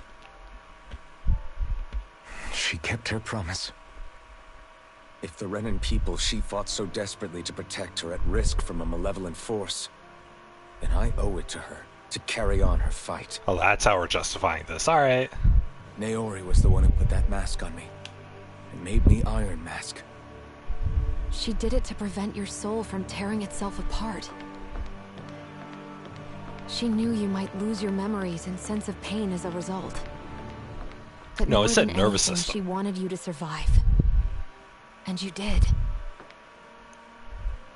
No, she said nervous system. The nervous system might be damaged. You guys know about a damaged nervous system, right? That's not just your sense of pain. In fact, it would be more painful to have a damaged nervous system. That's what, like, medical inflictions too. Medical conditions. Nervous system means you can't feel anything anymore. Pain and pleasure are two sides of the same coin, right? Anyway, let's go. But yeah, we're gonna save the Renan people, apparently, because now they're in danger.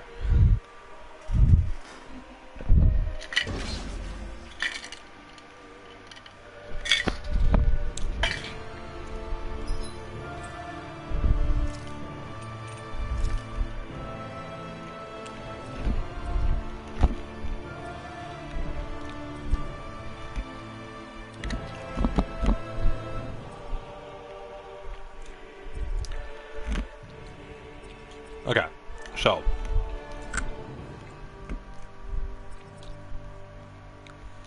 this is the Forbidden Zone entry. So here's the entrance, then here's the research area, and then this is the classified area. So even though the Forbidden Zone is forbidden, there's the entrance, which apparently normal people can go into, And then there's a research area which is sealed off, and then there's the classified area which other people aren't allowed into either.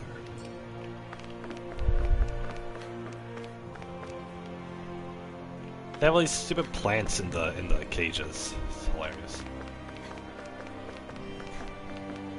Hey, how courteous of them. The heavy treats.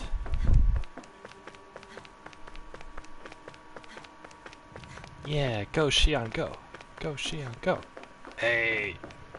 Hey, there was supposed to be Omega Elixir there.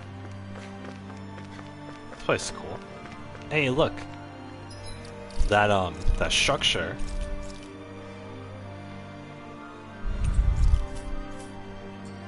This thing here is the same design as the wedge was. The thing that they shot down onto the planet. Is astral energy an organic being? Yeah, look at this. This place. We've seen this in one of Naori's memories. They just walked to the top. Of course. It's the spirit channeling ceremony. After 300 years, this is where it was held. Yeah, now you're going to be forced to do The it spirit again. channeling ceremony.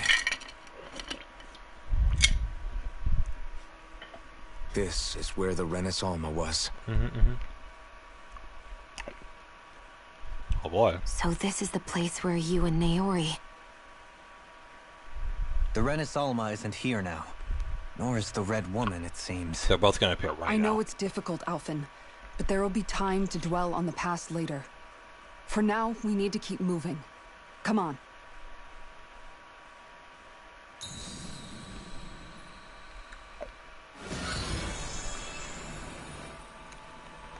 They're just gonna do it.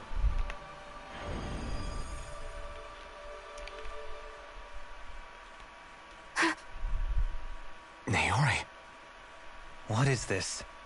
Is it the work of Dana's will again? It's been a year since the ceremony. That day, I shut away inside of myself the power that caused Alphen to lose control. Since then, my visions of the future have grown more and more fearsome. Is this another memory? No, it's different this time. It's like she's speaking directly to us. What we did back then. Not so much as a day passes when I don't think about it. About what was done to us. All in the name of a ceremony. The purpose of which we were never even told. As Sovereign, they linked Alphen's consciousness to Lenegis itself. Wait, what? The Renis Alma was intended to control his power, lest anything should slip through its cracks. That day, as Maiden, my role was to temper his power. I was meant to guide it forth, and give shape to the strength inside of him. Linked to Lenegis itself? But then, everything that's been happening... Alphen's the real bad guy. But that power showed me a vision. A vision of oblivion. When I realized that vision was a prophecy of the apocalypse we were about to unleash, I couldn't go through with it. But without a maiden, the ceremony was doomed. Alphen lashed out, his consciousness no longer his own. I did what I could. Using my abilities as the maiden, I tried to seal that power away inside of me. But it was too late. Lenegis had already been brought to its knees. Thousands upon thousands of lives so cruelly snuffed out. All because of me. Because of what I had done. Kill 1,000, save the world, am I right? With the destructive force now slumbering inside of me, I knew I had to find a way to dispose of it. Anything to make up for my failure. But I didn't know how.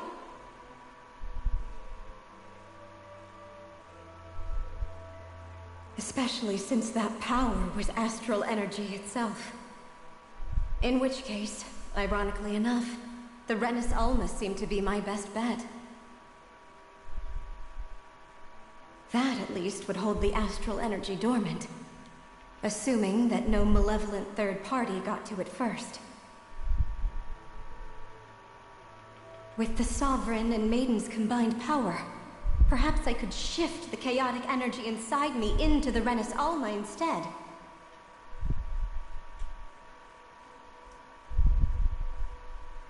That's what I hoped, but alas, it was not to be. The Renis Alma was lost, and Alphen, the Sovereign, was in a starship bound for Dana. My only choice was to seal away the destructive force inside of me using my powers as the Maiden, to buy the world what little time I could. Why don't you just get in a starship and just, like, fly away to The another time planet? needed for a new Renis Alma to be crafted, and for a new Sovereign to appear. Even if by doing so, it meant I would be passing the curse onto my descendants as well. Dude, if she had thorns, how did she have Please, descendants? Forgive me. I never meant to burden the future world with this threat too. I only wish that there was something more I could have done. Yeah, no, wait. Wait, you can't just... No, Grandma, come back. Says Shion.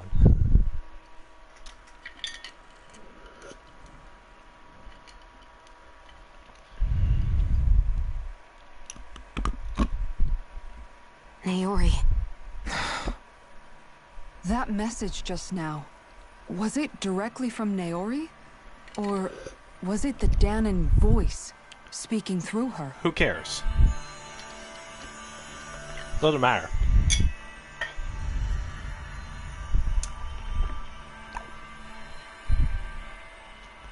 Oh, here we go. Hey, they look good. What? These are the clothes that Naori and I wore during the ceremony 3 centuries ago. So you're saying this is the Maiden's outfit? That's right.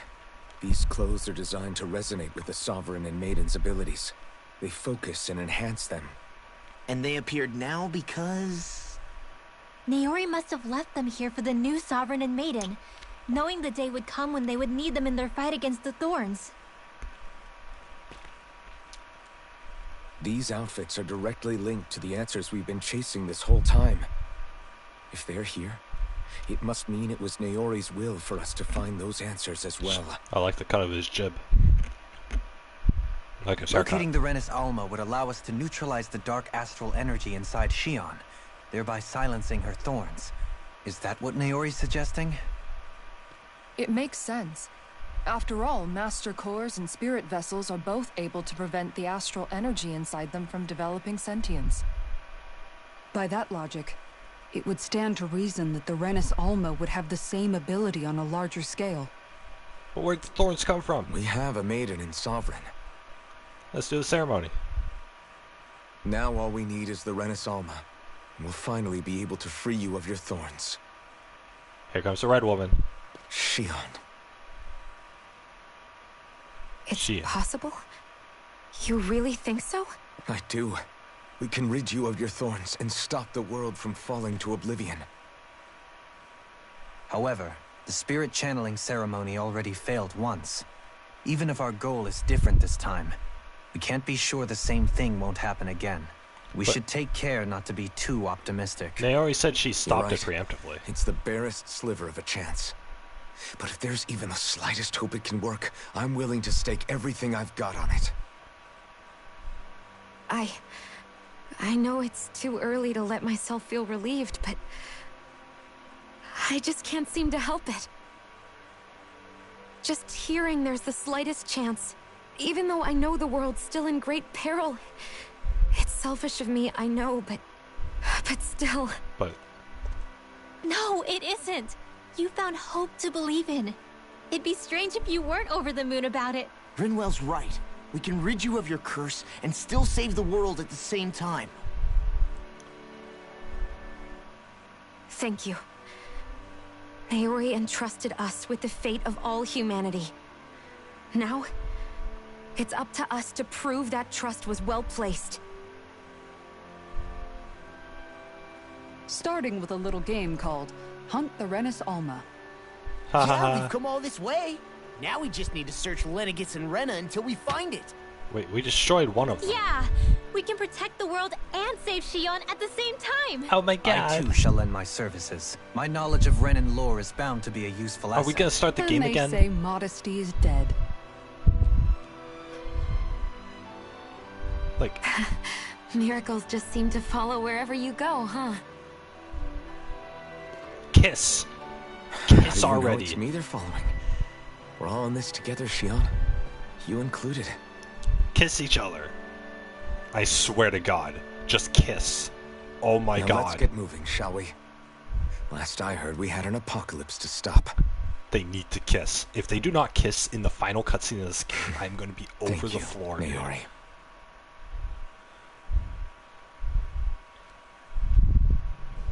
You're welcome. So Naori sealed away the power that made me lose control of myself. She stopped my rampage and saved my life. But then, that power she'd sealed away was passed down to you. I'm so sorry, Shion. It's my fault that you're cursed.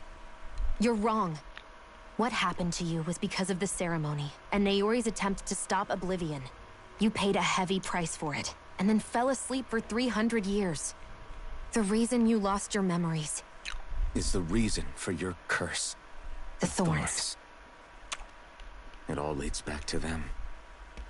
But once they're gone, we can finally put an end to all this. What do the thorns do? When my Where did it come thorns are from? gone. I never dared to dream that such a thing could be possible. No. The truth is, I think maybe I've always been dreaming about a life without my thorns. The touch of my family, or playing with my friends, holding hands with Rinwell, or giving Law a deserved smack, could do that embracing anyway. everyone. All the normal things that people do together. I always wished I could experience them for myself and finally know what they were like. Dang, do people do Is those it things? really okay for me to believe it can happen? I'm so scared of getting my hopes up. What if it doesn't work out in the end, and... That's not going to happen. I'm here to make sure it won't. Forget fate or destiny or anything else. We're going to live a normal life. There are a lot of things you still want to do, right? Yeah, you're right. It's such a strange feeling. I know that we've still got plenty of fighting up ahead. And it's for my sake. So I can live. Ikiru You're 70. worth fighting for. I Gosh, believe can I- you, Alphen. Shinjiru. Good. I'll keep on fighting. For as long as it takes. Until our future is finally in our hands. Mirai wa kono te de.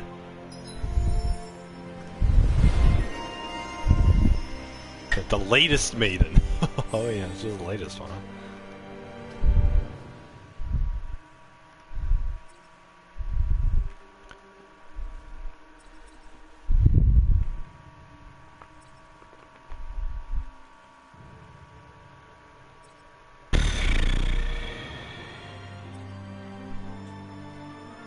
All allies CP, HP.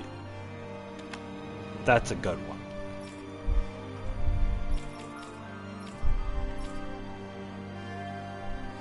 Maximum Bust.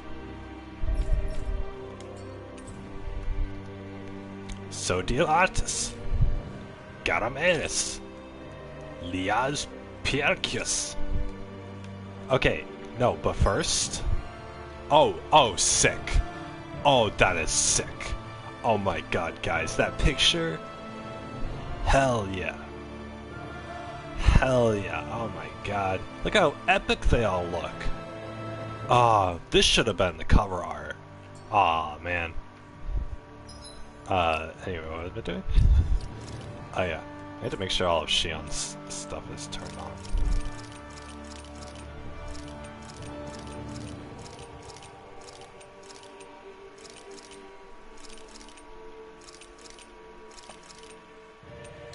Okay. Anyway. Dang, I shouldn't have made this when I could have made this.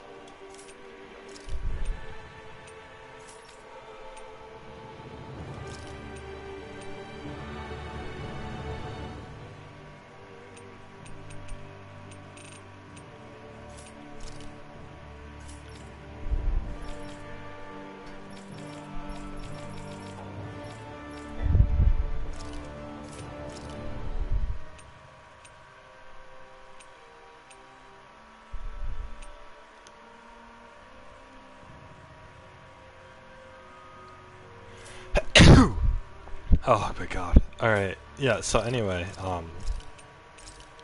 I really like this background. Looks so sick, the astral energy. But yeah, anyway, so quick question, how did Naori have descendants? Because she has the thorns, right? And the thorns make it so, like, you can't touch anybody, right? So like, how did, like, you know, if you touch somebody, then, or if somebody touches you, then they'll get shocked or whatever, right? So, how does she have descendants? In order to, you know, get pregnant, in order to create a kid, and continue the family line, she would have needed a male counterpart who was vulnerable to the thorns, and they needed to consummate. You know what I'm saying? How did the guy do it without, like, getting his dick ripped off? That's my question, is how did the guy do it without, you know, if, like, it's literal thorns, right? If it, like, shocks the body, he would have had to put up with an insane amount of pain in order to just do it once, right? How did these how did she get pregnant?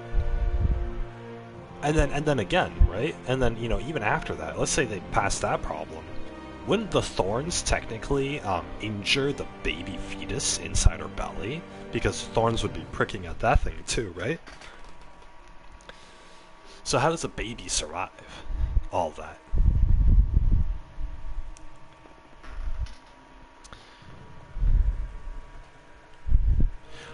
Who knows? That's a mystery. Yeah, that's a big plot hole. They need to explain how the in-game characters have sex. That's all I'm asking. That's all I'm asking out of you, video game.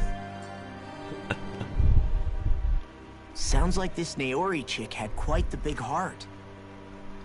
Her position demanded nothing less. From the sound of things, she didn't focus on differences, least of all those between Renans and Danans.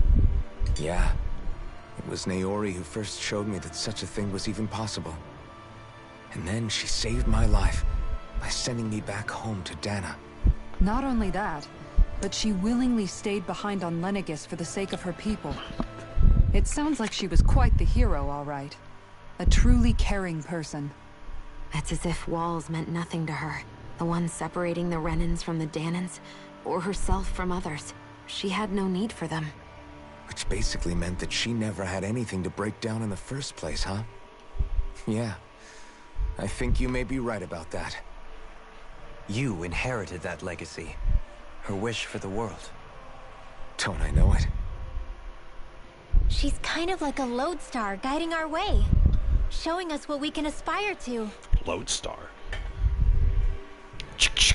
Lodestar.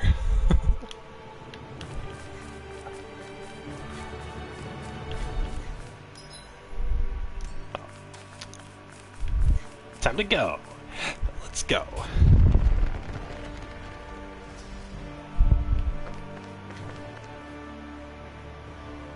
The warp room. Oh, is this how people get to and from Rena?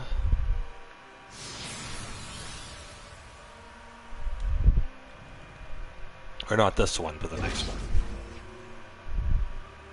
Yeah. Since they have the teleporter technology, they must just be able to teleport from Rena to Lenegis. And back. Like back and forth forever. Back and forth forever.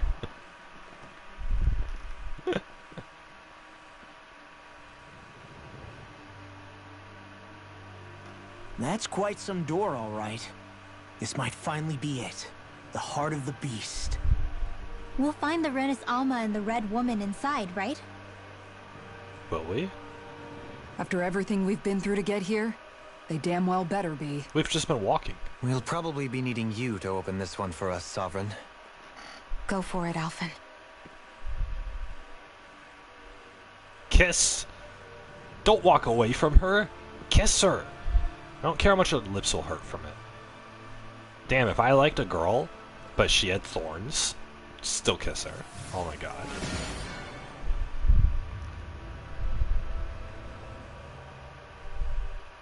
This is it, guys. Time to see what secrets are in store. It's about time.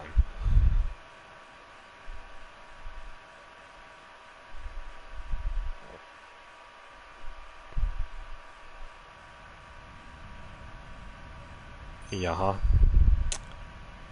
A strange man. Oh my god. What the? Where is there room for this room? In this planet? This Lenegis wasn't this big. We're a long way from the residential quarters now. It looks completely different. We're a long way from Texas. Right. Actually, this place, it reminds me more of being back inside the wedge. Except the Danon astral energy feels even stronger here. In a portion of the city reserved purely for the Renin Sovereign. Maybe he just has strange tastes? This place looks like it has been here for quite some time now. If its design were a matter of personal preference, we would be talking from centuries ago. Or perhaps even further back. Still, this isn't the sort of decadence of taste spoken of in artistic circles. Decadence! What is it then? Hold up, decadence? Artistic circles? When a preference is indulged to its extreme, it descends into kitsch, eccentricity for the sake of it. I'd be happy to illuminate you further. That depends. Does it involve you buying me lunch? The void that art fills isn't the stomach, it's the soul. In that case, I'll let you know the next time my soul starts to rumble. Now all we need is something to fill up the void inside your head. Shut up! Nice one, Rinwell. Anyway, Decadence. It's the name of an anime. I like the anime. It was nice. But I guess now that I think about it, the concept for the anime was a group of people indulging in a hobby to the extreme. So I guess it makes sense. Yeah, it makes sense, 100%.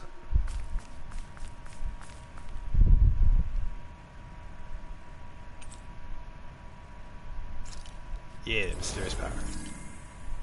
Yeah, whatever. I don't think they ever start anything.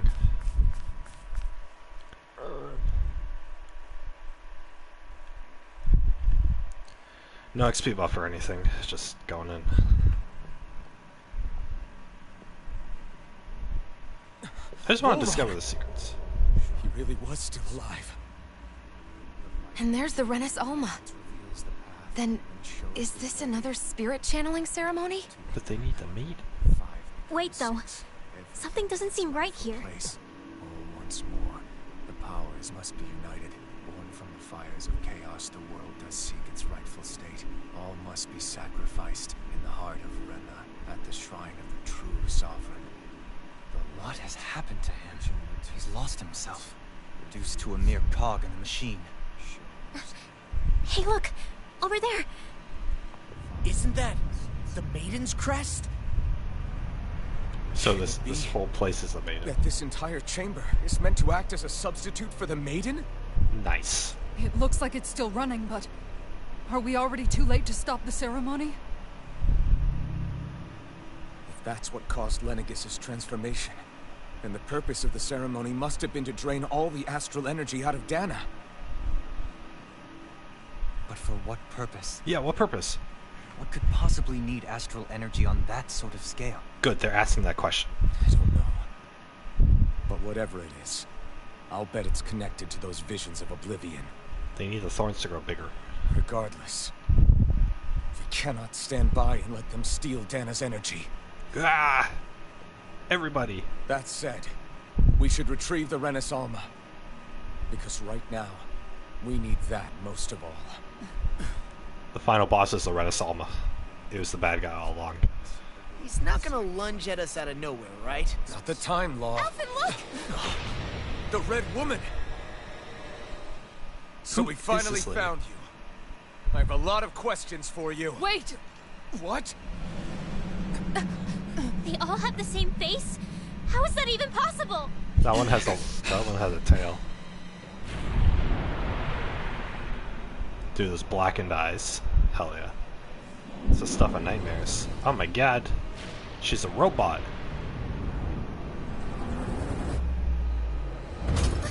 It's an alien. It's an alien. Who the hell are they? It can't be. Are they even people?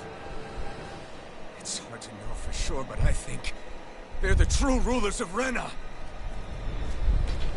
That'd be crazy. Pulling a psychopath here.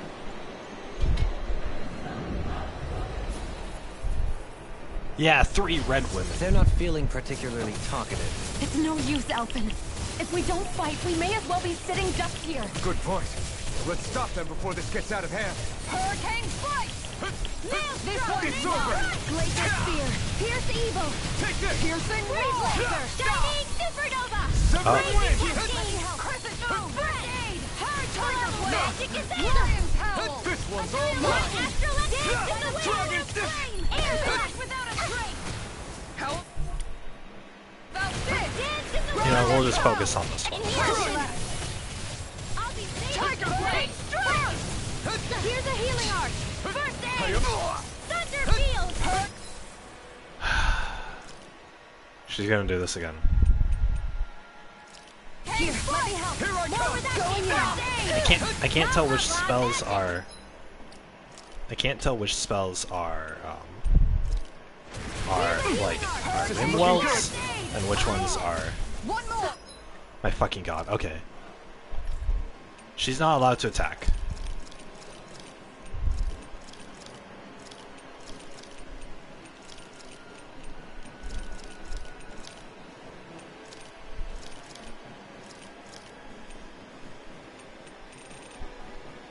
Okay, good. Stay away from my friend! Hurricane bring you back from death. You're This mine. one's mine. No! Can't end here! Aw, too shy. I still got some fight left in Light me. up the dark. I'm ready to Take go. more where that came from. This. I'll bring you back from death to this. One more. This one's mine. Blah blah blah. Magic. Here's a healing arc. Sleep now. Glacial More fire. for the. Here goes. Take it. Feel this. Strike! Dragon Swarm! Lightning orb. More where that came from. Blah blah blah. Magic. Scorpion field. All right. Lightning Let me orb. at him. Far beyond the darkest She stars. would rather. I call Here's upon the thee. thinking. Hurricane Strike. This one's First mine. aid. I won't give up. Oh my god, they just keep focusing her. What is this bullshit?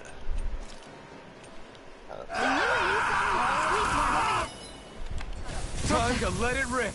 I'll be saving this. She died. She died immediately. What the fuck? Who is killing her? What was I thinking? Here Light goes. up the dark. More where that came from. First aid. Take this! Their arcs were interrupted. All right. Let me at 'em. Damn! Your arms. Flame inside me! Yours to be Hurricane let free! Arctic waterfall. Freeze like Shield water. your mind. Dance in the wind. Air thrust. Here's a healing arc.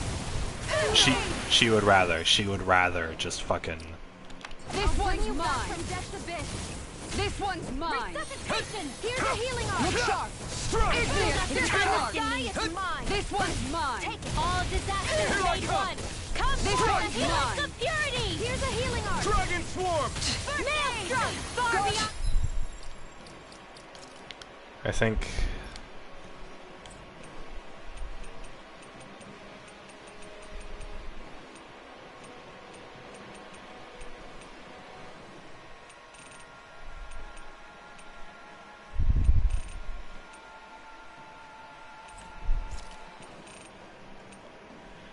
Ally HP less than 100%. Use the healing art.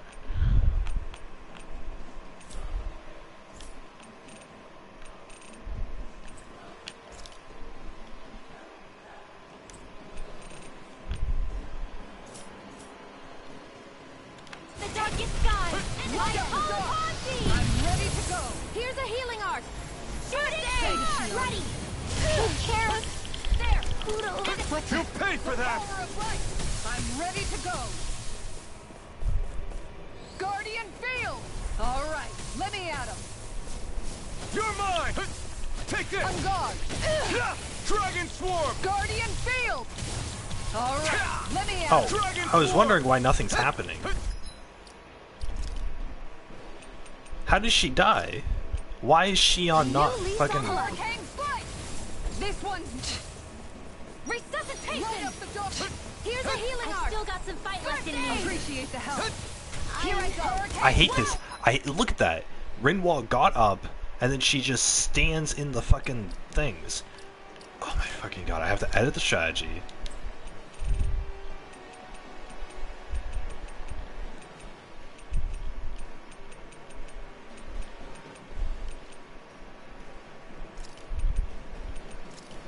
I mean, it's at least one level.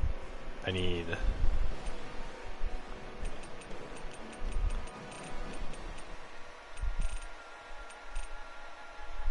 No.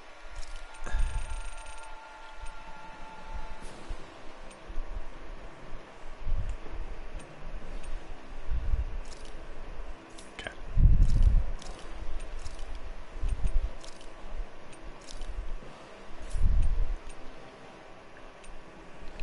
Own HP 25% or less. How about own HP less than 100%? Keep away from enemies. No restrictions. Hurry! Come on! You have to hold on! I'll bring you back from Death's Abyss! Here I come! Let the Strike! marksman handle this! I've still got some Dragon fight left in Swarm! me! Any more of this and I'll burn out! Back into the fray! One more! Course in this blade! No, don't go back into the fray. Here, let me help! First aid! Fire's Here I come! Course in this blade! Dragon Swarm! Sharpness! Ah! Dragon Swarm! Here I go! Fire's in action! Course in this blade! Sharpness! I owe you. I won't give up! You! Stay... Life ball Wait for Shion. my friends! Raging Cascade! I won't give up! Look at that. Kisara. She died again! I just revived her! I don't know what you're thinking. Don't fucking shoot them. Oh my god. Orange shell. This one. There! Go! More where that came from! Here's a healing art! Own depth! First aid! Concentrate! I owe you one! Take it! Take this! Go! Go! Dragon Swarm! Fall into thine own depth! Here, let me help! Fall into thine own depth! Sight! Concentrate! And again! Here I come! Dragon Swarm! Here's a healing art! Yeah, heal. Come on, man. Fall into thine own depth! Come on, heal Kisara now. It's mine! Here, let me help! Take this! First aid! Appreciate the help. Dragon Swarm! Raging Cascade! Take it! Purge! Magic Kazam! Here's a healing art! Blah, blah, blah! First aid! In here! Take this! More for the one more! More where that came from! Here, let me help! First aid! Lightning orbs! Dance in the Here I wind! come! Again! Move it! Light ass blah, blah, blah! Magic! Not today! Here, let me help! Here I go! First aid! Take Purge it! malevolent! Blah, blah, blah! Magic! Help this! Sleep now! I'll be saving Take this this! one! More where that I'm came not from! done! Here's a healing art! Dragon Swarm! First aid! In a bind? First! Back into the fray! There! Help I'll this! smash you! Dragon Swarm! Purge malevolent! Healing Just art! have to. You're mine! Sleep now! This is such a weird I'll boss. be saving this one! Go! Can't I get somebody else to Dragon use the Swarm! gel? The waters of magic Kazam! Here's a healing This should art! do it. Tidal wave! First aid! There! Go! One more! Take that! Here I come! Raging Cascade! In here! Let me help! First aid! It's on! Stockpile! Take this! On guard! I'm not done! In the bottom left, they changed the splash art. More where that came from! Blah, blah, blah! Healing This art! one's mine! Not today! Seal! You're mine! Take it! I'll be saving this one! Dragon Swarm! Lion's Howl! Shattering magic Kazam! Pieces! In here! Attack time! Here's a healing art! Hit! I never miss! You're mine! Light astral energy! Dragon Dance in the Swarm! wind! Sleep now! Try harder! Let me help! Not a More chance! for the stockpile! First aid! Here goes! Dragon Swarm! More where that came from! Here I go. Raging cascade. In here. Here, let me help. I'll be saving This fight is so weird. I can carve through armor. Too much to handle. In a bind. On guard. Strike. They had the feeling that these are the real rules of Rena. Hurricane fight. First aid. You can't make a governing system. Air there. One more. Too much to handle. Piercing roar. Here's a healing arc. On guard. First aid. Far beyond the darkest sky. Hurricane fight. I'm not done. Not today. One more. This one's mine. Here I come. Take this. Strike. Here, This let me one's help. mine. Dragon swarm. First Hurricane aid. fight. More for the pile. Going in. Now or never. Far enough. Now for something. Here I go. This can't be happening. Dance in the wind. Try harder. My turn. Here goes. Take this. Thunderblade. Now you see what I can do. Okay, we need to use another life bottle on her. What was I Dragon thinking? swarm. Here, radiant cascade. Here I come. In here, there. And again. Dragon More for the swarm. stockpile. Try harder. Not a chance. The flame Here, inside go. me yearns Go. to be More let crescent free. moon. The flame inside Here's a me. healing arc. Dragon First swarm. aid. Raging cascade. Dragon swarm. Sighted. Help this. You know, this is actually pretty efficient. Air thrust. I disabled all of Shion's attacks. Here, let me And help. Magic is on mine. Dragon swarm. Sighted. Here I come. Help this. Lightning Dragon defense. swarm. Here's a healing arc. I mean, I'm burning through orange shells, but at least I'm not dying. And I don't actually have to go into the menu. Fire. Tiger Where are blade. you going? Raging cascade. Lion Ready fire. and raring. Dance in the wind. Healing arc. I could do without this First pain. aid. More for the stockpile. There. Go. More where I came from. Herd smoke. Leave the charges to me. Let me help. Dragon Sleep swarm. now. First aid. Thanks. I'll be saving this one. Burn in hell. And again. In here. Hurricane fight. I'll be Dragon saving this swarm. one. This is such a weird boss fight. First aid. The earth throbs Raging in pain. cascade. And again. Here I come. Friend. I'm not done. Photon. Dragon Here, let me swarm. help. In a bind. Thunderblade. Appreciate the help. I can carve through armor. Oh, I missed. All disasters made one. Come forth, a healing I'm not of done. purity. Dragon swarm. One more. Far enough. The flame inside me yearns to be let free. Eat Here I dirt. go. All disasters made Glacial one. fire. Come forth, a No healing of escape. purity. Go. Go. Dragon swarm. Maelstrom. What do they need all this astral energy for? That's my question. I'm only doing this fight so that I can find out the answer. Here's a dance in the wind. Dragon Here I swarm. go. Air thrust. Take again. this. Here I go. Here goes. Go. Raging cascade. Coming through. Coming through. Ha! Ah! Now. Now! Scarlet Inferno. Scarlet The Inferno. flames will roar. Burning. Dance in I'm the not wind. done. No further.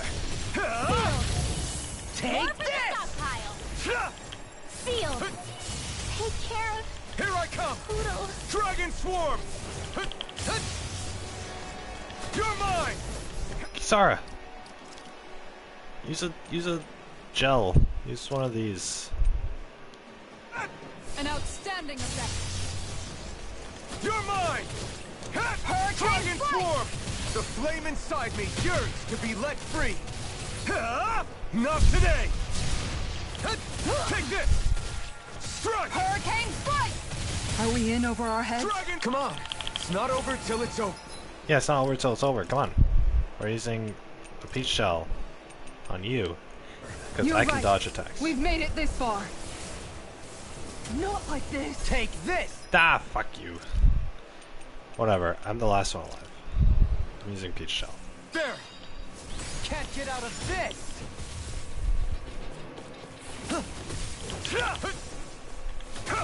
I'm not done. Dragon. No! No! No! I don't want to use my items. I don't have any money left. Whatever, lemon shell. There. I'm not done. It's over. Dragon swarm.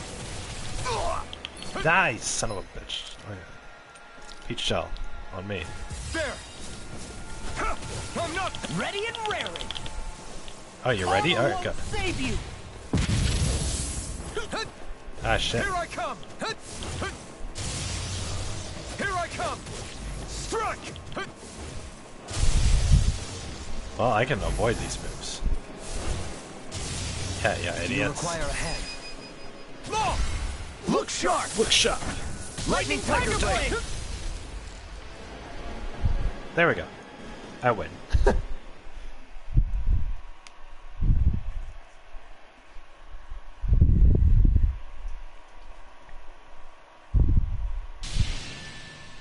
Surrender! Fighting is useless now! Oh, don't tell a red woman to surrender. Do you Just think cut off it's her really head. over? No, it's not over. Cut off her head. Astral energy. Watch out! They've got something up their sleeve!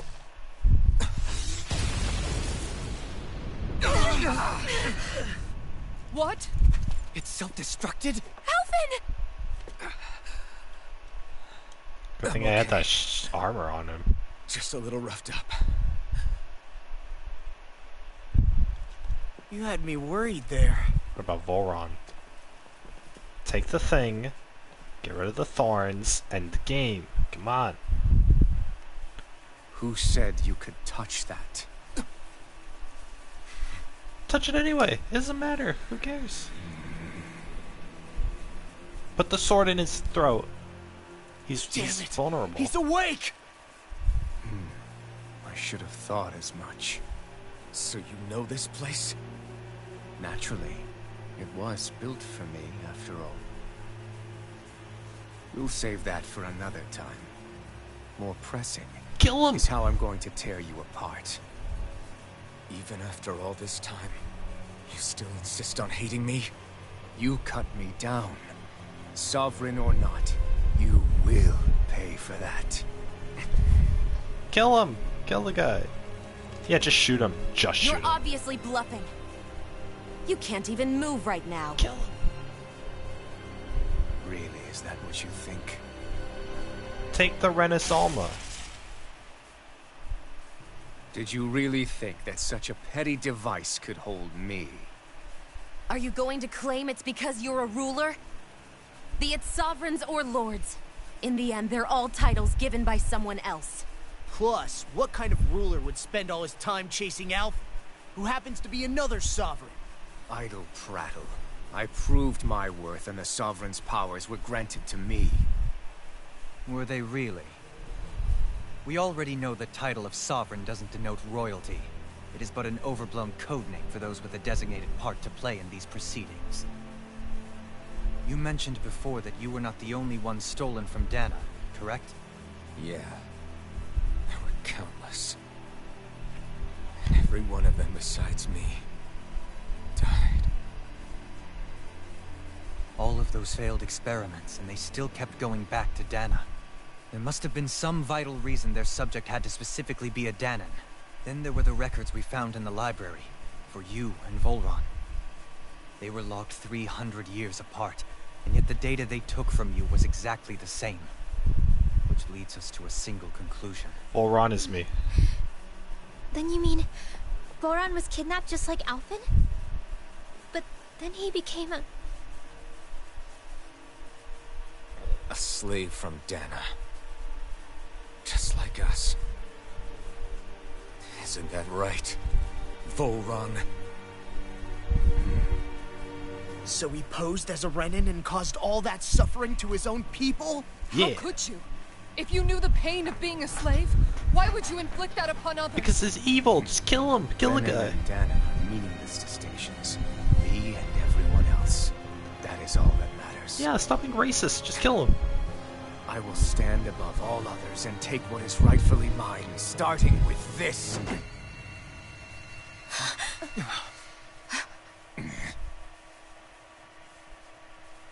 A red woman? Another one?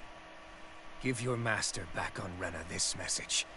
No one makes a fool of me. Let them know I'll make them suffer.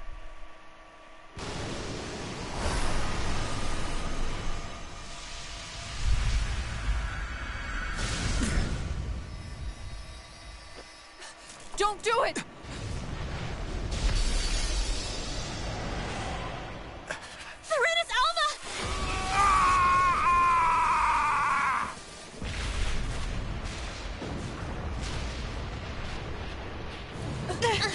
too late.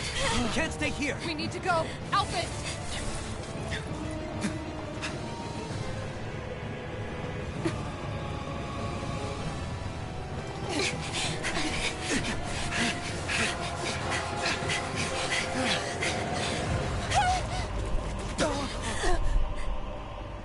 Jump.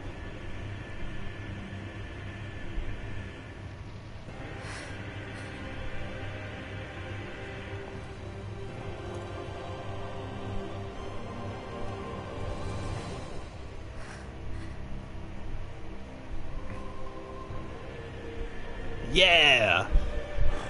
Ah, well, this is a good moment.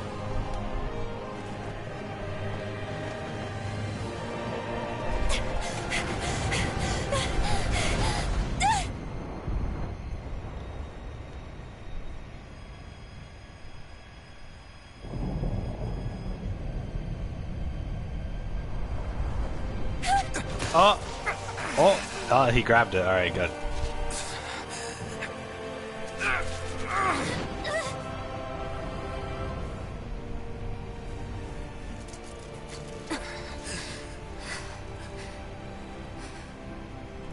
Go.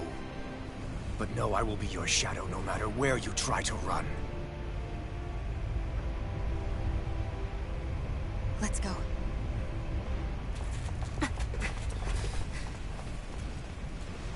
Never forget, I am the one who devours everything. Who answers to neither spirit nor man. My word is law. I am.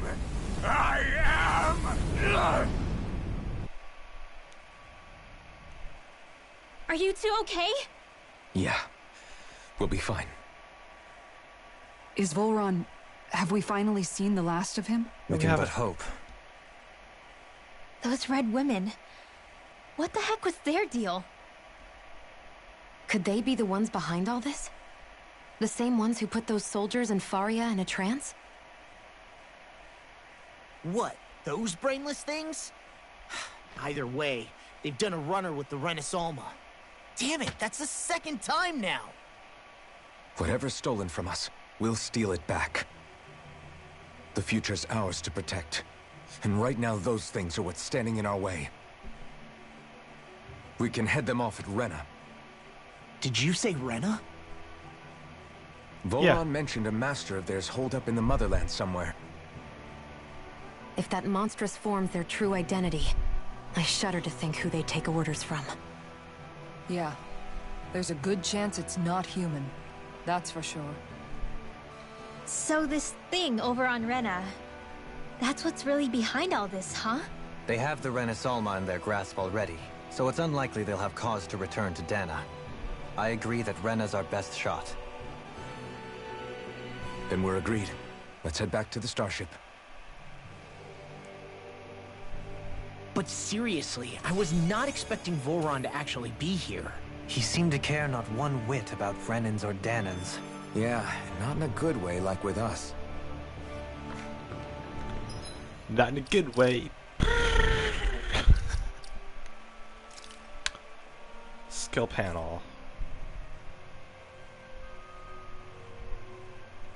Oh, yeah. I got that one. Good.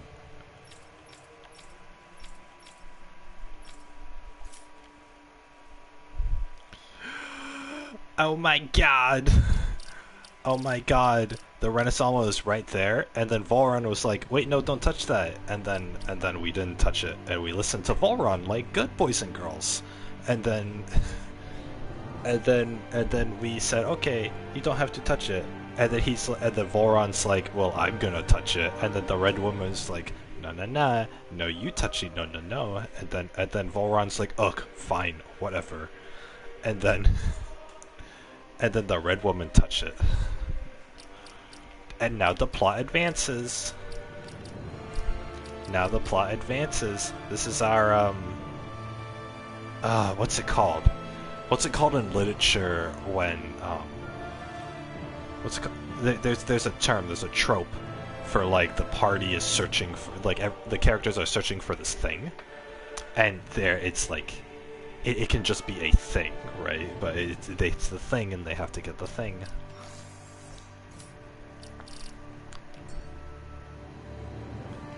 I don't know. I don't remember. I didn't see that coming about Volron. As for those red women, to think they were monsters all along. Tell me about it. Oh, gee. One minute they look perfectly human. Next thing you know, they're not actually human at all. They definitely weren't Renan or Danon. I'm not even sure language would get through to them. They had black eyes. So what were they then? Human Zoogle hybrids? That'd be Is funny. the most terrifying thing anyone's said all day. How about you, Shion? Doherty? You ever seen anything like that before? No, never. However, if they're the same as the Red Woman we've seen with Volron, I think it's safe for us to assume they understand our language at the very least. I had just so much I wanted to ask them. About Rena, and Shion's thorns. Unfortunately, they blew themselves up before we got the chance. Kaboom. Why would they do such a thing, though? Kaboom. To take us with them? Or in order to keep something hidden? They're just clones. Both sound plausible to my ears. They took off with the Renis Alma too, remember? Yeah, they did. And the next time we meet them, we're going to make sure they tell us everything they know. Them. Renis Alma. Here we go, Renis Alma. Here we go, guys. I can't teleport.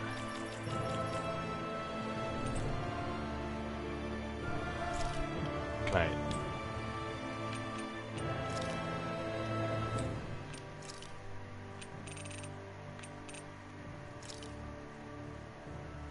Oh. Do I have to walk back? Ugh. It's just like me to say that you are the only one for me, but I know not everything goes as planned. And we got just hold my hand, cause you trust in me. See, don't you see? It's made for me. Let's duel for the rest almost set 300 years ago. That gives us no trace of power. And don't you see, we're going all the way to the classified zone.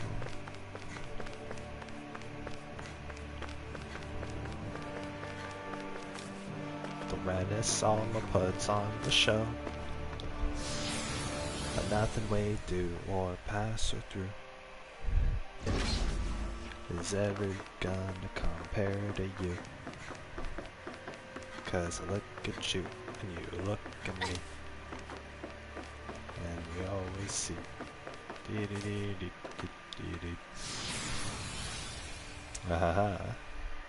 So the red woman controls. The red woman controls the Renans, and then the Renans control the Danons. It's like the thing they pulled in Naruto. Black Setsu.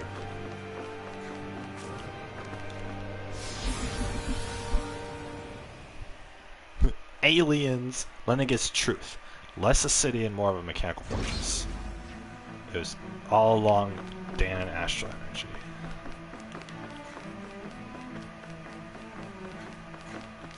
Wait. There aren't any enemies here, are there? Because I can't... Why do I have to walk back? Huh? Why do I have to walk back? I need a healing thing. Oh my god.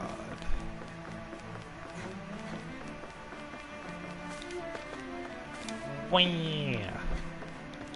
Wah, I need a healing thing. Wah.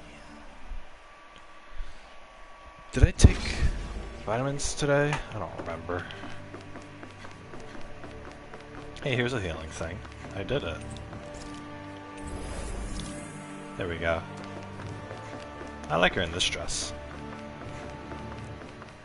She looks like a proper princess.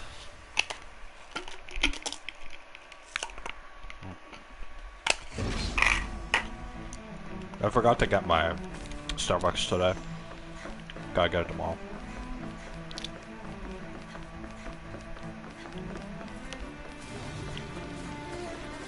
Hey, LMAO.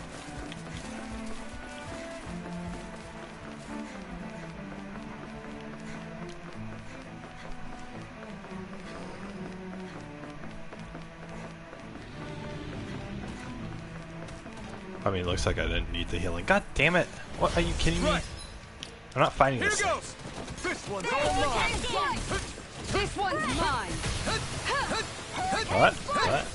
I'll end this and get a bite to eat. Time to cross blades.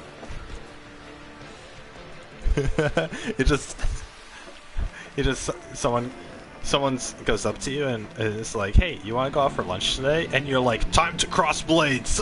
You pull out your sword.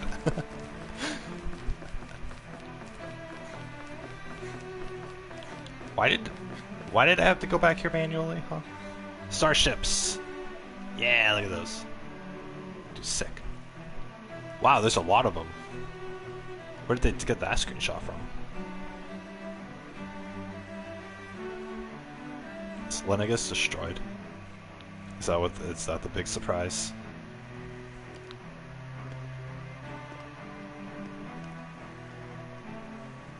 What the? When did it get pitch dark all of a sudden? The lights are all out. Think it has something to do with the explosion back in the Forbidden Zone? Doe? You two. Faria, Avakir. Thank goodness you're safe.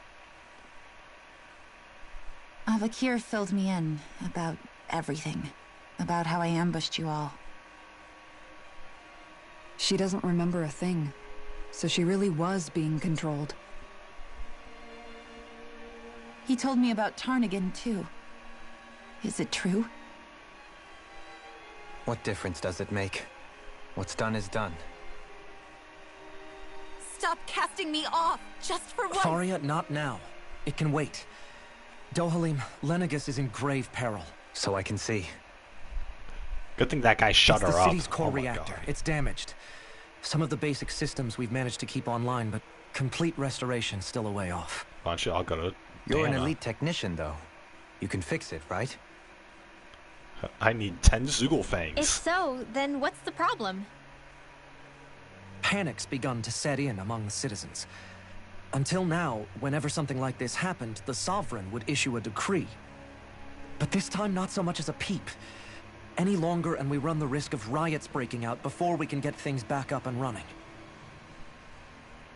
Forget the Sovereign. I doubt you'll be hearing from him anytime soon. What's that supposed to mean? Do you know something I don't? Suffice it to say, the Sovereign isn't the kind of ruler we thought he was. Done. That is, if he ever even existed, which is looking doubtful at this stage. Are you out of your mind? Why, if people knew that a lord such as yourself was whispering such blasphemy, they'd... There's no time to explain now. It sounds like we need to find a way to keep Lennigus from spiraling out of control. We need to stop that riot. But how do we do that? Dohalim can just say he Riots won the feed on contest. discontent and unrest, right? So if we want to keep the peace, we just need to put people's minds at ease. Dohalim can make up a lie. Like by letting them hear directly from someone they trust. That's it. Who's the highest-ranking person in Lennigus right now? it's the guy in the turban. Lennigus wouldn't have a next in line. After all, you said the Sovereign rules over everyone directly, right? Correct. The closest thing to an authority figure would be a lord. And the only one left is... Ah. Very well then. Avakir, you mentioned a few facilities were still online.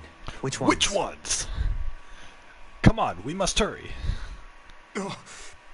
Why hasn't the Sovereign said anything? Please, won't somebody explain what's going on? Is it over? What's going to happen to all of us? Big TV.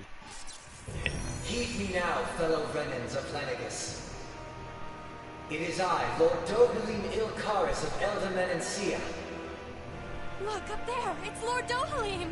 Hold on! He should be in the crown contest! Shouldn't he? Why isn't the Sovereign talking to us? The Sovereign is seeing to other matters right now. In my capacity as Lord, I speak to you in his stead. You're afraid. As people so often are when faced with the unknown. I hope you'll allow me to put your fears to rest. The city's core reactor has experienced a malfunction. However, we have our top engineers attending to the matter, and things will soon be back to normal. I know that you feel abandoned, perhaps more scared and alone than ever before. But I ask you all to keep one thing in mind. You are Lenegis, not the lords and sovereign. The solidarity of its citizens is the mortar that holds it together. If we don't allow ourselves to be distracted by our differences, if we put our hearts and minds together and stand as one, I am confident we will find a new hope. I would be honored to stand with you. Not as a person of loftier rank, but as another human being among many. I hope that you'll lend me your strength, for if we can persevere as one, I know a bright tomorrow awaits. And then everything just miraculously turns back on. Well, he timed that pretty well. Even though what he said probably sounded like nonsense. Your speech seems to have done the trick. Looks like the city won't be descending into chaos after all. I only pray the relief will tide the city over for the time being. He has a stupid doll on his head. What you said earlier, about the Sovereign possibly not even existing, was it true? It's still too premature to say with any certainty, but I believe so. This whole time, this world we've been fed was a lie, built on nothing but falsehoods. But it can't all have been... I can believe it. After everything I saw in the Forbidden Zone, what they did to Faria, it's the only explanation that makes sense. But what about hierarchy, Avakir? Authority? The very foundations of Renan society? How can we live without someone to guide us? I'd say we found someone capable of doing just that, wouldn't you? He had no interest in being the Sovereign. You? You can't be serious. I have business I must take care of first. But once everything is over, I shall return. But not as your sovereign, nor as a leader the likes of which the people here are used to, I think. But how else do you propose to rule? As president. I'm not sure yet. All I have is a feeling that here in Lenegis, a new dawn is on the verge of breaking. One in which people won't be judged by birthright, or on the power of their astral arts, but on other things. More important things. Yeah, like what? Huh? Things like... oh, I don't know. Musical talent, for example. Musical, oh my When god! I bumped into you after all those years, I said you were no different. But I was wrong. Truth is, you were always different. I feel like maybe now I can finally begin to accept Tarnigan's death. To see a future. She just needs to go with the other guy. You go finish whatever it is you've got to do. I'll hold down the fort here in Lenegis till you get back. Thank you.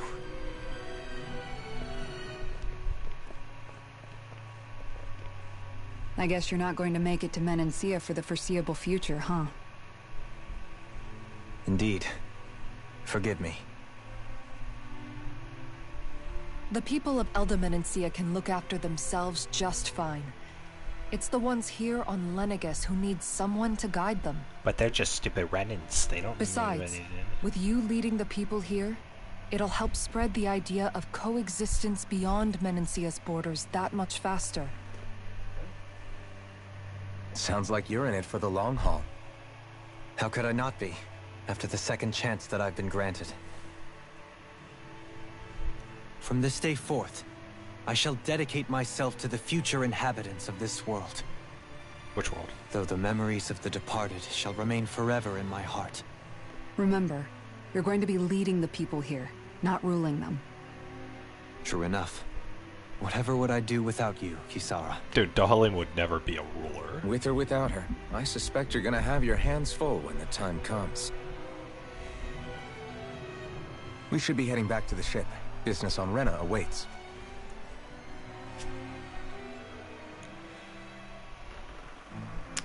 Dohalim's like the least interested person in ruling. The Renan leader, yeah. Isn't this like the last thing that he wanted? He wasn't interested in the crown contest.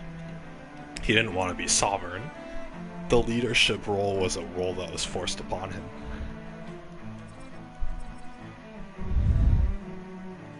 Which looks like the people of Lenegus can rest easy. I couldn't have done it without your words of encouragement, Law. Hey, you're the one who made the speech. I think everybody can share the credit here. Are you just going to keep standing around or what? Sorry. In one sense, when all is said and done, perhaps I have been a slave this whole time too. Yeah, you all have been. You, a Renan Lord. How do you figure that exactly? I was complicit in the Renan system, bound by its values, resigned to being swept along, without the resolve to take a stand. And when I realized the severity of my mistake, all I longed for was punishment. A lord. And yet my first instinct was to place my fate in the hands of others. I think I can relate. I couldn't stand watching my people bow and scrape their way through life, but I didn't know what else I could do about it either. The ability to think for yourself and be your own master. That's what separates a slave from a free person. At least, that's what Law's dad Zephyr used to say. Zephyr taught me how to fight. But in doing so, he also taught me how to live. Even if it means stumbling along the way. If it's on a road of our own choosing, free of regret. Why, that's the road of freedom.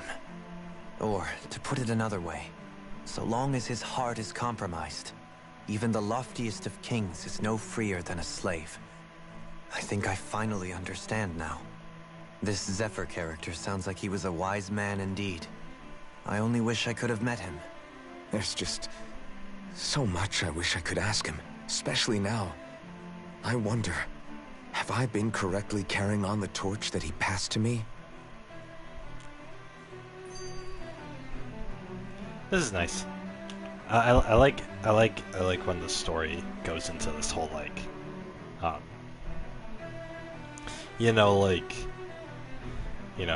follow your own path and do what you want to do, right? I like that because it truly is like life is truly like do what you want to do, right? Do what you want to do in life. If you want to, move out and live your life with freedom and be independent, blah, blah, blah, right? You can go do that. Or if you don't want to do that and you want to do something else, then go do something else, right? Seek it out. Seek it out, right? Forge your own path. Go in the direction that you want to do. As long as you do things without regret, then that's great. So I've lived my life. Without regret. There's a few minor things that I regret. For the most part, the direction I've been going is pretty solid. So. I've had something that in my mind that I've wanted to do my whole life, and I am going towards that, right? And it's not a career or anything. It's just a way of life, right? I want to live a certain way. I want to live in a certain way with a certain kind of person, and I am taking the steps I've taken the steps in order to do that. That's, and I don't regret a thing about it. So. Yeah. How long have you known? Known what? About the darkness I carry inside me. You seem to have been aware of it for quite some time now. Why ask me now? What does it matter? But yes, I have. I've pretty much known that something was gnawing at you ever since we left Menancia. So basically since the very start of our journey then.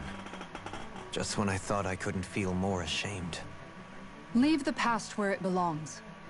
We have no need for it now. You're forging ahead. That's what matters. If my brother could see you, he'd be proud. Not as proud as he would be of his sister, I'm sure. Well then, just as well it's not a competition, huh? Hehehe, competition. Kisara?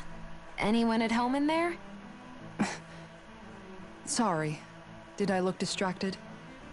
Among other things. To be entirely honest, I couldn't tell whether you were smiling or frowning. You were thinking about Dohalim, weren't you? That obvious, huh? I was just thinking how good it is to see him moving forward at last. It was always so infuriating, knowing how capable he could be if he just put his mind to it. A prisoner trapped in a cage of his own self-doubt. But now, he's finally beginning to spread his wings. I'm happy for him. So, then why do you look so sad? Oh, I don't know if I'd say sad. There's a bittersweetness to it, I guess.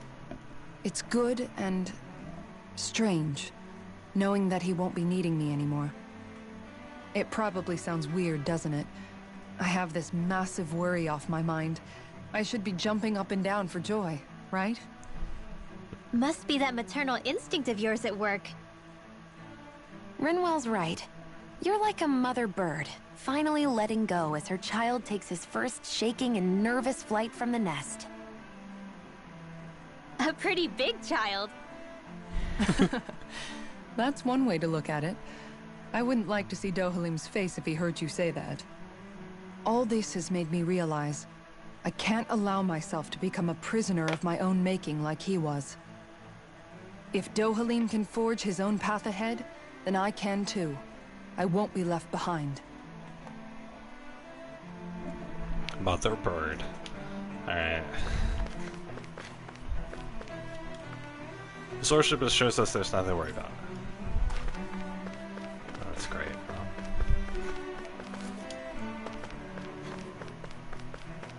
What do you say we check back in on the ranch? Sure. Law. Whatever. Law's obsessed about this ranch.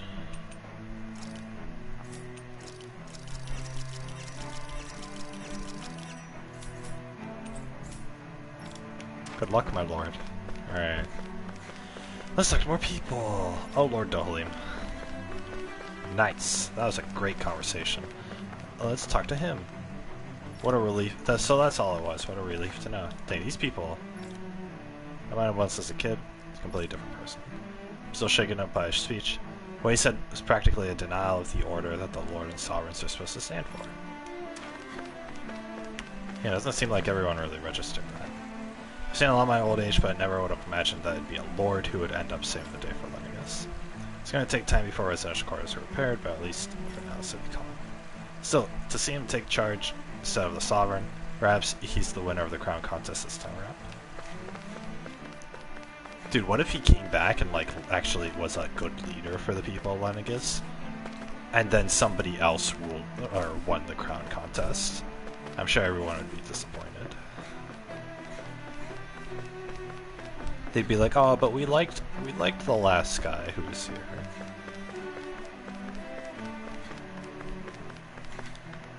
There's been a lot of damage, but now the power's back. I'm hopeful things are going to be okay. Lord Dohalim urged us all to work together.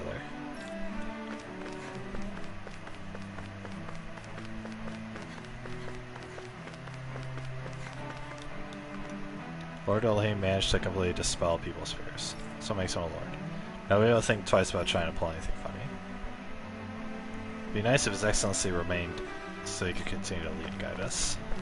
See, they all want. The dude gives one speech, and everybody like has a hard on for him.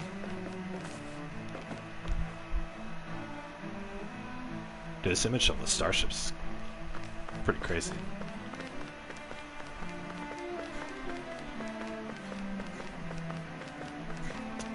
There are no owls here. Maybe some of the owls are on Rena.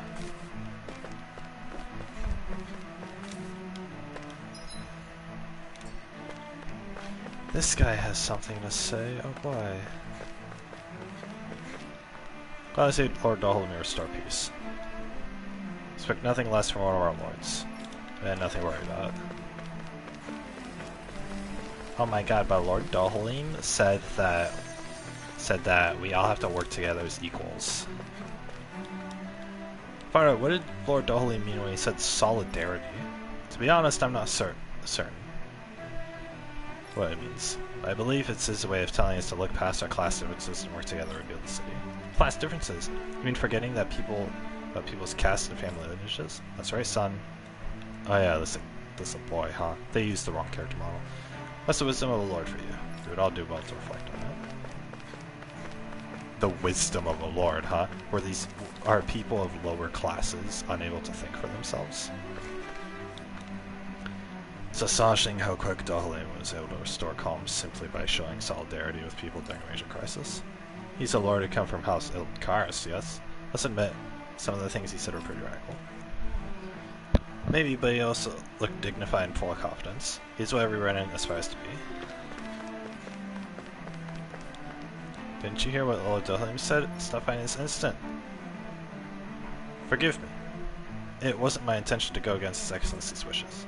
Sir, are you alright? You're not hurt anywhere, are you? Should you be talking to me? I come from the Lord Cass.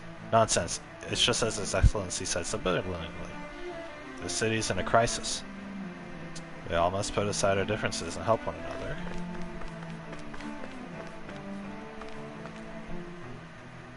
Hey, let me past here. Feel a lot better after hearing Lord Dahlem.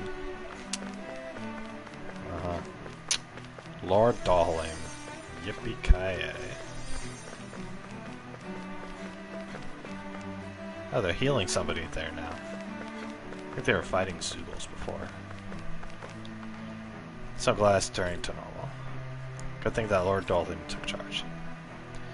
How could the Sovereign be indisposed, as he put it? What was he doing here on Lenegis instead of Dana? Most likely he came here at the behest of the Sovereign to help put an end to the situation. That must be it. Otherwise he would have had some other sort of explanation for why he left his post.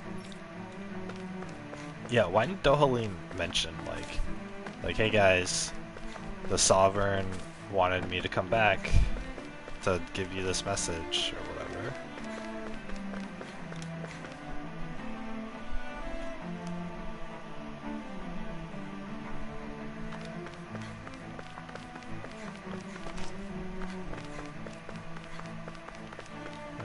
Nope. Seems like the Zoogles are in control. No idea what caused the berserk. Everything should be resolved.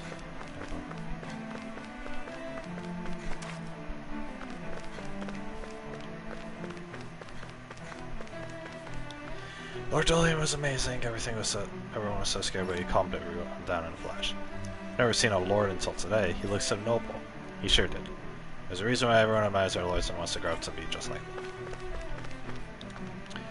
Who would have ever thought an acting lord would step in and fix the problem? But is it really safe for him to be away from his realm? To usually be sure, but Lord Dahlem explained the situation well. I, for one, am grateful he was there to help us.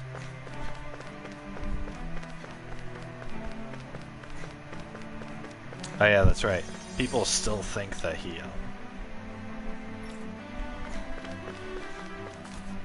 people still think that the crown contest is going on, even though we killed everybody. Just like they promised, the reactor's fixed. The city's safer now.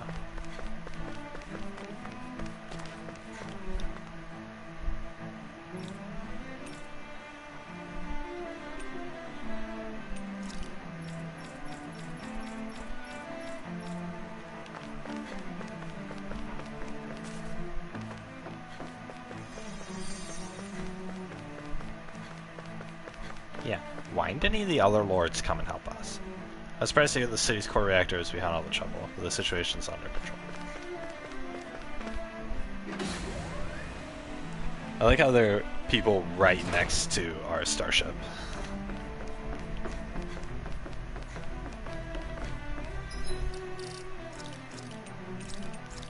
Dang it, why do I have to go to the bathroom again? This sucks. I'm out of water too. Ugh. It's terrible.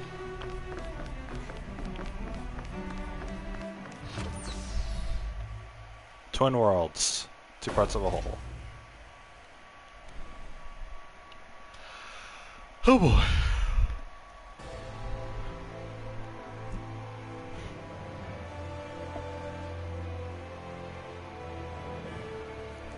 I thought we'd find answers on Lenegis, but we just ended up finding more questions. Yeah, we did. You can say that again. And now we have more problems to fix, too. Like figuring out how to reform Lenegis. That can wait for now. We've got more than enough on our plates to deal with as it is. Like figuring out who's really running the show on Rena. Yeah. Are there even Renans on Rena? Yeah. Which is why we're going to the Renan homeworld.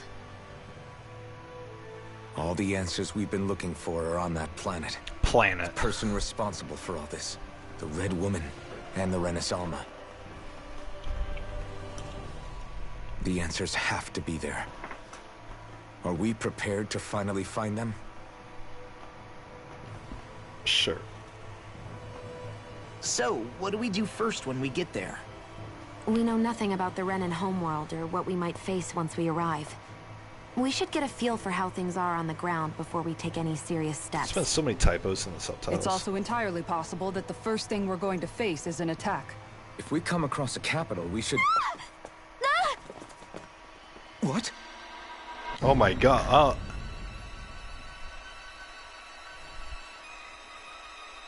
Is she inside the ship or is she on the windshield?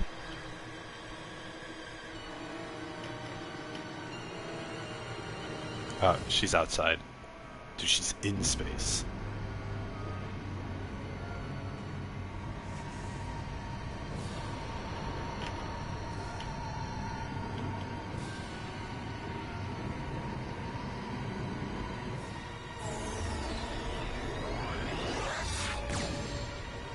There we go.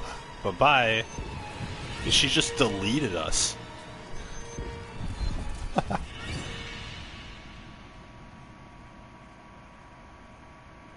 Game over. Do.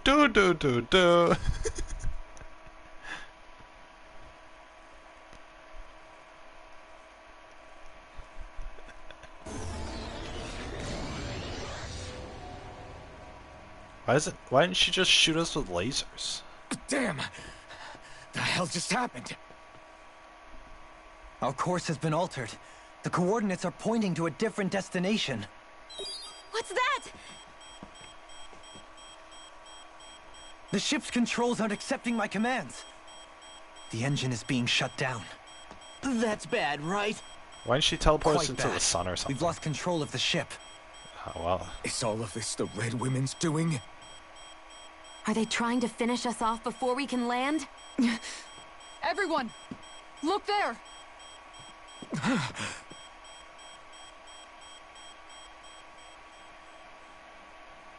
Where is it?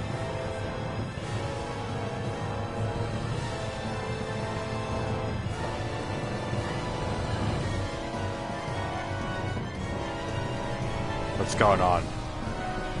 Rocks. What the?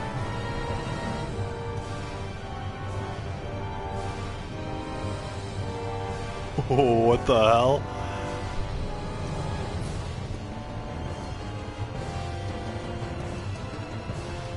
What the hell?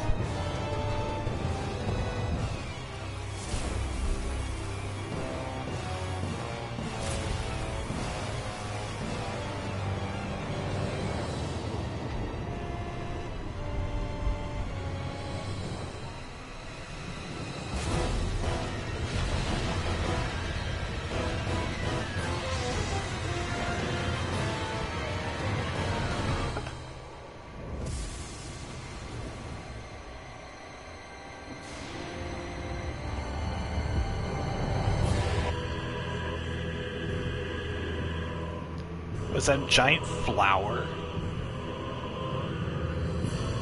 Oh, but it's like a crystal flower. Oh. Oh, that's cool. What the heck? Dude, it just made the planet blue. Wait, the planet's been broken this whole time anyway? A flower blooming out of Rena? But that flower looks like it's absorbing all of Dana's energy. And it appears Lenegis is serving as a conduit for that energy to reach here. Could that have been its true purpose all along? If that's true, do you think the people back on Lenegis are all right? We can only pray that they are. Damn it! Haven't they taken enough already? When is this going to end? Aren't they going to comment on how, like, the planet is, like, destroyed? The flower of oblivion.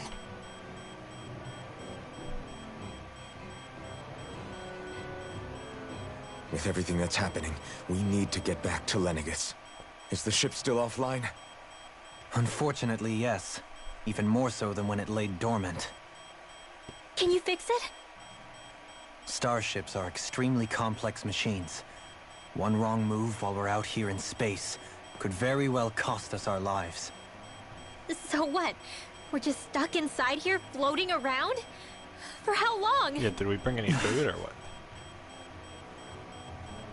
I don't believe this. We've made it all this way, and now we're stuck here?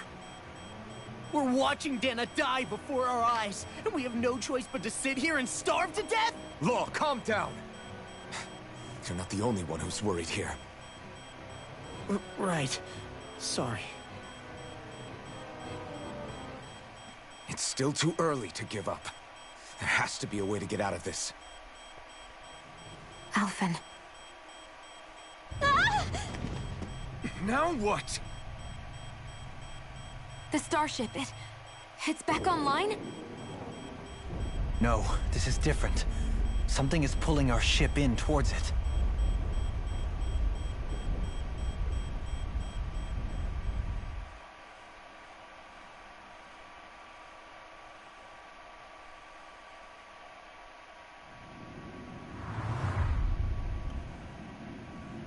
It's a force of gravity. Oh. Wait, that's not Lenegis, is it? What is that?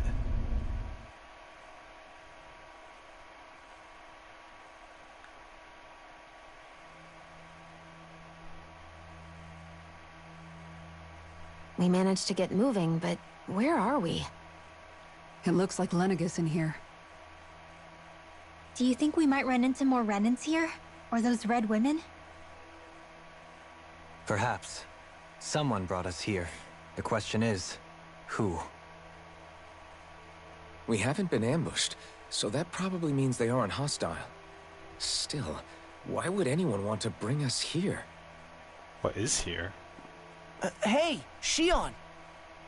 If they wanted to attack us, they could have done so while we were back on the starship. We should see where this path takes us.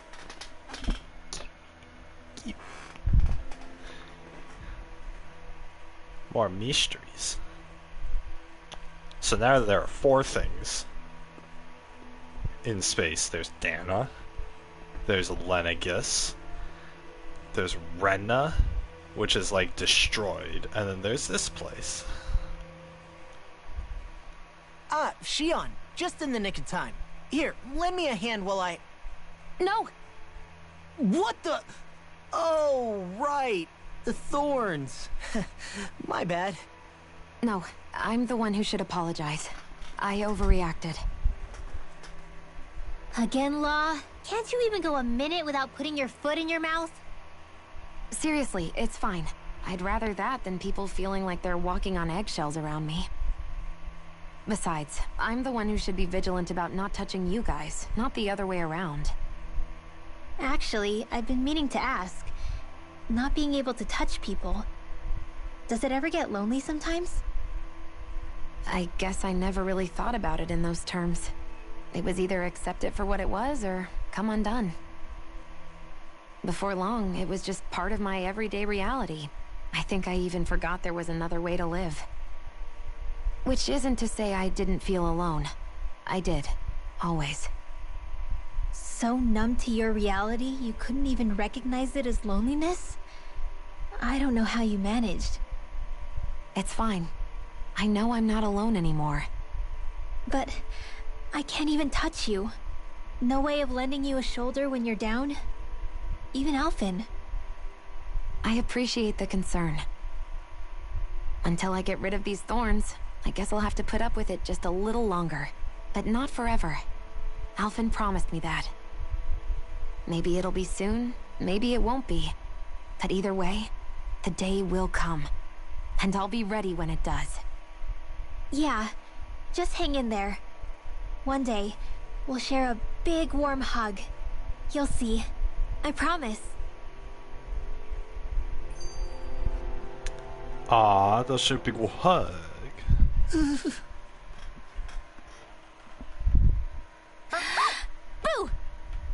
Ah! What the? Are you out of your mind? This isn't the time for games, Rinwell. Oh, come on. How am I supposed to resist with you looking all jittery like that? It's called experiencing feelings appropriate to the situation. You ought to try it sometime. Yeah, but seeing you act all nervous, you're making me start to feel nervous too. Whew! Oh, sorry. Staying alert is important, but too much caution can cloud your judgment. Try to strike a balance. Wow, great cutscene, guys.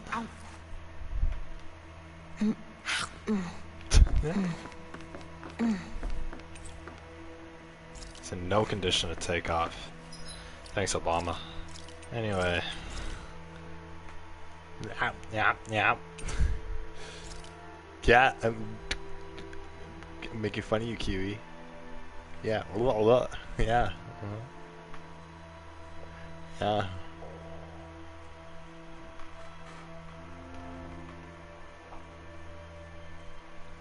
She's such a cat. Oh my god. That a silly cat. I like it when things are happy. People are happy. 10 steps I and I still gotta can't get over what we saw happening outside the starship. Yeah, Rena was destroyed. Yeah. Our planet's really not doing too hot right about now. I've only ever seen Rena from the surface of Dana, so I figured it was just another round planet like ours. Good, they're adjusting it. Still though, I never would have imagined Rena actually looked like that. And what's the deal with that giant flower coming out of it? Beats me. I have absolutely no clue. It's so surreal. It looks like a broken egg or something. Rena and Dana. We were taught that both worlds were spherical bodies that floated amongst the stars in the heavens. But to think that they lied to us not only about the Sovereign and the Crown contest, but also the form of our own planet. Dohalim. Okay, who's the wise guy that summoned us here? Someone formidable enough to bring our starship along with us. They must be here somewhere. Let's find them. Yeah, wait a second. Nobody figured this out. Like, the planet is there, right? Like, that's like, you guys think like, you know, the moon, okay? You think the moon, right, in the real world.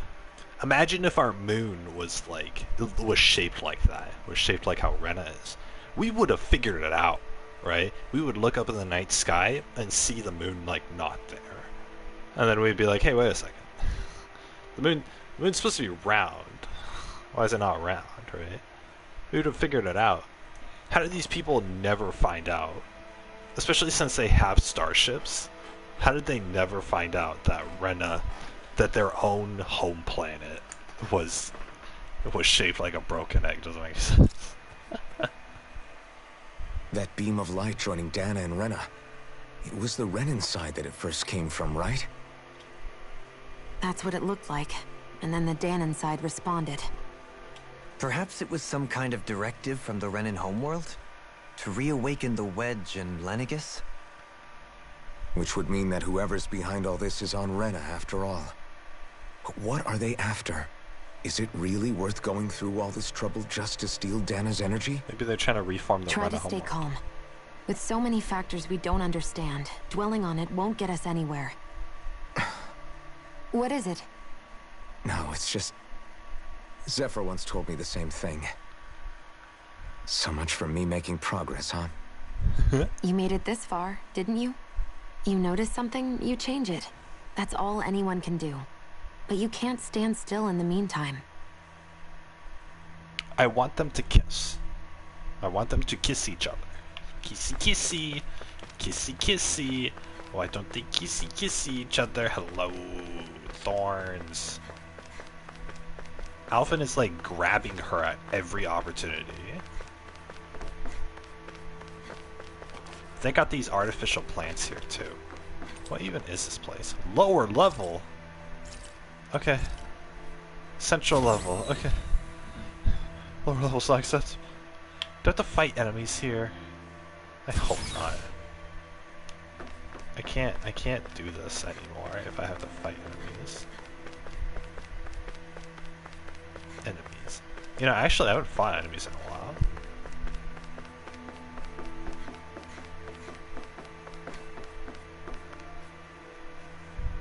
Well, this place has those same weird vines too.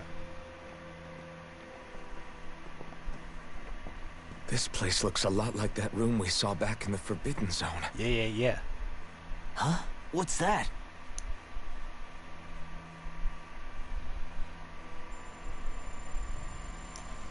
Oh my god, it's a red woman.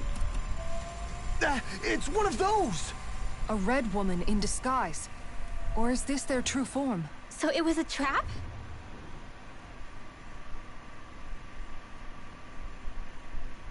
Better not be, I didn't save my game. It doesn't look like it can move.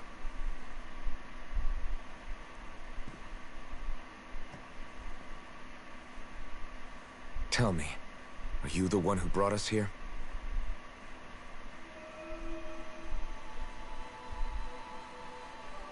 That is correct. It is unusual for me to have unexpected guests these days. It can talk. What are you? Hevrect 35. Hevrect 35. Is that your name? Correct. What is this place? No, wait, before that, just what exactly are you? Are you somehow associated with the Red Women? Before I answer, I have a question for you. How did you all arrive in this sector?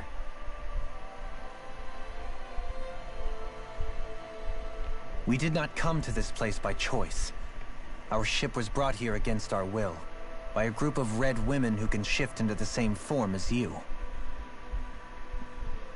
In that case, we can assume my brethren who serve the Great Spirit have deemed you all to be a threat most grave. What do you mean, serve? Are you saying there really is someone more powerful than the red women, pulling their strings?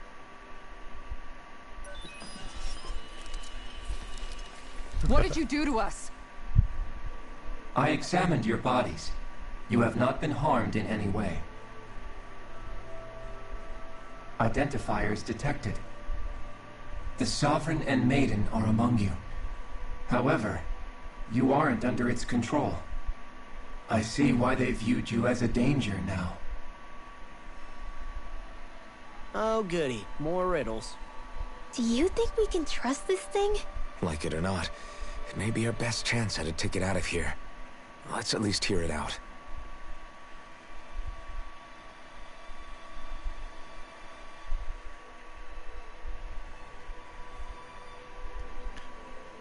Yeah, I okay. shall now answer your questions. We are Helganquil. The red women you encountered previously are a form of disguise we employ from time to time, but not our true form. Helganquil?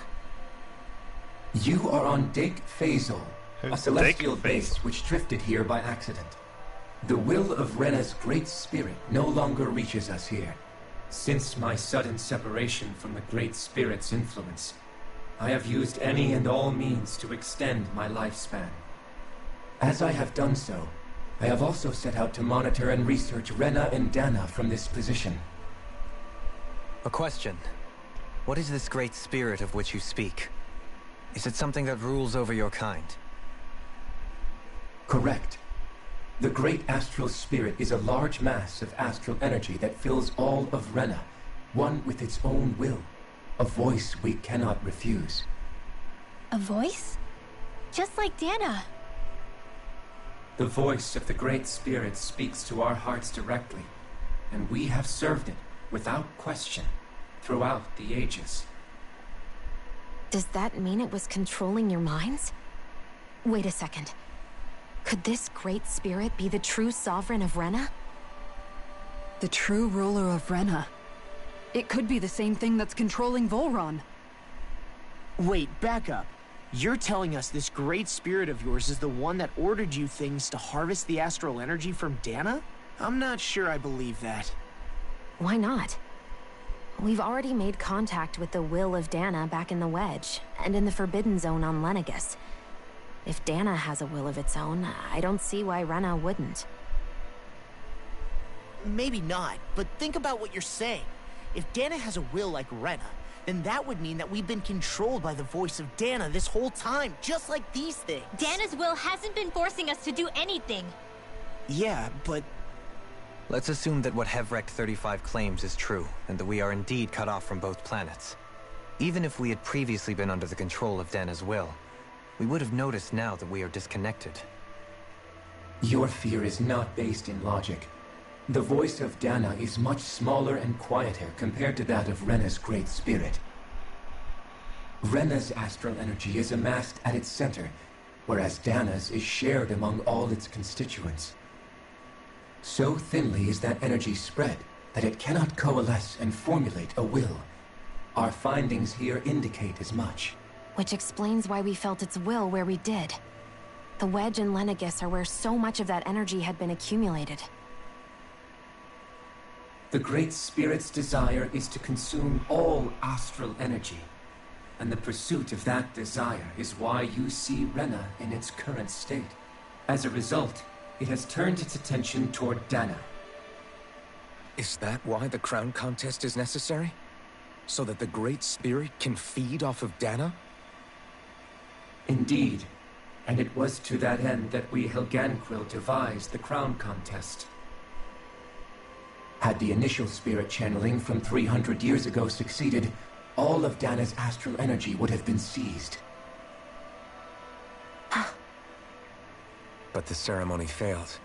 Lenegus was severely damaged, and you lost both the Sovereign and the Renasalma. Correct. A change in plan was required to ensure the spirit channeling success. However, recreating the Renis Alma required a vast amount of energy. That is why we turned to Dana. So that was the real purpose behind the crown contest. An efficient means to harvest the necessary energy from Dana. This is all happening because of me. But Dana would have died if it succeeded. You still haven't answered one of Alphen's original questions. Just why have you brought us here to your base, Hevrect 35? First, it was to confirm the identities of you, my unexpected visitors. Second, it was to ascertain whether you would be likely to accept my request. A request? But what could someone like you want us to... I wish for you all to slay the Great Spirit. I'm sorry, did you just ask us to kill your master? I did. It is in your best interest that you do so, I might add. What makes you say that? Lenegus has entered the final stage of the spirit channeling plan. As we speak, Dana's energy is being harvested en masse and transmitted to Rena. If nothing is done about the Great Spirit, it will not be long before all is lost. You're saying the destruction we saw earlier is just the beginning?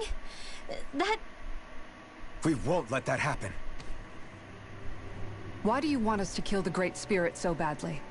Is it to save our world? To free you, Helganquil, from under its control? Why? No. My primary concern is validating our findings and analysis, which have taken many years to realize. As such, it is my desire to see how your actions impact and change these systems. However, I will not deny that vengeance also plays a part. Vengeance? For what? In spite of our long service to the Great Spirit, our species is on the brink of extinction. You mean... you're dying? At this stage, it would be wise for you to talk with the others. Ask them what you need to know. Once you have your answer, return to me. If you agree to help, I shall fix your ship. So he's bribing us. Others? Just how many of you are there? I am the only Helganquil who inhabits Dake Faisal.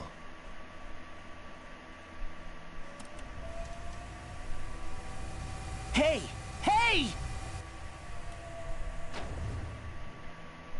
It's no use.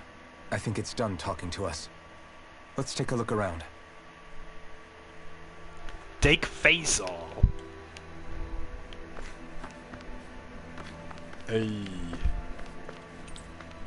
Seems to manage Dake Faisal's condition. Big things. Dude, are these guys like aliens? So happening? Why does the Rena Great Spirit want to absorb all the astral energy? You can't seriously be buying anything that creature told us, right? I mean, it's practically blackmailing us into doing its dirty work. To be honest, the conversation went on for so long, I'm not sure I understood all of it. How about you, Dohalim? Were you able to follow it at all? At the very least, everything it said about the Renan Great Spirit adds up. At the end of the day, this whole chain of events comes back to astral energy. That being said, had we not previously encountered the will of Dana, I suspect I would find its story much more difficult to believe. The spirit of Rena wants to see Dana completely destroyed. But why? Astral energy is supposed to be a force that creates and shapes the world. It doesn't matter. I don't care if we're up against an entire world or what its game is. We're not going to let it destroy Dana. Right. There is one other thing that concerns me. How the Great Spirit, the Helganquil, and the Crown Contest are all part of a centuries-long plan is clear enough. But what about the Renans? How do they factor into all this? They were used. Now that you mention it, and all that talk, Hevric 35 never even brought up the Renans once. And as for the Helganquil, we never did find out just what they are either. Maybe it had a reason for keeping its silence. Or perhaps there's even more going on. Maybe the others will shed more light on the matter. Let's find out.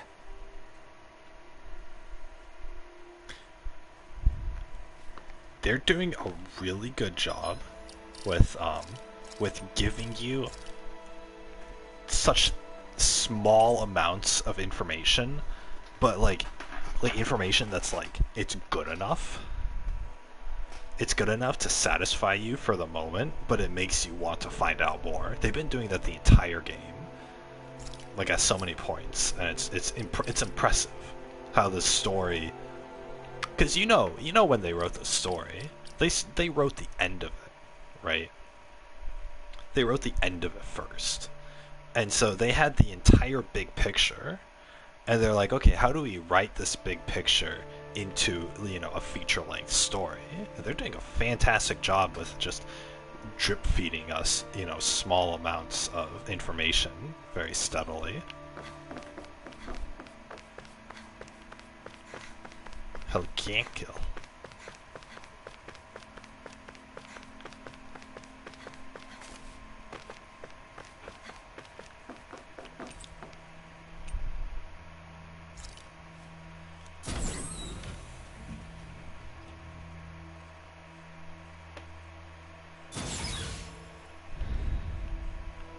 Fast point. Okay. These are Dake Faisals. Dake Faisal. Construct plans showing a central elevator shaft in multiple circular areas. They really like their circular areas, don't they?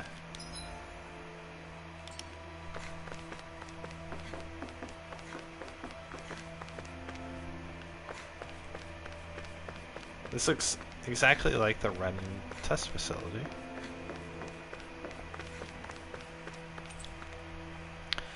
Astral energy fluctuations between Dana and Rena.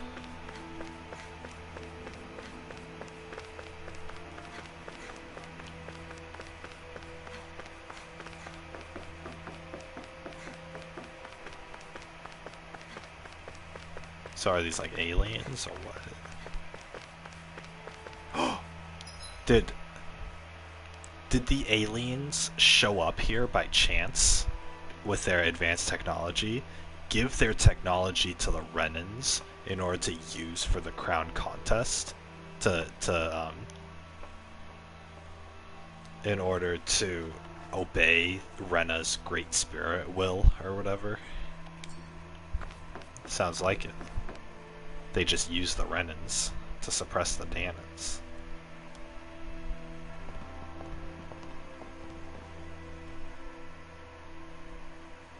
Who are they? What is it? Oh, my apologies. It's just been so long since I've seen any humans from the outside world. Are you a Renan? Oh, yeah, I guess so. I guess. The Overseer told us to answer any questions you might have. Whatever you want to know, we'll tell you as much as we can. But be quick. Our subjects are undergoing a dramatic shift that we don't want to miss. Subjects. What a weird guy. He must have meant Hevrecht 35 when he mentioned that Overseer. And what was that about subjects? You don't think he meant Dana and Rena, do you? There isn't anyone else we can talk to. I guess we should ask around here.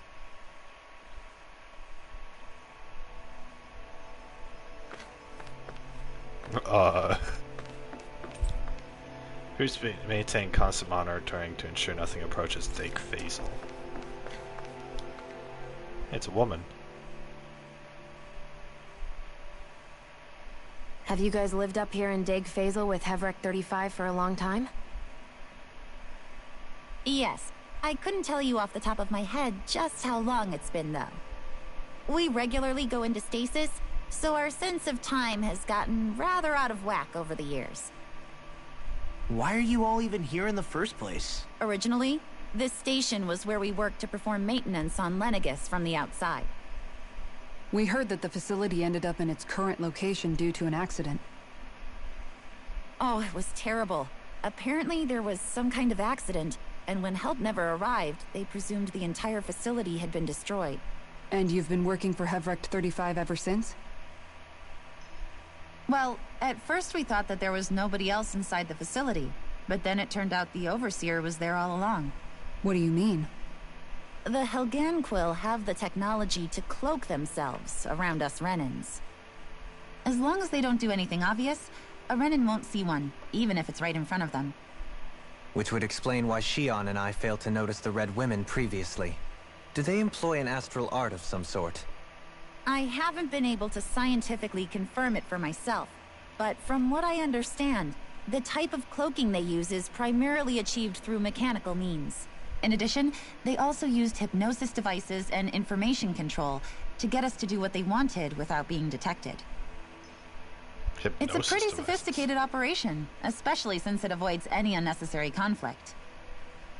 I have to imagine that's how Lenegus is still run. But aren't the Helganquill themselves controlled by the Great Spirit? If so, why aren't Renans affected by it in the same way? The Great Spirit's mind control only works on Helganquill, so they had to employ other means to manipulate us Renans. You act like this didn't affect you personally. If I was you, I'd be mad as hell at their deceptions. I mean, sure, I was surprised when I first found out about it, but it happened so long ago. Hevrecht 35 has clearly ceased concealing itself, though. Why is that? Who can say? My guess is it just got bored, or maybe even a little lonely.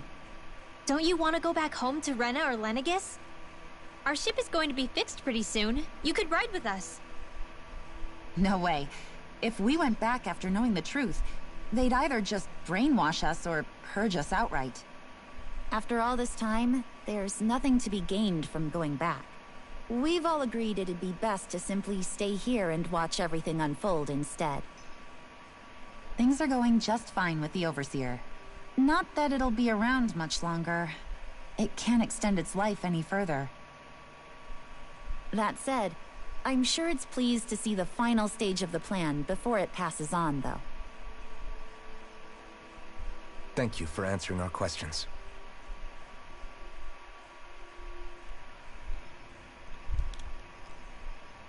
The Overseer and I have a lot of lively debates on a host of topics. Politics, philosophy, science. I usually try though. Our perspectives as members of different species are so unique that it makes for intellectually stimulating conversation. I have to imagine the Overseer enjoys them as well. They make for an excellent way to stave off the monotony and Dake Phasal. The fuck? I hate that word. I like that word. I like it, and I hate it at the same time. Dake Phasal. But yeah, anyway, this is cool. So the aliens were controlled by the Great Spirit, and then the aliens obeyed orders and okay. So the Great Spirit controls the aliens, who control the Renans, who enslaved the Danans. So I think I got the hierarchy here. Did you just hump?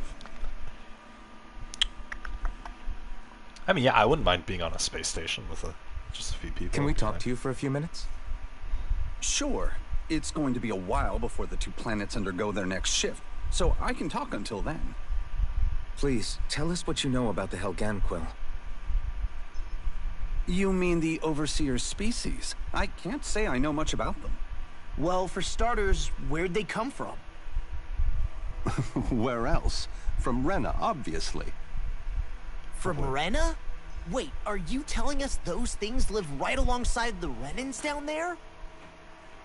Of course not. There's really no such thing as Renans in the first place. Excuse me? Wait. Oh, I thought the Overseer explained everything. Apparently not. Please, tell us more. Well, in a nutshell, the Renans were originally created from Danans by the Helganquil.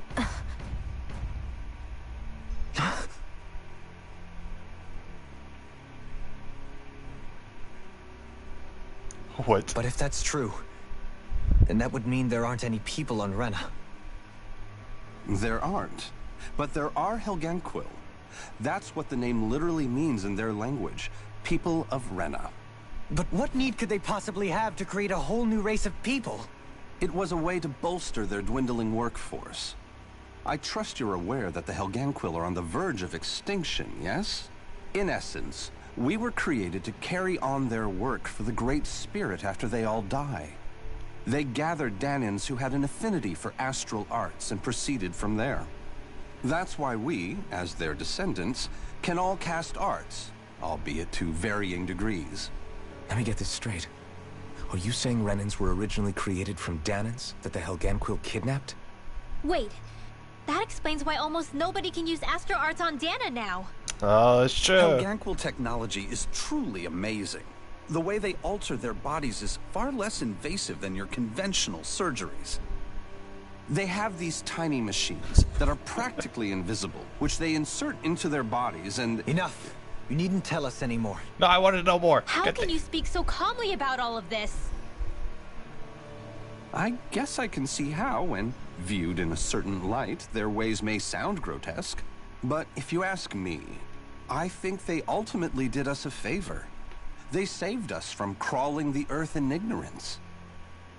If it meant their hands had to get a little dirty in the process, then so be it. Anyway, the Helganquil are the real Renans. Personally, I don't think it's such a big deal. I don't know, it's a pretty big shock. They're also mostly the ones behind what you see going on between the two planets. I think that covers just about everything worth knowing. I see. Thanks for filling us in. That's a pretty big shock. I want to know how did they alter Does he the really Renans? expect us to believe that Renans never truly existed? How absurd. Dohalim. Just when I think we're getting to the bottom of it all, some new revelation smacks us in the face. Then let's hope this is our last revelation for a while.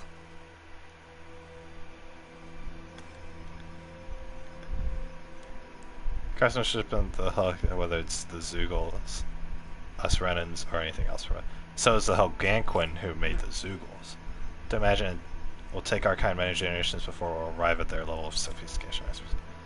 Oh my god. So, what? Just...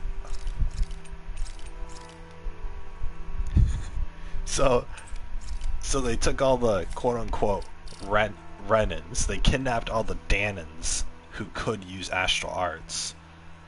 they modified their bodies so that they can use astral arts really well, and then they put them all on Lenegis, and basically they basically deceived them, telling all the Renans that, hey, yeah, you guys are from the Renan homeworld, and we used our starships, and the Renans used the starships in order to go to Dana and enslave the Danans. So it was genetically modified Danans enslaving other Danans. That's what this was. The whole time. That's hilarious. That's great. Which means that it's totally fine for like Renans and Danans to like get with each other intimately. Because what's his face? Alphen. They modified Alphen's body to make him, like able to be the sovereign. And he was upset about that. Now every Renan can be upset for the same reason. Looks like Dohalim's in denial about it. So you're like, haha, you got... Now Alphen could be like, haha, your entire race of people got genetically modified, haha. That's pretty funny. That's cool. I like that. But, yeah.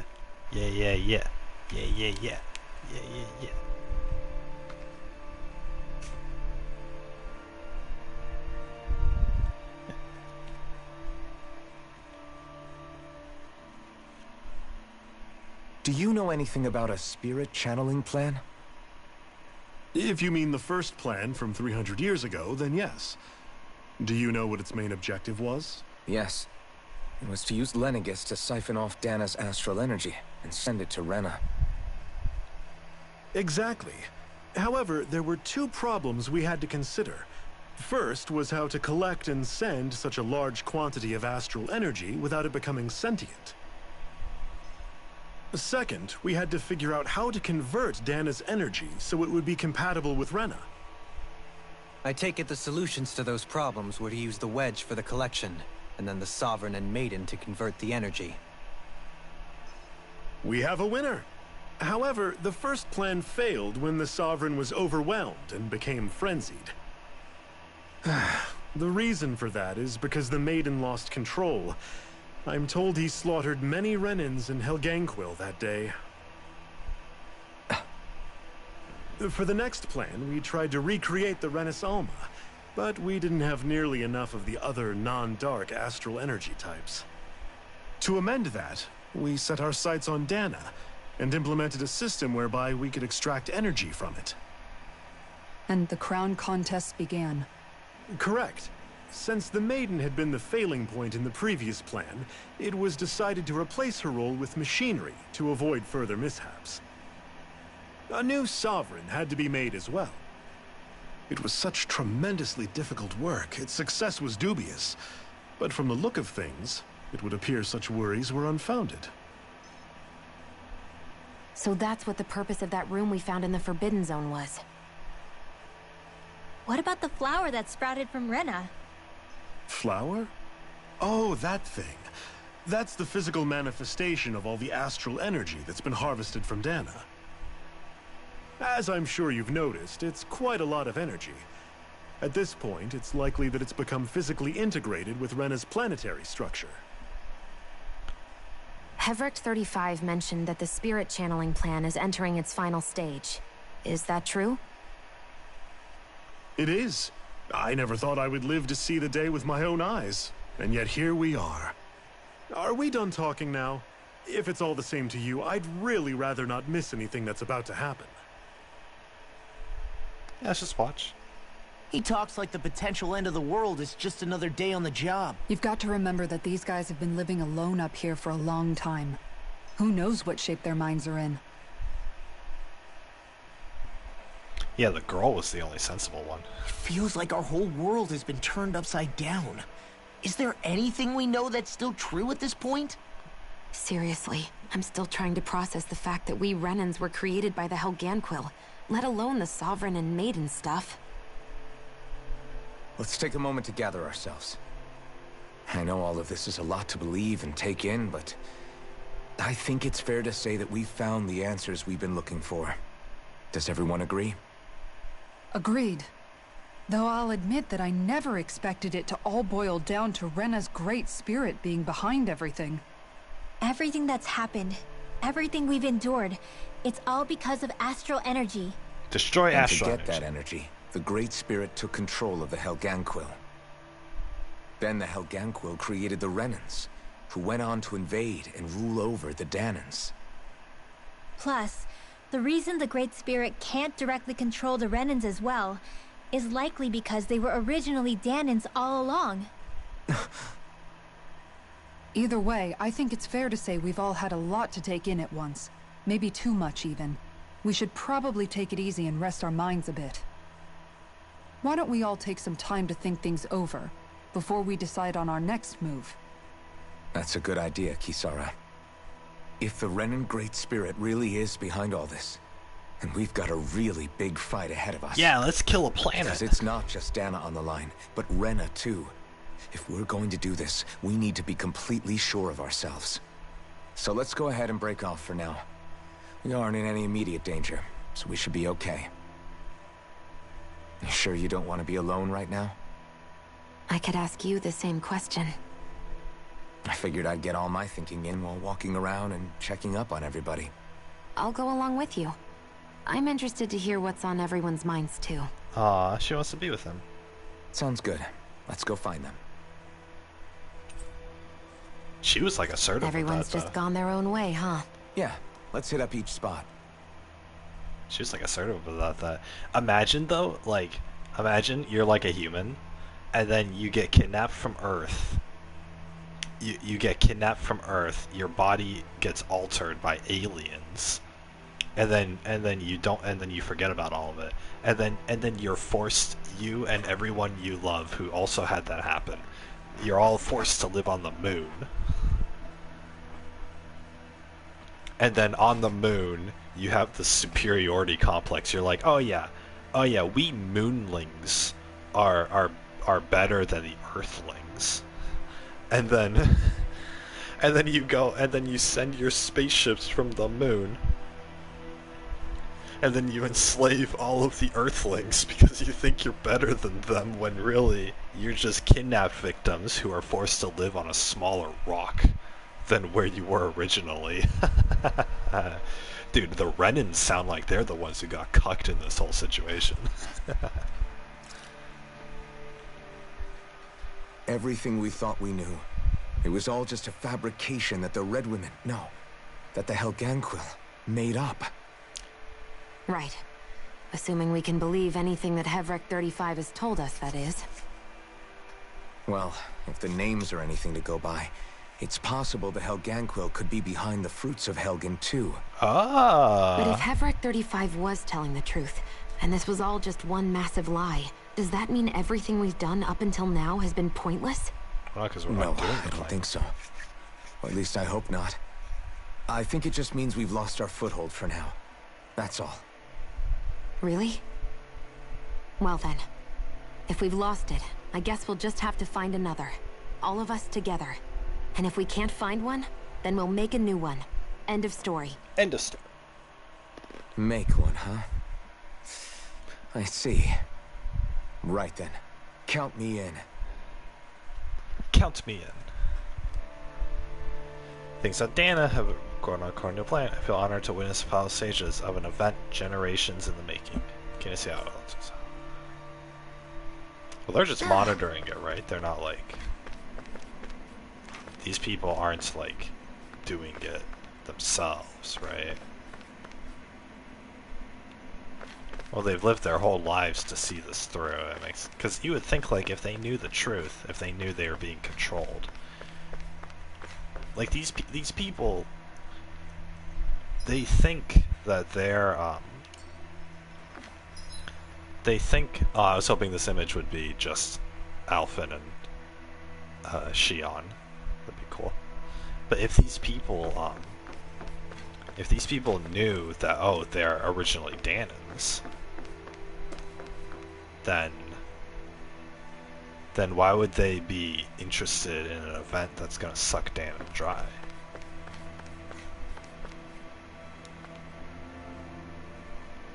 Hibernation chambers. Nah. I like how Xion was really aggressive, or really like forward with the whole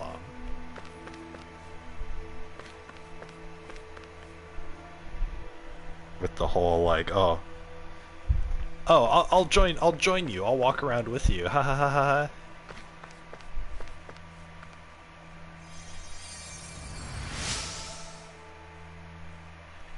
Finally collapsed again and helped me back up.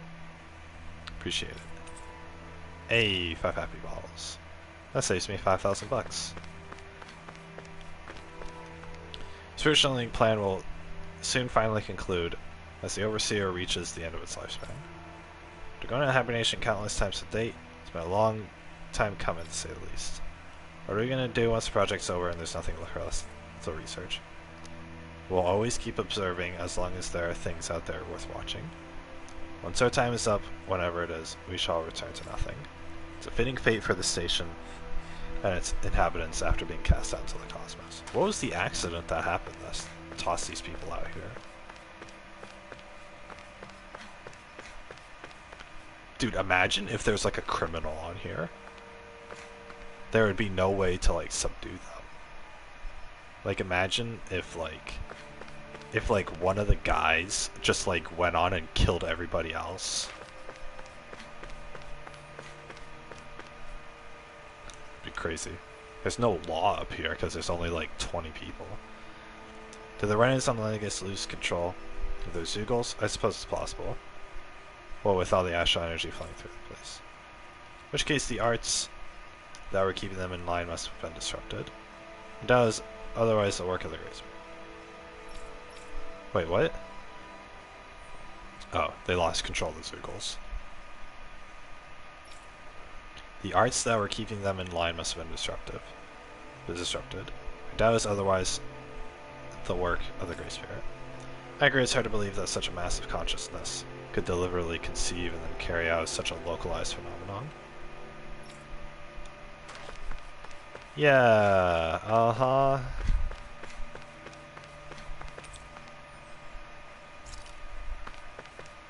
Elevators. Hey, you. You both seem awfully calm. Only because after everything we've seen, we don't have the energy to keep being shocked. How are you holding up, Rinwell? That whole talk about the Renans looked like it shook you up a bit. Yeah. I get this sinking feeling whenever I remember how Dan and mages like my family were persecuted and died out. And now, I finally know why that is. But I was thinking, if Renans end up living together with Danans again, then mages won't be such an unusual thing to see on Dana anymore, right? I know it's not as simple as all that, but they're all gonna be Danans probably won't be so quick to let their guards down. And there might be Renans who still act superior because of their arts. It wouldn't surprise me. Hold on to your arts. 300 years of bad blood and prejudice isn't going to be an easy thing to overcome. Yeah. I know firsthand just how much hatred can take hold in your heart once you let it in.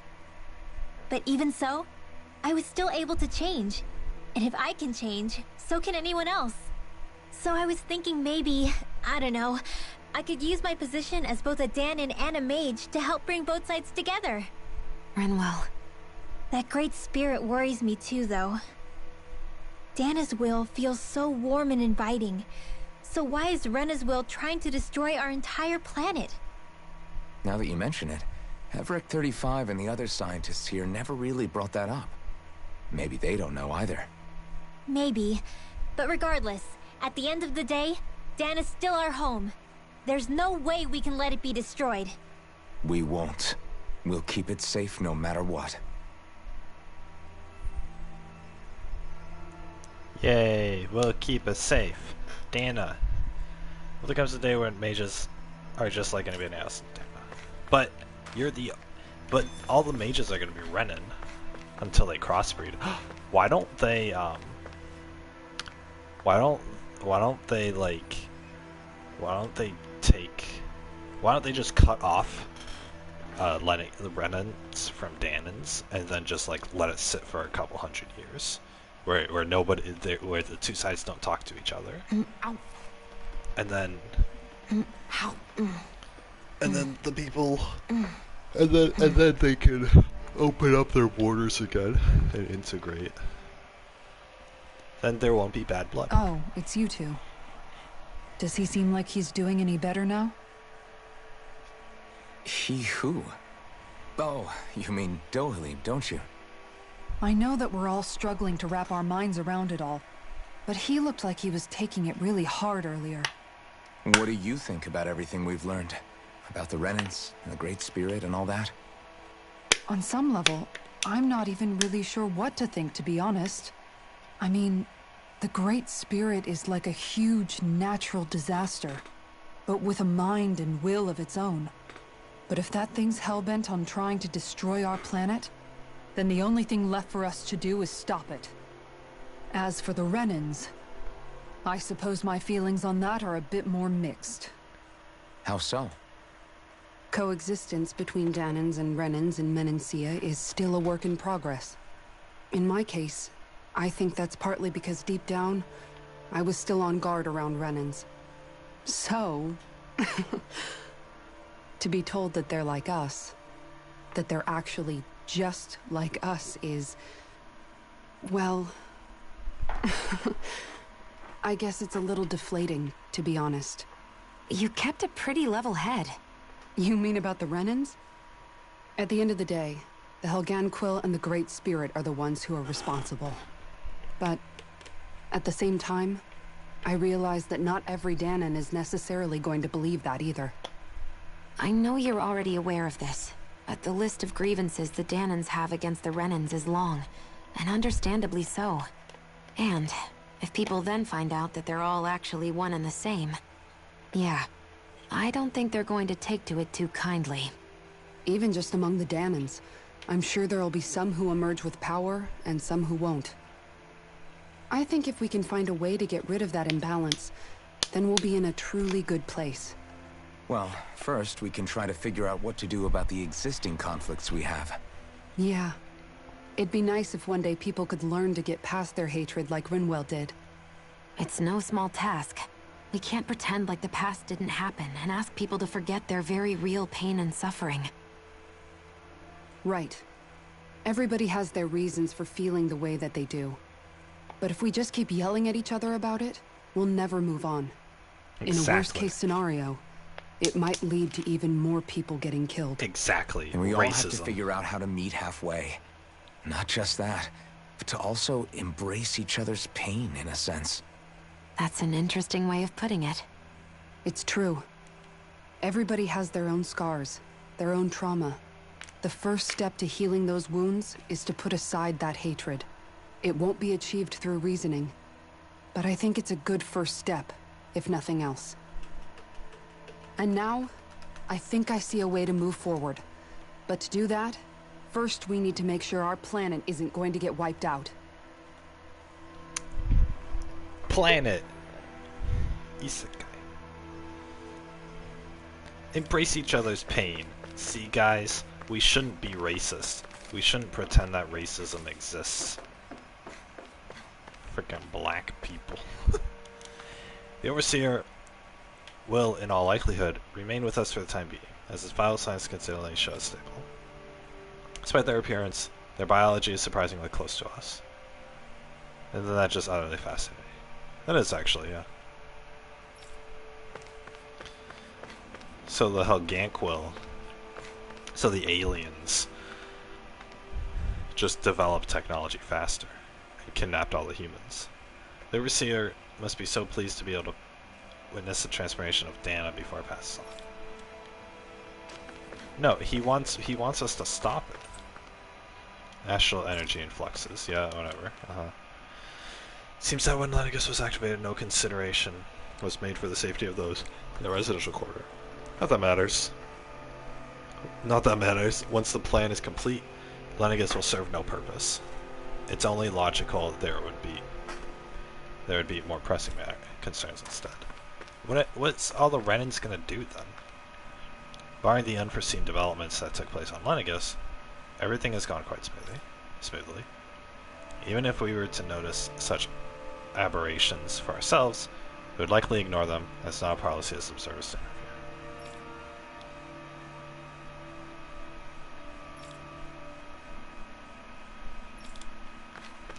Yeah, they're just observers. So you can't blame them for having an attitude for having, like, a neutral perspective. They're like, oh, we get to see this cool thing happen, right? It's like me, right? I'm an observer. If I notice the downfall of this country, which I have been noticing, then it's, you know, it's like, oh, that's fascinating, that's interesting that that's happening or whatever, right? I'm not gonna feel like sorry for all the people affected. I'm just an observer, right? I'm just watching it happen. Not like I can do anything about it, right? Oh no, Dan's still not given surnames of their own? As crude a tactic as it is, it's nonetheless an effective subjugation tool. But I suppose we aren't all that different. Though grandiose sounding, ours are simply a means to identify an individual's formative background. Yeah. That's right.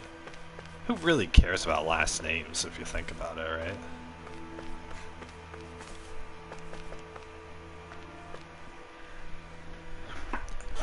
Your last names aren't that important. I still can't believe it, man. You're not the only one still trying to make sense of all this. Believe me. Really?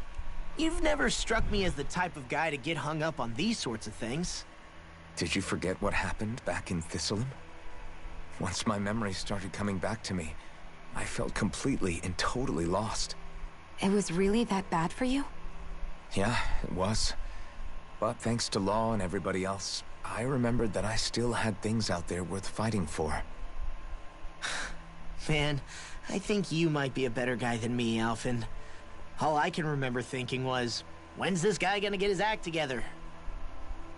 Law. I was too worried about repeating the same mistakes I'd made back with my dad, and running away from the truth. That was no way to live, and I've tried to stay strong, my way. But all this talk about other races and the world ending, if I can be honest with you guys, it's just all too much for me to handle right now. I know this is going to sound strange coming from me, but maybe the key is not to worry too much about the big stuff right now. Oh? I used to worry all the time about my thorns, for obvious reasons, but I never really opened up to anyone about them. And when I realized my visions pointed to a threat that was bigger than me, I didn't know what I should do, or who to tell. But that's when I finally got it. You guys were all there for me, to teach me what's really important. I just had to open up and listen. In other words, if you let the big picture stuff get you all muddled up inside, you'll begin to lose sight of what you really care about. Yeah, I think you're right. The thing that's most important. What I really care about. He really cares about all I want to do is protect Rinwell. the people that really matter to me. To fight for them. That's good enough, right? Sure. Not everyone is strong enough to fight. Huh? It's something your dad told me once when he was still alive. Law, you know you're strong enough to fight, and you're strong enough to protect the people you care about. Forget all the big stuff going on. Just don't lose sight of what you want to protect in the first place. Sound good? Yeah. Yeah, I think it does. It's like a big weight's been lifted off my shoulders. I'll fight to protect the people around me. Just like I always have. I think that's best. Yeah, that's best. I'll leave the big boy tricky stuff to you. And do what I can to help on my end. Dude, Law's just fighting to protect Rinwell. That's all he does. That's all he ever does. I found 2 waffles in my freezer last night. And they were freezer burnt, right? Because they were, I don't know. It's been like a year since I bought waffles. But they're in my freezer, so they're whatever, right? They didn't have mold or anything. So I made chicken and waffles. It's pretty good. Just 2 expired waffles and like 6 chicken nuggets and some store brand maple syrup. That was my dinner last night. Tasted great. I didn't get sick from them either, so pretty thrilled about that. I apologize for making you witness that. You mean hearing the origins of the Renans? Indeed. It's shocking to have so many things I thought to be indelible fade away in mere seconds. Even I'm still not sure everything we've heard here is actually true. Let's not delude ourselves. If what we've heard is a lie, it's a rather elaborate one. I can only imagine that you must have been constantly feeling like this, ever since your memory returned, Alphen. And you as well, Shion. About your thorns, and being a maiden. Hey, well, he recognizes That's just part of being alive, don't you think? Well, to say the least. Having your whole world But be enough destroyed. about me. I'm not being alive. concerned for myself. What concerns me is all of the other Renans out there. When you say the other Renans, you mean the ones that are living on Lenegis or Dana, right? Correct. Even if we stop the Great Spirit from annihilating Dana, our problems will still remain. Putting aside the untold state that Rena may be in, if we do not truly belong there, we will have to think long and hard about where it is that we wish to return to. So, I guess your only real choices at this point are to either stay on Lenegis or come down to Dana, huh?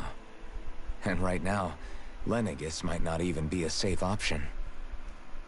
And at the same time, Danans are hardly likely to embrace Renans with open arms.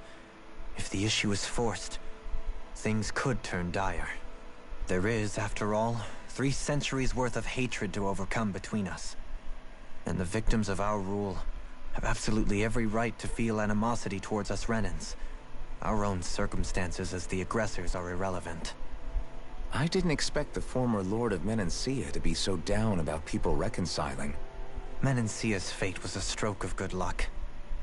There had been backlash over how it had been ruled, and I was blessed to have sympathizers among my ranks. Still, even now, there remain ardent dissidents. But things can still change if you have the right people to help lead the way. Isn't that what you hope to achieve on Lenegis, after this is all over? Indeed. I have fully accepted the burden of that responsibility. In that regard, I remain determined. On that note, I have something of a favor to ask of you, Alphen. Oh? What is it? I wish for you to serve as a mediator so that the Renans can live on Dana peaceably. As the one and only Blazing Sword, I suspect the Danans may listen to what you have to say when problems arise. And I take it that you'll be the one to represent the Renans? Yes. I realize that I'm asking quite a lot of you. However, the fact of the matter is that it will take time for Renans to re-enter Danan society without any bloodshed. That is why... You're the same as ever, Dohalim. No. Is it too much? No, relax. You get so tense and formal when you're asking for a favor. Listen, there's no need for that. We're friends. You're too kind. I can see you were raised well. That's some high praise, Alphen. No. And I'll ask once again, this time just as friends. Alphen, will you help me? You don't even need to ask. Of course I will. Thank you, Aww. my friend. They're gonna forge a future of their creation together. It sounds like everyone's learning from their past and using it to create a better future for everyone. Yeah, that's what I just said. What about you, Shion?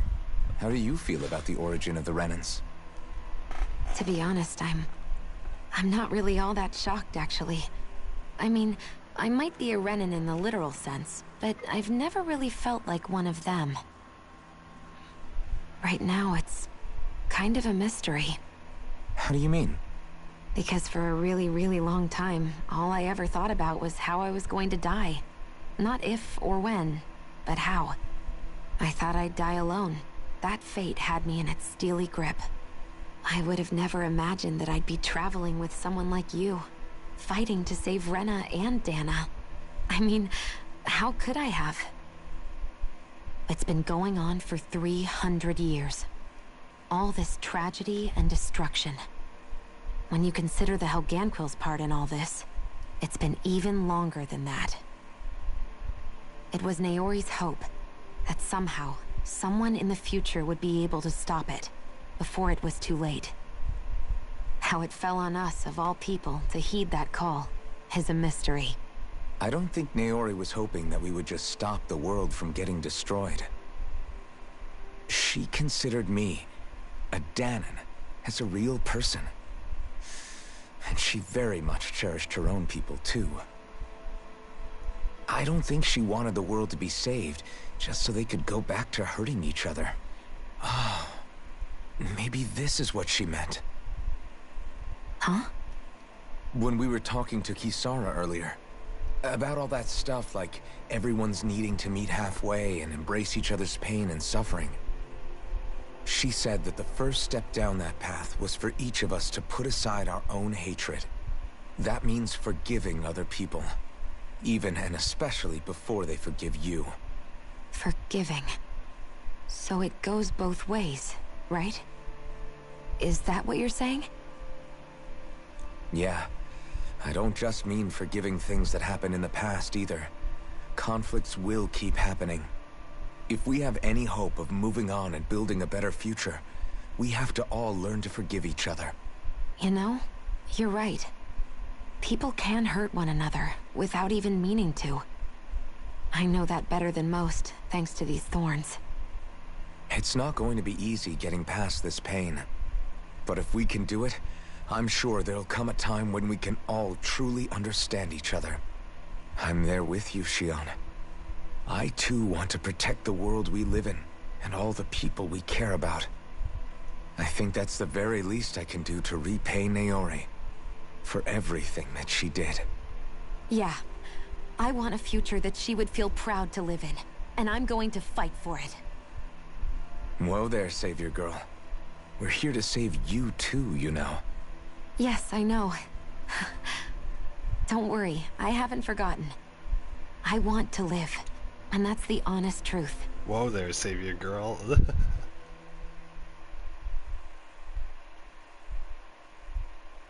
Aw. Dang, they just keep talking about how great everything is, huh? Well, is everybody ready to do what needs to be done? I am. There's a lot to think about, but at the end of the day, Dan is still in danger. I don't care who we're up against. We'll kick their ass. Whoa, that's a swear word. What are your thoughts, Alphen? I want to know what's on your mind, too. Like Law said, if we have to fight the Great Spirit on Rena, then so be it. It's trying to rob us of our entire world. And it's going to take not just our home, but all of existence along with it. That alone is enough to make it our enemy. But it's not only that. One way or another, I think beating the Great Spirit is going to be tied to us saving Shion. You're saying there's a chance? You're referring to the vision of destruction we all saw in Lenegis, I take it? Yeah. 3 centuries ago, the astral energy that appeared at the spirit channeling ceremony showed Naori that vision. And to hear Shion tell it, it's the same one that she sees from her own thorns as well. Indeed. Shion's thorns are comprised of dark astral energy, the one type which we know is native only to Rena. And if Rena's great spirit is what's behind Dana's pending destruction, then... Shion's thorns are the Great Spirit? It's not actually on Rena like we thought? We don't know anything for certain. Wait, what? At the very least, though, I think it's possible her thorns are a part of the Great Spirit. While the main body resides in Rena.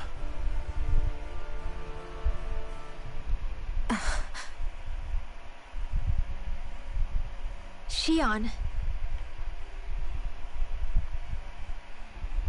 If these thorns really are a part of Rena's great spirit, I'm going to go over there and give it a piece of my mind and then some.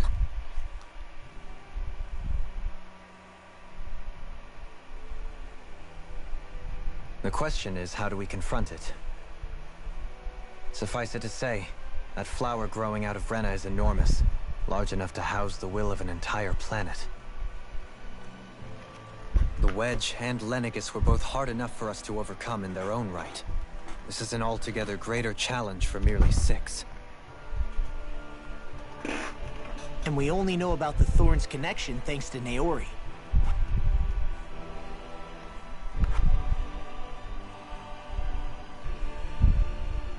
Hevric 35 has been observing the great astral spirit this whole time.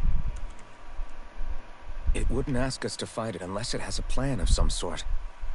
Let's go see what that is.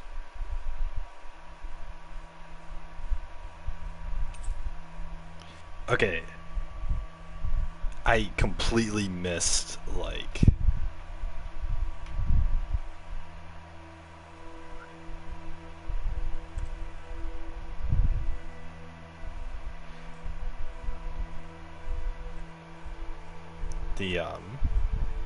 I missed, like, the first half of that cutscene.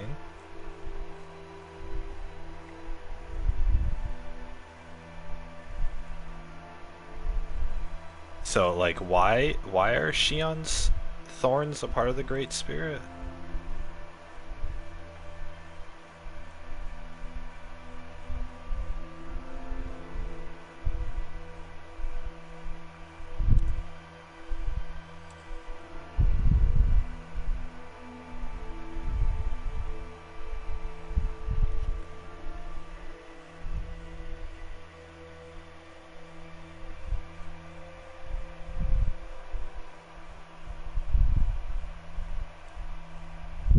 That alone is enough to make it our enemy.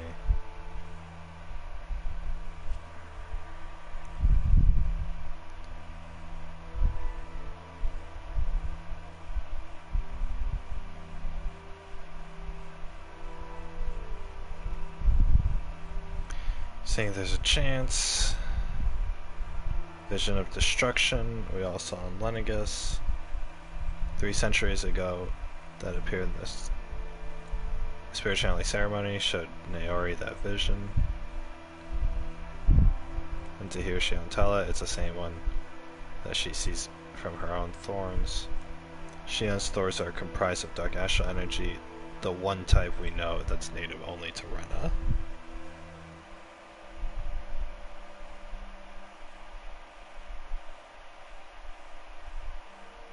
And if Rena's great spirit is what's behind the pending destruction,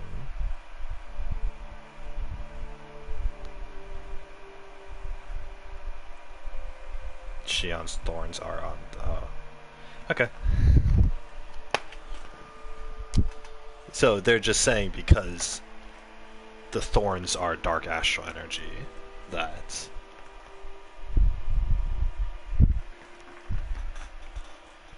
Because the thorns are dark astral energy, that just means that...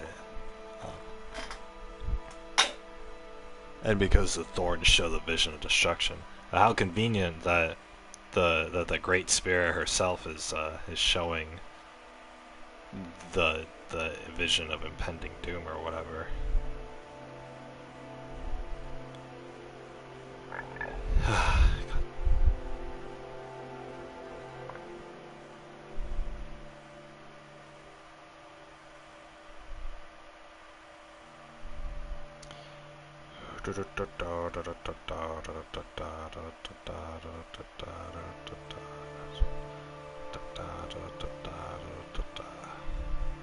Alright, here we go.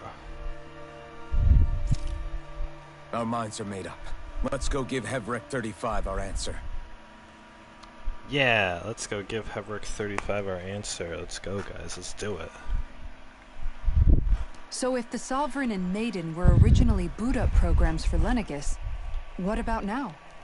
Even with the Forbidden Zone in ruins and the Renaissance stolen, Lenegis is functioning fine. If it needed us before, it doesn't appear to now. First they lumber you with a position you never asked for, then you're discarded like you're nothing? Who the hell do they think they are? More importantly, who do they think we are? We might not even factor into their list of concerns.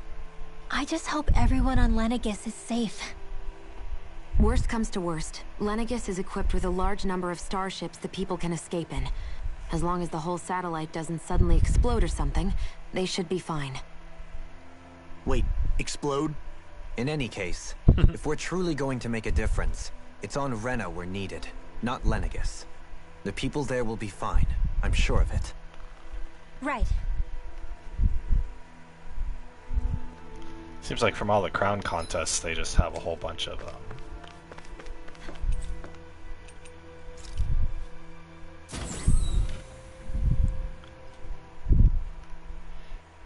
they have a whole bunch of Renus Almas there.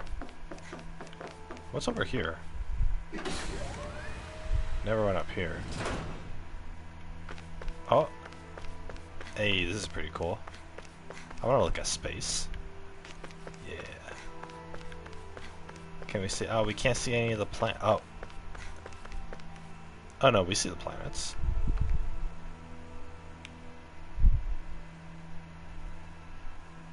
Oh my god, that's so cool. Look at that. There's a giant flower popping out on the left there. On that left side of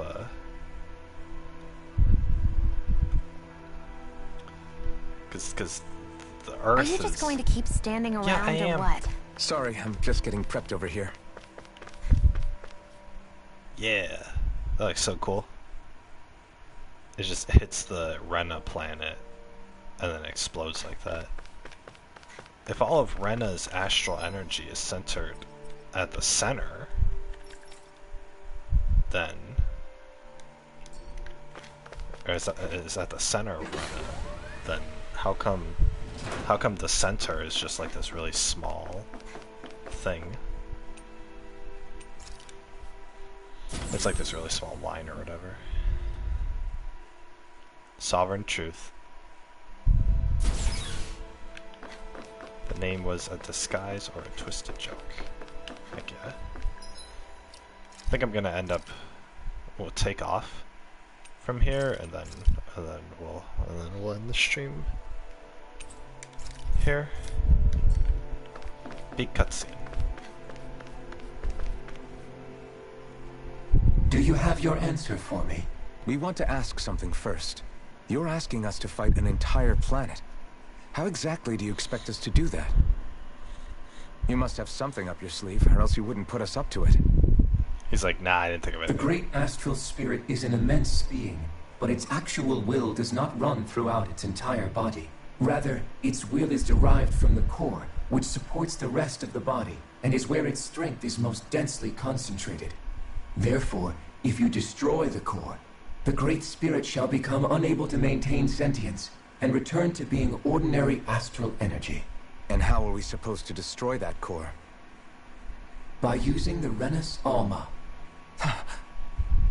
You will also need the assistance of both the Sovereign and the Maiden.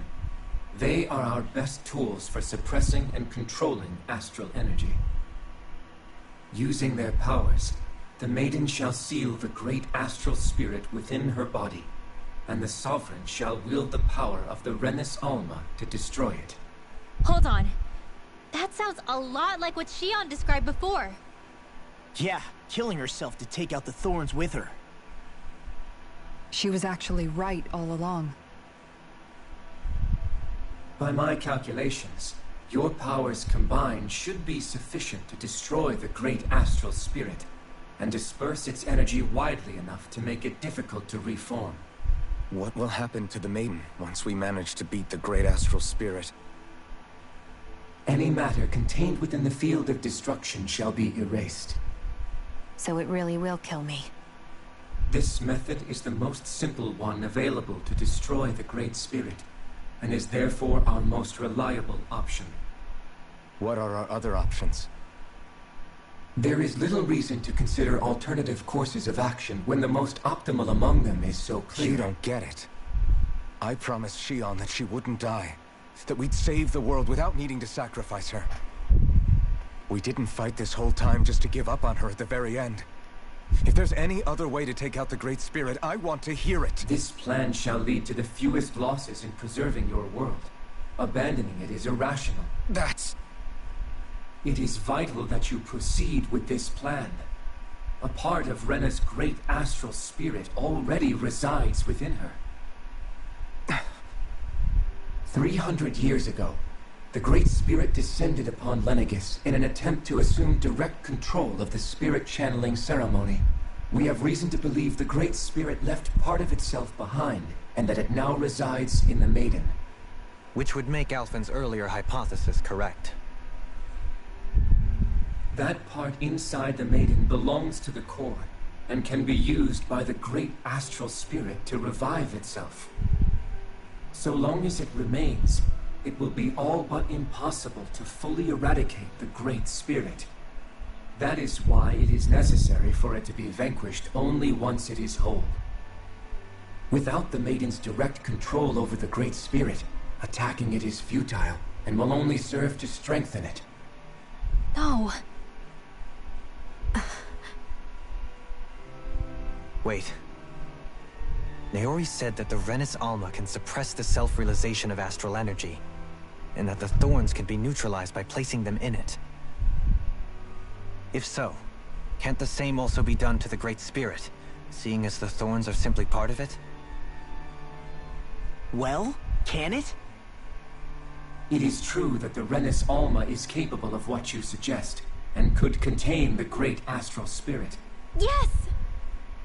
However, doing so requires fine control on the level of the spirit channeling ceremony, considering that the Renis Alma was previously lost when that ceremony failed.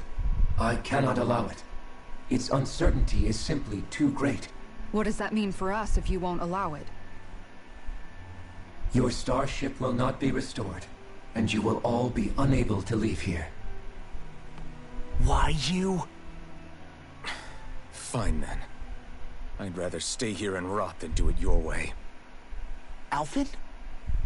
Whatever we do, if we mess up, Dana's screwed. The Great Spirit will destroy it. If you're fine letting that happen, and we have nothing to gain either way, then I'd rather do nothing. We want to stop Dana from getting destroyed.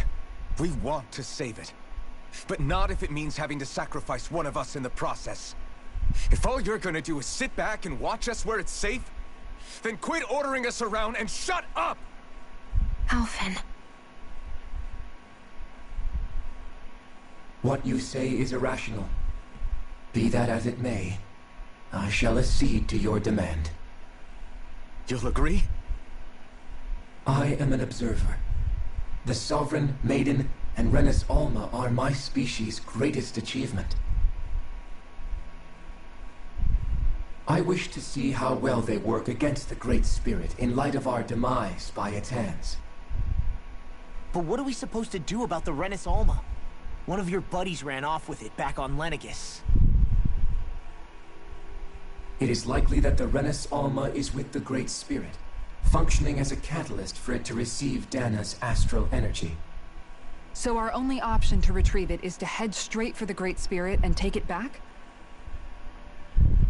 According to my observations, the astral energy is most densely concentrated in the center of Rena, where the Great Spirit's core is located. So right in the middle of that giant flower, then. I have one more question. You've said that Rena's great astral spirit is already integrated with the planet. What will happen to Rena once it vanishes? Without the will of the Great Spirit, Rena is predicted to collapse. Even in such a scenario, the energy will disperse, and the Great Spirit will likely not reform. So you're saying that even if we manage to beat the Great Spirit without destroying it, we'll still be in danger? Just gotta get in your ship and go then. The collapse will occur in stages. It is recommended that you all escape before the final stage. Man, I wish that thing would tell it to us straight for once. Havrek 35 and the others have gotten used to hypothesizing from afar is all.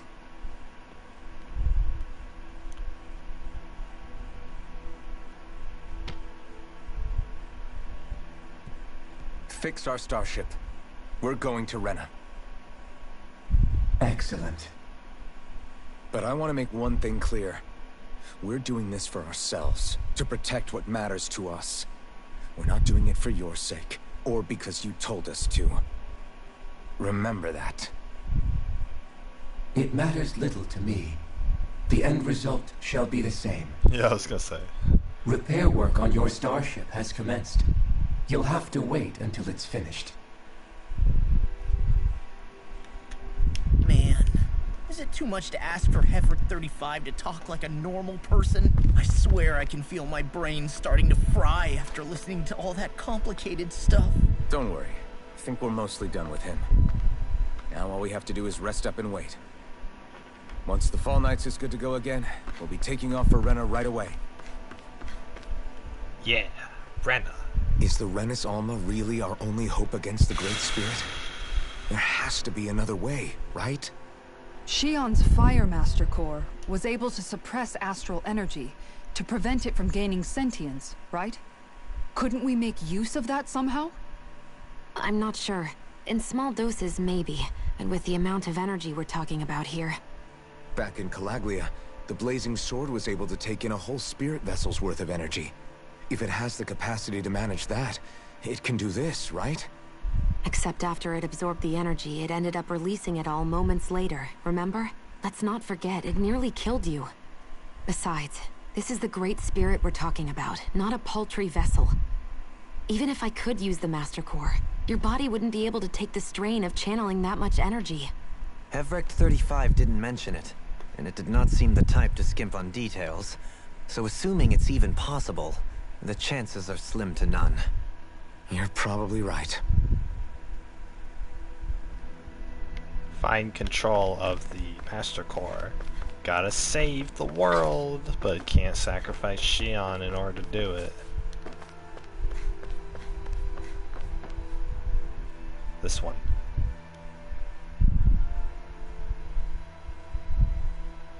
Take some time to complete your starship. You should all get some rest. Yeah, whatever.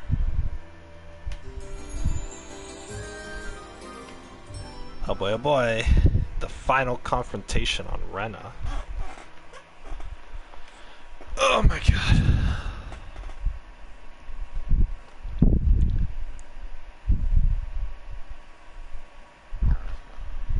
You still thinking about what the scientists told us? About where Renans really come from? I am, but not for myself. You're worried about the future of the Renan people. The fact that our people have been the same this whole time will only give the Danans further reason to resent us. But you still intend to confront this truth head-on, don't you? Well, I did declare that I would live my life for the living, and not the dead. I was just not Even as I dream of retirement, I shall remain dedicated to the cause. I'm sure you'll do great. Now that I think about it, I don't believe I've ever heard you criticize or reproach us Renans even once. I'm no saint. I have skeletons in my closet too. There was definitely a time when I hated Renans for who they were. I hated them just for being Renan. But you changed that, Dohalim. You gave me an opportunity to see them in a different light. Thanks to your reforms, we were able to stand next to Renans not as slaves, but as equals for the first time in our lives. Of course, I'm sure there were some Renans who still hated us on the inside. But we knew that not all of you were like that. There were those of you who were good, and that was a start. When it comes down to it, Renans are just people.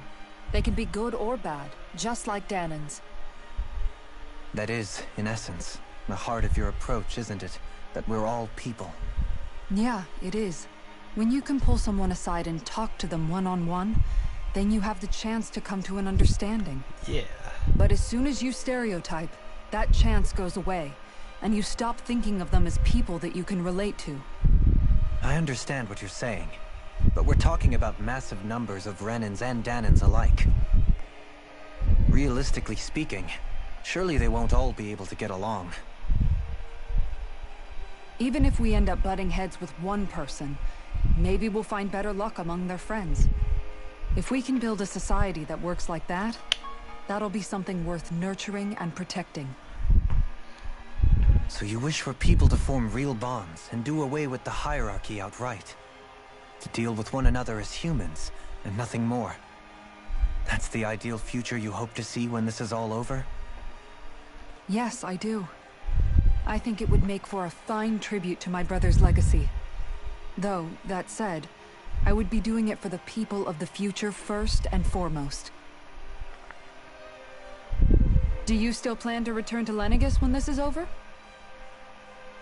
Indeed I do. I don't know whether I'll be able to reside in Lenegis proper, however. My first order of business may be to find somewhere to live. You'll always have a home in Menancia, you know. As I shall ever keep in mind. Well, if you ever need a helping hand, don't hesitate to come get me. I'll always be there for you, Doe. Did you just... Never mind. Thank you, Kisara. Thank you, Ki. I appreciate your patience as I work all this out. Don't even mention it. And really, when you think about it, now that we know the two of us aren't so different after all, don't you think that brings down a barrier that used to be between us? You know, I hadn't actually thought of it that way before. But I do like the sound of it. Yeah, I think I do too.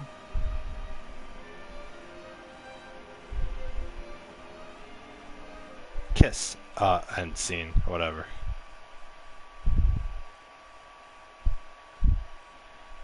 Dang it. Please don't show another cutscene. I have to go.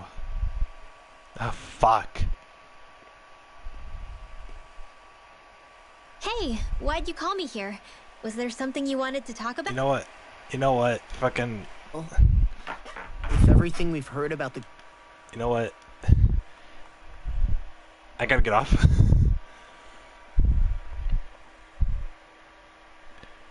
I gotta get off. It's 9 o'clock. I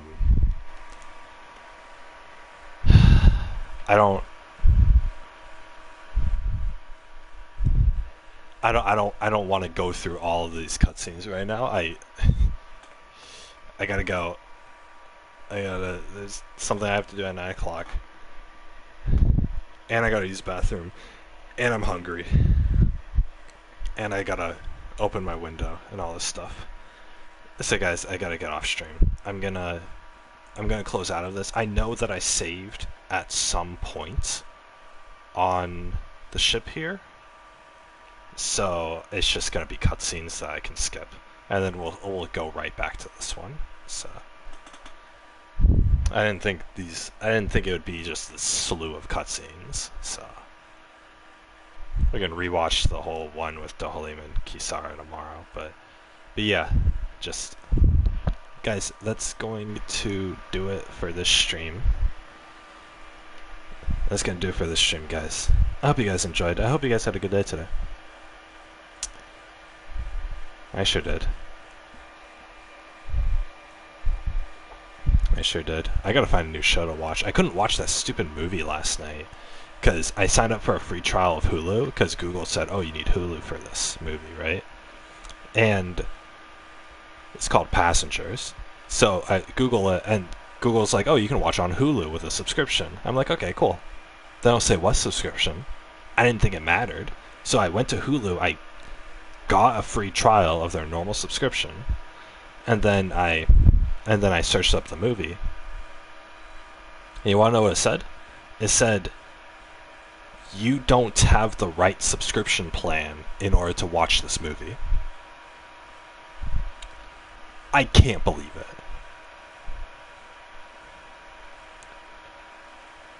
Apparently on Hulu, there's a Hulu Plus Live TV, and you get like a whole bunch of TV channels or whatever, and it's $65 a month. Per month, right? $65 a month. That's $800 a year. I'm not paying that much for fucking, oh, you can watch TV on Hulu or whatever, right? I don't want to. I don't want to watch live TV on Hulu. Who wants to watch? If someone wants to watch TV, they're not going to be on Hulu, right? Why are you charging $65 a month for this crap? And now I can't watch my movie that Google said I could watch with the Hulu subscription, but oh, it wasn't the right one. Here's what I thought. Netflix, it's one subscription, right? $10 a month or $12 a month. You can access everything on Netflix. Disney Plus, it's $12 a month. You can access everything on Disney Plus. Not Hulu. Not Hulu. Hulu is, they have fucking like 5 different subscription plans on Hulu depending on, I want to watch the FX channel, or I want to watch HBO or whatever, right? That's a different subscription. If I wanted to watch Game of Thrones, that's a different subscription. Or if I want to watch Nickelodeon, that's a different subscription. It's not even just like watching the channels. I just want to watch the shows, right? Let's say I want to watch like Fairly Odd Parents, right? That's a different subscription plan that I gotta pay extra on top of my normal subscription plan. I got to get the add-on and blah blah blah. It's gonna cost all this money. Holy crap. This isn't a streaming service anymore. It's literally like a buy-on-demand thing. I couldn't find anything on Hulu that didn't require a different subscription. It's ridiculous. So I wasted a free trial. I wasted my time, right? I had spent time doing this because last night I was going to go to Wendy's, but I was like, I should probably set up my free trial first. But since it took me so long to go through the process of setting up the free trial, Wendy's ended up closing before I had the chance to leave for it. So I'm so pissed. It ruined that part of my night for me. It's fucking Hulu, dude. Like, no wonder people aren't using Hulu. Who's gonna pay $65 goddamn dollars a month for this? It's no wonder you're losing all your customers to Netflix. It's unbelievable. In fact, I went on Hulu and I was like, okay, I got the free trial. What else can I watch with this free trial? And I'm like, okay, there's some anime I want to watch, right? I look up the anime that I want to watch. No, I gotta buy the Funimation channel on Hulu in order to access that. I'm not going to. Fuck them. If I wanted to go on Funimation, I'm just going to go on Funimation. I don't need to go on Hulu through Funimation. God dang it. Pissed me off. So whatever, right? It's whatever. So that pissed me off. So I ended up not watching that. So the point of it being, I gotta find something new to watch. I gotta find something to watch or whatever. Anime to watch. I was gonna watch something on Crunchy, or not on Crunchy, on Netflix. See if there's anything on Netflix. They came out with this new Star Wars one that looks really good, but the episodes are so short I feel like I should save it for a rainy day. But probably shouldn't think like that. I want like a continuous story, but whatever. I don't know. Anyway, that's my problem. So yeah, guys. Oops. I'm gonna end it here. I'm gonna end the stream and then I'm just gonna close out of the game. And then tomorrow we'll see where I was and then we'll just click through whatever cutscenes pop up that we've already seen. So yeah. I'm excited. This seems like, the whole like before the final battle sort of, now it seems like the before the final battle sort of thing, right? They've done this like 3 times already. So but yeah, I'm excited to see what happens. Looks like we're on the final arc. We're like, you thought the Renans? You thought the crown contest was the real bad guy? Nope. The real bad guy was the planet. It was the planet. And it was the magical energy in the planet that is absorbing the other magical energy from the other planet. It was that all along, guys. Ha ha ha ha ha. These Tales games always do this, where it's like, surprise bigger enemy out of nowhere, right? Like so it's like part way through it, right? So I don't know. They did a good job with this story. I really like this story, and I especially like the dialogue.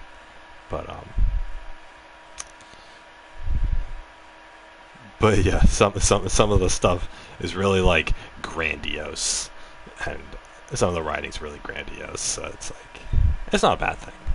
I just think it's funny. But you guys, I'm gonna get off now. I gotta go do stuff. I gotta take care of myself. Eat. Go to the bathroom. Whatever. Hope you guys get good sleep tonight. I'm making this kind of short, but yeah. I hope you guys get a really good sleep tonight. And as always, this has been Big Pasta Gaming. You guys have been Little Pasta watching, and I will see you all tomorrow. Bye, everybody. Sayonara. Take care, everyone. Good night, everyone. Hope you all sleep well. Hope you all get your sleep as good as you can. I'll see you guys tomorrow. As always, we're going towards that stress-free life. Isn't that right, everyone? Relaxing, stress-free, minimal thought life. You know what? Just if you're suffering, you know, just do as the brainwashing does and just like lose your mind, right? Duh, yeah, under hypnosis or whatever, right? Yeah. Good night, guys. Take care. Bye, everybody. Have a good one. See y'all tomorrow. Good night.